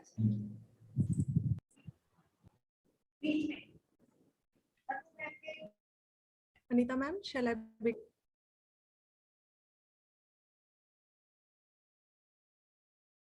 Dilip sir is. Yes. Very good afternoon to everyone present here. I am Dr. Anuradha Agnihotri, Assistant Professor, Dev Samaj College of Education. I welcome you all to valedictorian of this 2-day national online seminar on NAAC revised accreditation framework for assessment and accreditation of teacher education institutions, which has been organized by IAC of Institution Par Excellence and biggest temple of learning, Dev Samaj College of Education, Chandigarh. And this seminar, this event is sponsored by NAAC Bangalore. This is the second day of the seminar, and we have finally reached the concluding session. To preside over this session, we have amongst us an educationist, a visionary, a true mentor, Dr. Dilip Kumar, Registrar, Amity University, Punjab, and former State Project Director, Additional State Project Director, RUSA, Department of Higher Education, Chandigarh Administration. Sir, it is indeed our proud privilege to have you amongst us as the chief guest of this valedictory session. Welcome you, sir. I also welcome the epitome of this institution, whose missionary life is an exemplary for all of us to know, Shriman Nirmal Singh, Secretary Dev Samaj, Chairman College of Education, whose vision has shaped the existence of this institution, as well as 22 other institutions that are flourishing and prospering day by day. Shrimanji lives a divine, selfless life and has devoted his entire life in the service of Dev Samaj from a very young age. We seek your blessings today as well. My sincerest gratitude and respect to our very dear principal, ma'am, Dr. Ms. Tilo, who leaves no stone unturned to make events like these a huge success. With your constant support, ma'am, and encouragement, we are able to tread on the path of success. Welcome you, ma'am, this session. I also welcome the faculty members and over 200 participants who joined us from corners of the nation. We look forward to your participation in our future events as well. Before we begin our session, I feel privileged to say a few words in the honor of most respected Professor Dilip Kumar, Registrar, Amity University, Punjab, and former ASPD, RUSA, UT administration. Although Sir needs no introduction, yet I would like to say that he is a rare blend of academics and administration. As far as academics is concerned, Sir has given his distinguished services as Professor of Zoology at Postgraduate Government College, Sector 42, Chandigarh, and has published plethora of researches in his field. As an administrator, Sir has been instrumental in bringing quality and excellence in various educational institutions of Chandigarh by facilitating Chandigarh city colleges and even Punjab University to get enormous grants from RUSA. Sir is presently holding the most coveted position of being the Registrar of Amity University, which is a world-famed university and holds a prestigious name on the international map. We are very sure, sir, that Amity would profit the most from your colossal experience. Such a person of eminence, yet so humble and humane, we owe our deepest reverence and gratitude to Professor Dilip Kumar. We are truly fortunate, sir, that you have accepted our invitation to be present here on this national seminar, despite your very busy schedule. Once again, with all my regards, I welcome you to your very own college. I would like to inform you, sir, that in this two-day seminar on the revised framework for accreditation, we have very learned resource persons from all over India, and who have deliberated on the 7 criteria of NAAC accreditation. Sir, we are presently in our 4th cycle of accreditation, as you are very well aware, and we look forward to some very crucial inputs from you for our own benefit also, and as well as for the benefit of all the participants. So without taking any further time, I invite Professor Dilip Kumar to present his valedictory address. Over to you, sir. Thank you very much for giving a nice introduction. And my special compliment to the Dev Samaj institutions, because we have worked for the NAAC accreditation in all colleges of UT Chandigarh.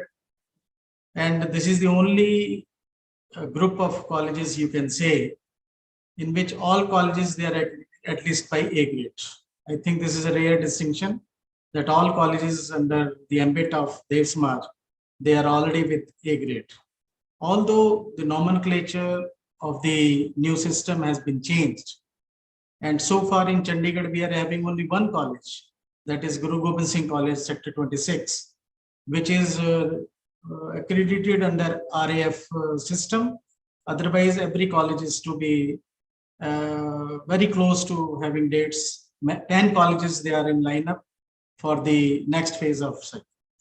But before taking in detail further, I would like to say that when we say that national policies role, or you can say the All India Survey of Higher Education, the latest report of the All India Survey of Higher Education, which is very alarming in one way, that they have projected about 55,165 institutions of higher education across the country. When I have studied the latest report of the NAAC, as on 2nd October 2021, they have the live status of 2,094 institutions, including all universities and colleges.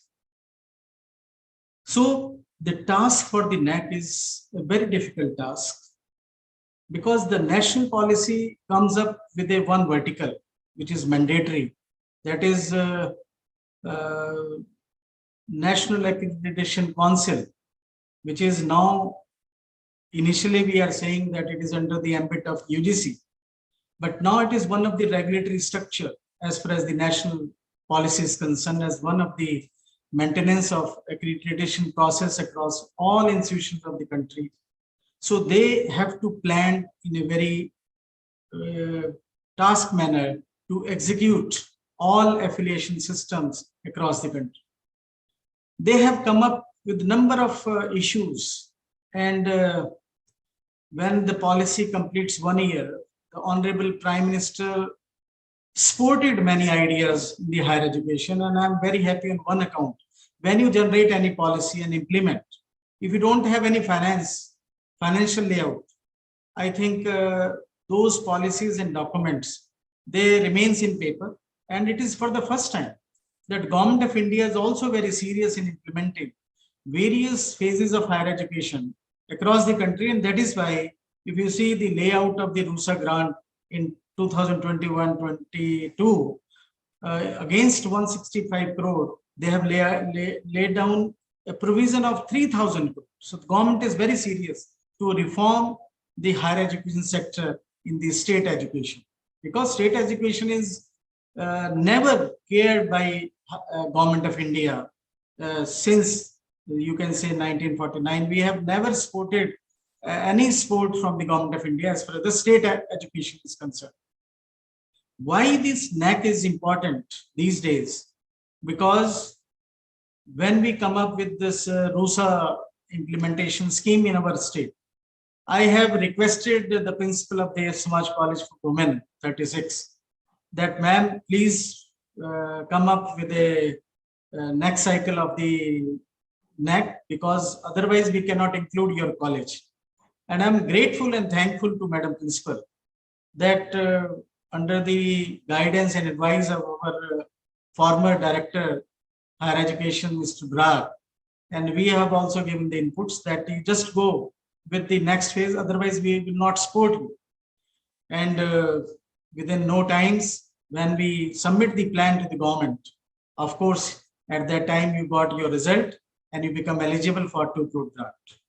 And I don't know what about the second phase of grant to your college, which has already been released by the ministry. When I have compared the criteria, because it is a very important to aware to each institutions that what are the criteria which are laid down and how they can be executed. Although in the beginning, I have just heard about criteria 6 and 7. But remember one thing, that it is a game plan as we attempt the question.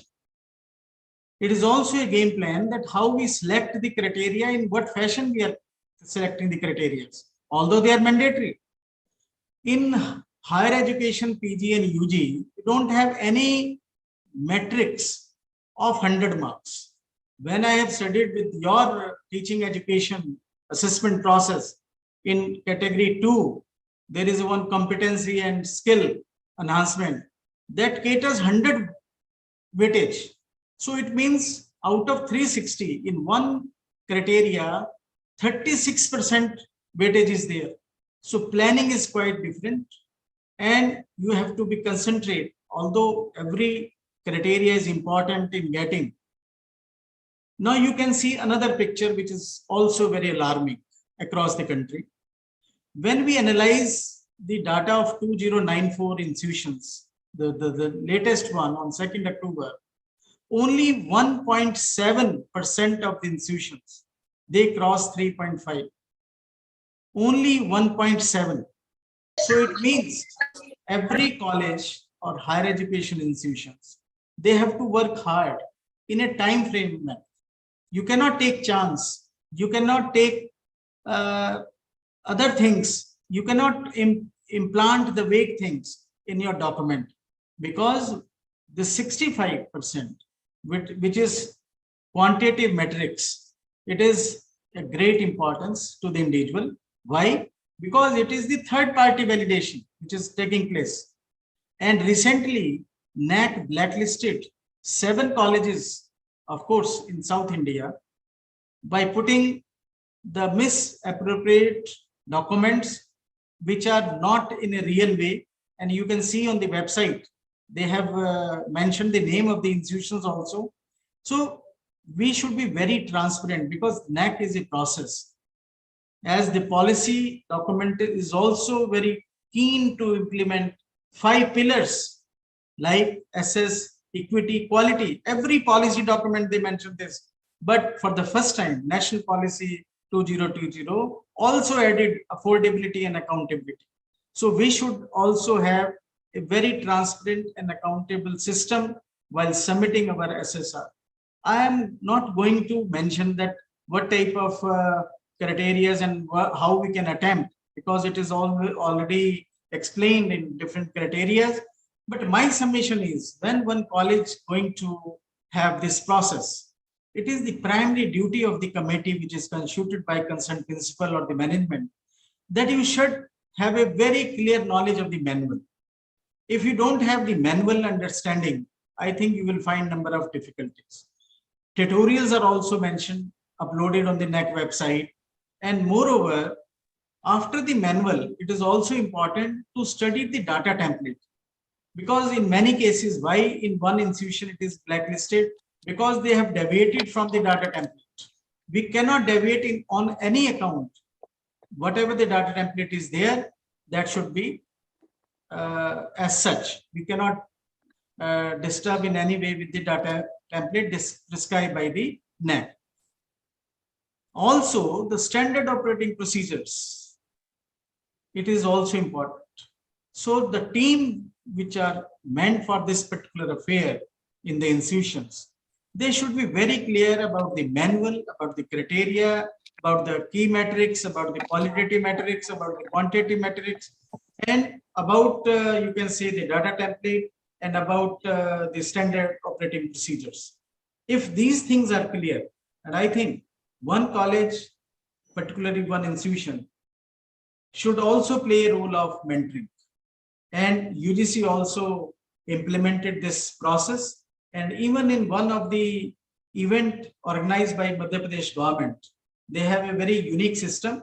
When they recruit the teachers in government institutions, in one of the institutions, this government in February 2020, they have organized a NAAC program for 300 teachers. And for the criteria wise, 1, 2, 3, 4, 5, 6, 7. And the queries were there. The officials from UGC, officials from the NAAC were also present in that very particular meeting.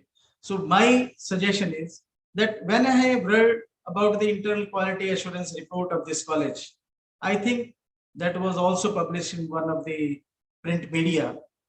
Such type of layout of the system should be there. And I would like to mention here about Madam Anita Nangia, that even ma'am, we have submitted your IKSC report to the ministry in one of the, because College of Education Sector 20, they have also prepared a very good report and also on national education policy. So we have submitted a document of 70 pages because now I have no knowledge what is the fate of those documents, but we have submitted after getting due approval of the administration to the ministry for consideration and for the appraisal of what is actually going on in Chandigarh colleges. These types of programs, they are the backbone for the particular institutions, because what I have understood that every teacher is to be involved and he or she should have very clear understanding what is the task given to that very particular teacher. And because in my office where I was worked for 5 years, I have developed a MIS system. My humble advice to the participating colleges is that it is quantitative metrics is basically quantable. It is data metrics, you can say. So you also develop your MIS for better consolidation and coordination of the documents, because it is very difficult to engage the data of 5 years. Sometimes even the NAAC from time to time in 19 and 20 and 2021, they have changed the assessment period from June to December 20, then June 20 to December 21st. So it is very important that MIS when you develop in your institution, because IT faculty or IT teachers or IT staff is always there in your institution. So MIS is a breakthrough if you develop in collection of the information and in putting all this information in the right place will help you in better completing the task, because there are the timelines in the NAAC. IAQ 15 days, after 15 days you will have the acceptance, and after that you will have 45 days, then 30 days for data validation, and simultaneously we are having student satisfaction survey. So these are the things which are actually in a very fast track manner they are going on, and such programs I think may be organized in a more frequently for better understanding and clarity, because you will have feedback after this program, and after this feedback I think you develop your own way, and even the administration is also, I can say still that language, that administration, Chandigarh administration is still keen to support all this such type of programs for better understanding of all stakeholders, because students, they are involved for the first time. Earlier, prior to 2017, we don't have any student participation. Here it is a student participation. This is also very important to the particular institution in getting the grade. Always we are saying that what is the use of the NAAC grade? I am telling you one thing, that as per latest guidelines of the ministry, they will not try to accept any type of application if you don't have any NAAC live grade. So it is the primary duty of each and every institution. It is a mandate of the ministry via, you can say, the National Education Policy document, that you have to have the NAAC status live always. You cannot skip. So I don't want to elaborate more on criteria. I think the present program, which is going on from 4th onward, will be of great importance to the all participating colleges and the individual participants. And these programs should be organized frequently. And these are certain words from my side. I again want to congratulate the college, the organizing team, for such a big event. I think in teacher education and as such in other colleges, this type of program is the need of the hour, because in developing the qualitative metrics data is a uphill task, and one should be very clear that how, because even many teachers, they don't know how to upload the file size, the geotagging, the IAQA requires only 1 MB file, the SSR requires only 5 MB file. What happens after 5 MB? So how we can generate the link, how we can copy the template, such type of things they should be answered, and what type of the help tool which is there in the NAAC website, that should also be viewed by each and every one. And this is also important, that updation on the website on the NAAC, because we are having AQR changes dates. We are also having certain changes with the data template. We are also having changes with respect to SOP. From 1st April 2020, they have drastically reduced the fees. That is for IAQ fees, no change. But for SSR, they have changed the fee structure for participating institutions, right from university to the colleges. So such updation should be there on for each and every one by viewing the NAAC official website. So thank you very much for inviting me and giving this opportunity. And I think this program will go a long way in understanding. And I think the report which will be prepared, I would like to see that report when you prepare, and I request you please send that report to me also. And although in which university I am working, it is a 11th university in the country, and of the MIT, 7 they are having in the foreign including the London, Dubai, New York. And here also we are working right from the beginning about such type of preparation, although we have long time to go for the NAAC accreditation, but other universities of our Noida University that ranks 23 in NIRF, and that is also A++. So these are the certain suggestions, and thank you very much for giving this opportunity for this particular program. Thank you very much. Thank you so much, sir, for your wonderful words and for appreciating our efforts for as we have gone for past 3 cycles of NAAC accreditation, and we look forward to going in the 4th cycle, which is due next year. And I'm really very thankful to you, sir, for the wonderful insights that you have presented to all our participants. In case there is any question, you can just put up in the chat box right now. Sir would be happy to answer. Anyone who has any question? Sir, one participant has just written that they submitted IIQA and it was rejected 2 times. So they just... Yes, it is very interesting. Yes. Because if you give due importance to SSR, it is also mandatory to give due importance to IIQA. Why it is rejected, I can say. I don't know the exact reason. If you see they have given the mail, auto-generated mail is there, because what happens? IQAC role, because I don't want to discuss and elaborate on all these issues. IQAC role is of immense importance to this particular process.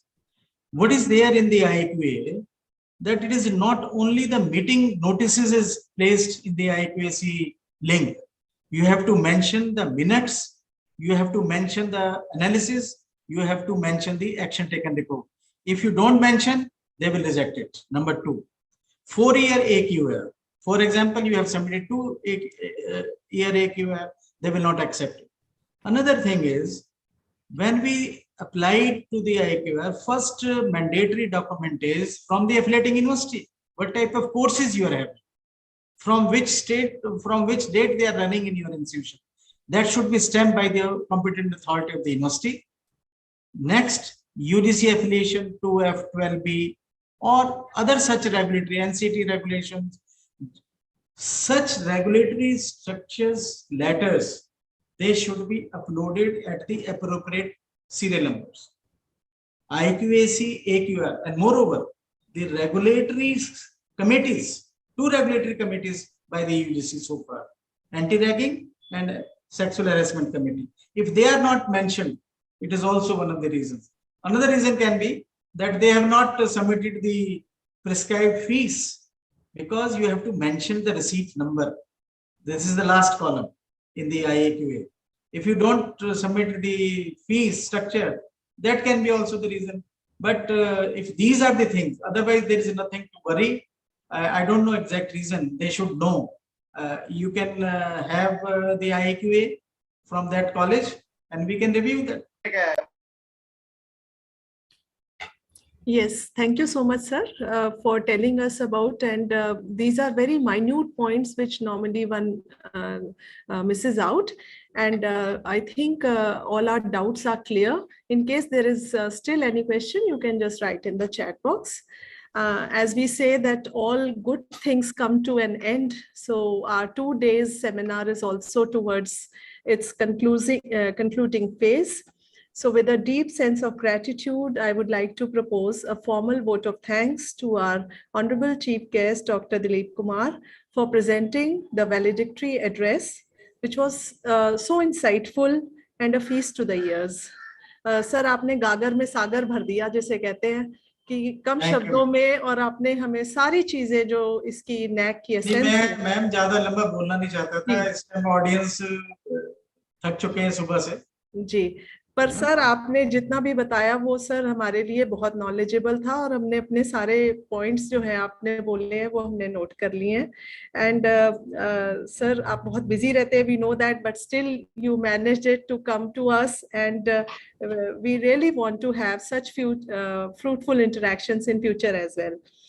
I also would like to thank our learned persons, Professor Mohammad Mia, Department of Educational Studies, Faculty of Education, Jamia Millia Islamia, New Delhi, who presented a very insightful keynote address yesterday and gave an impressive start to the seminar. Criterion 1, that is curricular practices, was dealt by Dr. Krishan Kant Gupta, Principal, Agrawal Postgraduate College, Ballabgarh, Faridabad, Haryana. This was followed by Professor Piyush M. Pahade, Head Department of Zoology, H.V. Desai College, Pune, who gave us valuable information about how to score well on Criterion 2, that is teaching, learning, and evaluation. The resource person for Criterion 4 was Professor Bharat Kangode from Anant Rao Pawar College, Pune. Each of these sessions were full of information, and that was previously unknown to most of us. Today, that is on 5th of October, in the first session, the resource person was Dr. Neena Seth, Principal, Gobindgarh Public College, Alor, Khanna, Ludhiana. She dealt with Criterion 3, that is research and outreach activities. Criterion 5, that is student support and progression, was deliberated by Dr. Deepak Nanavade from DAV Velankar College of Commerce, Solapur, Maharashtra. Professor Sri Hari Pingle, IQAC Coordinator, Sangamner, Nagar Palika College, Sangamner, brilliantly talked about Criterion 6, governance, leadership, and management, as well as Criterion 7, that is institutional values and best practices. The information gained by the participants in all the sessions has been marvelous, and it was like asking for more and more in the queries that were put up by the participants at the end of each and every session. I'm thankful to the teacher moderators who smoothly carried out all the sessions. The organizers of this seminar, Dr. Agnes Dhillon as principal and patron, Dr. Anita Nangia, Dr. Seema Sareen as organizing secretaries. They deserve the special accolades for putting up sheer hard work day and night, right from conceiving the idea, getting grants from NAAC to its successful organization. We also acknowledge thanks to NAAC for sponsoring our seminar so generously, and also acknowledge the contribution of our technical team for providing the technical assistance that was so much required in this online seminar and making it live stream on YouTube that was watched by many.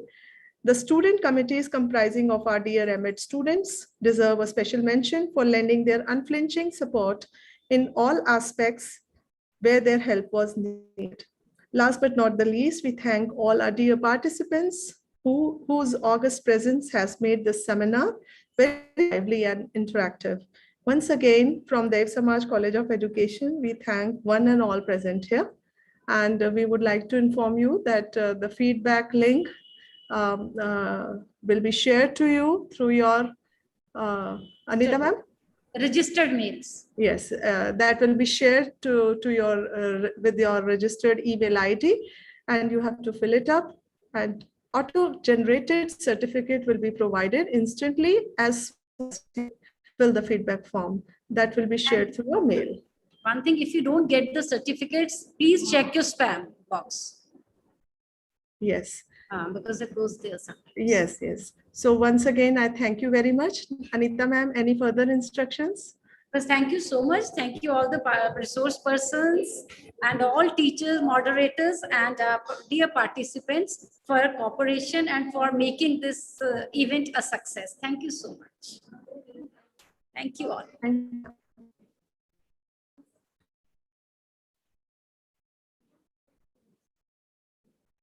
Okay, thank you.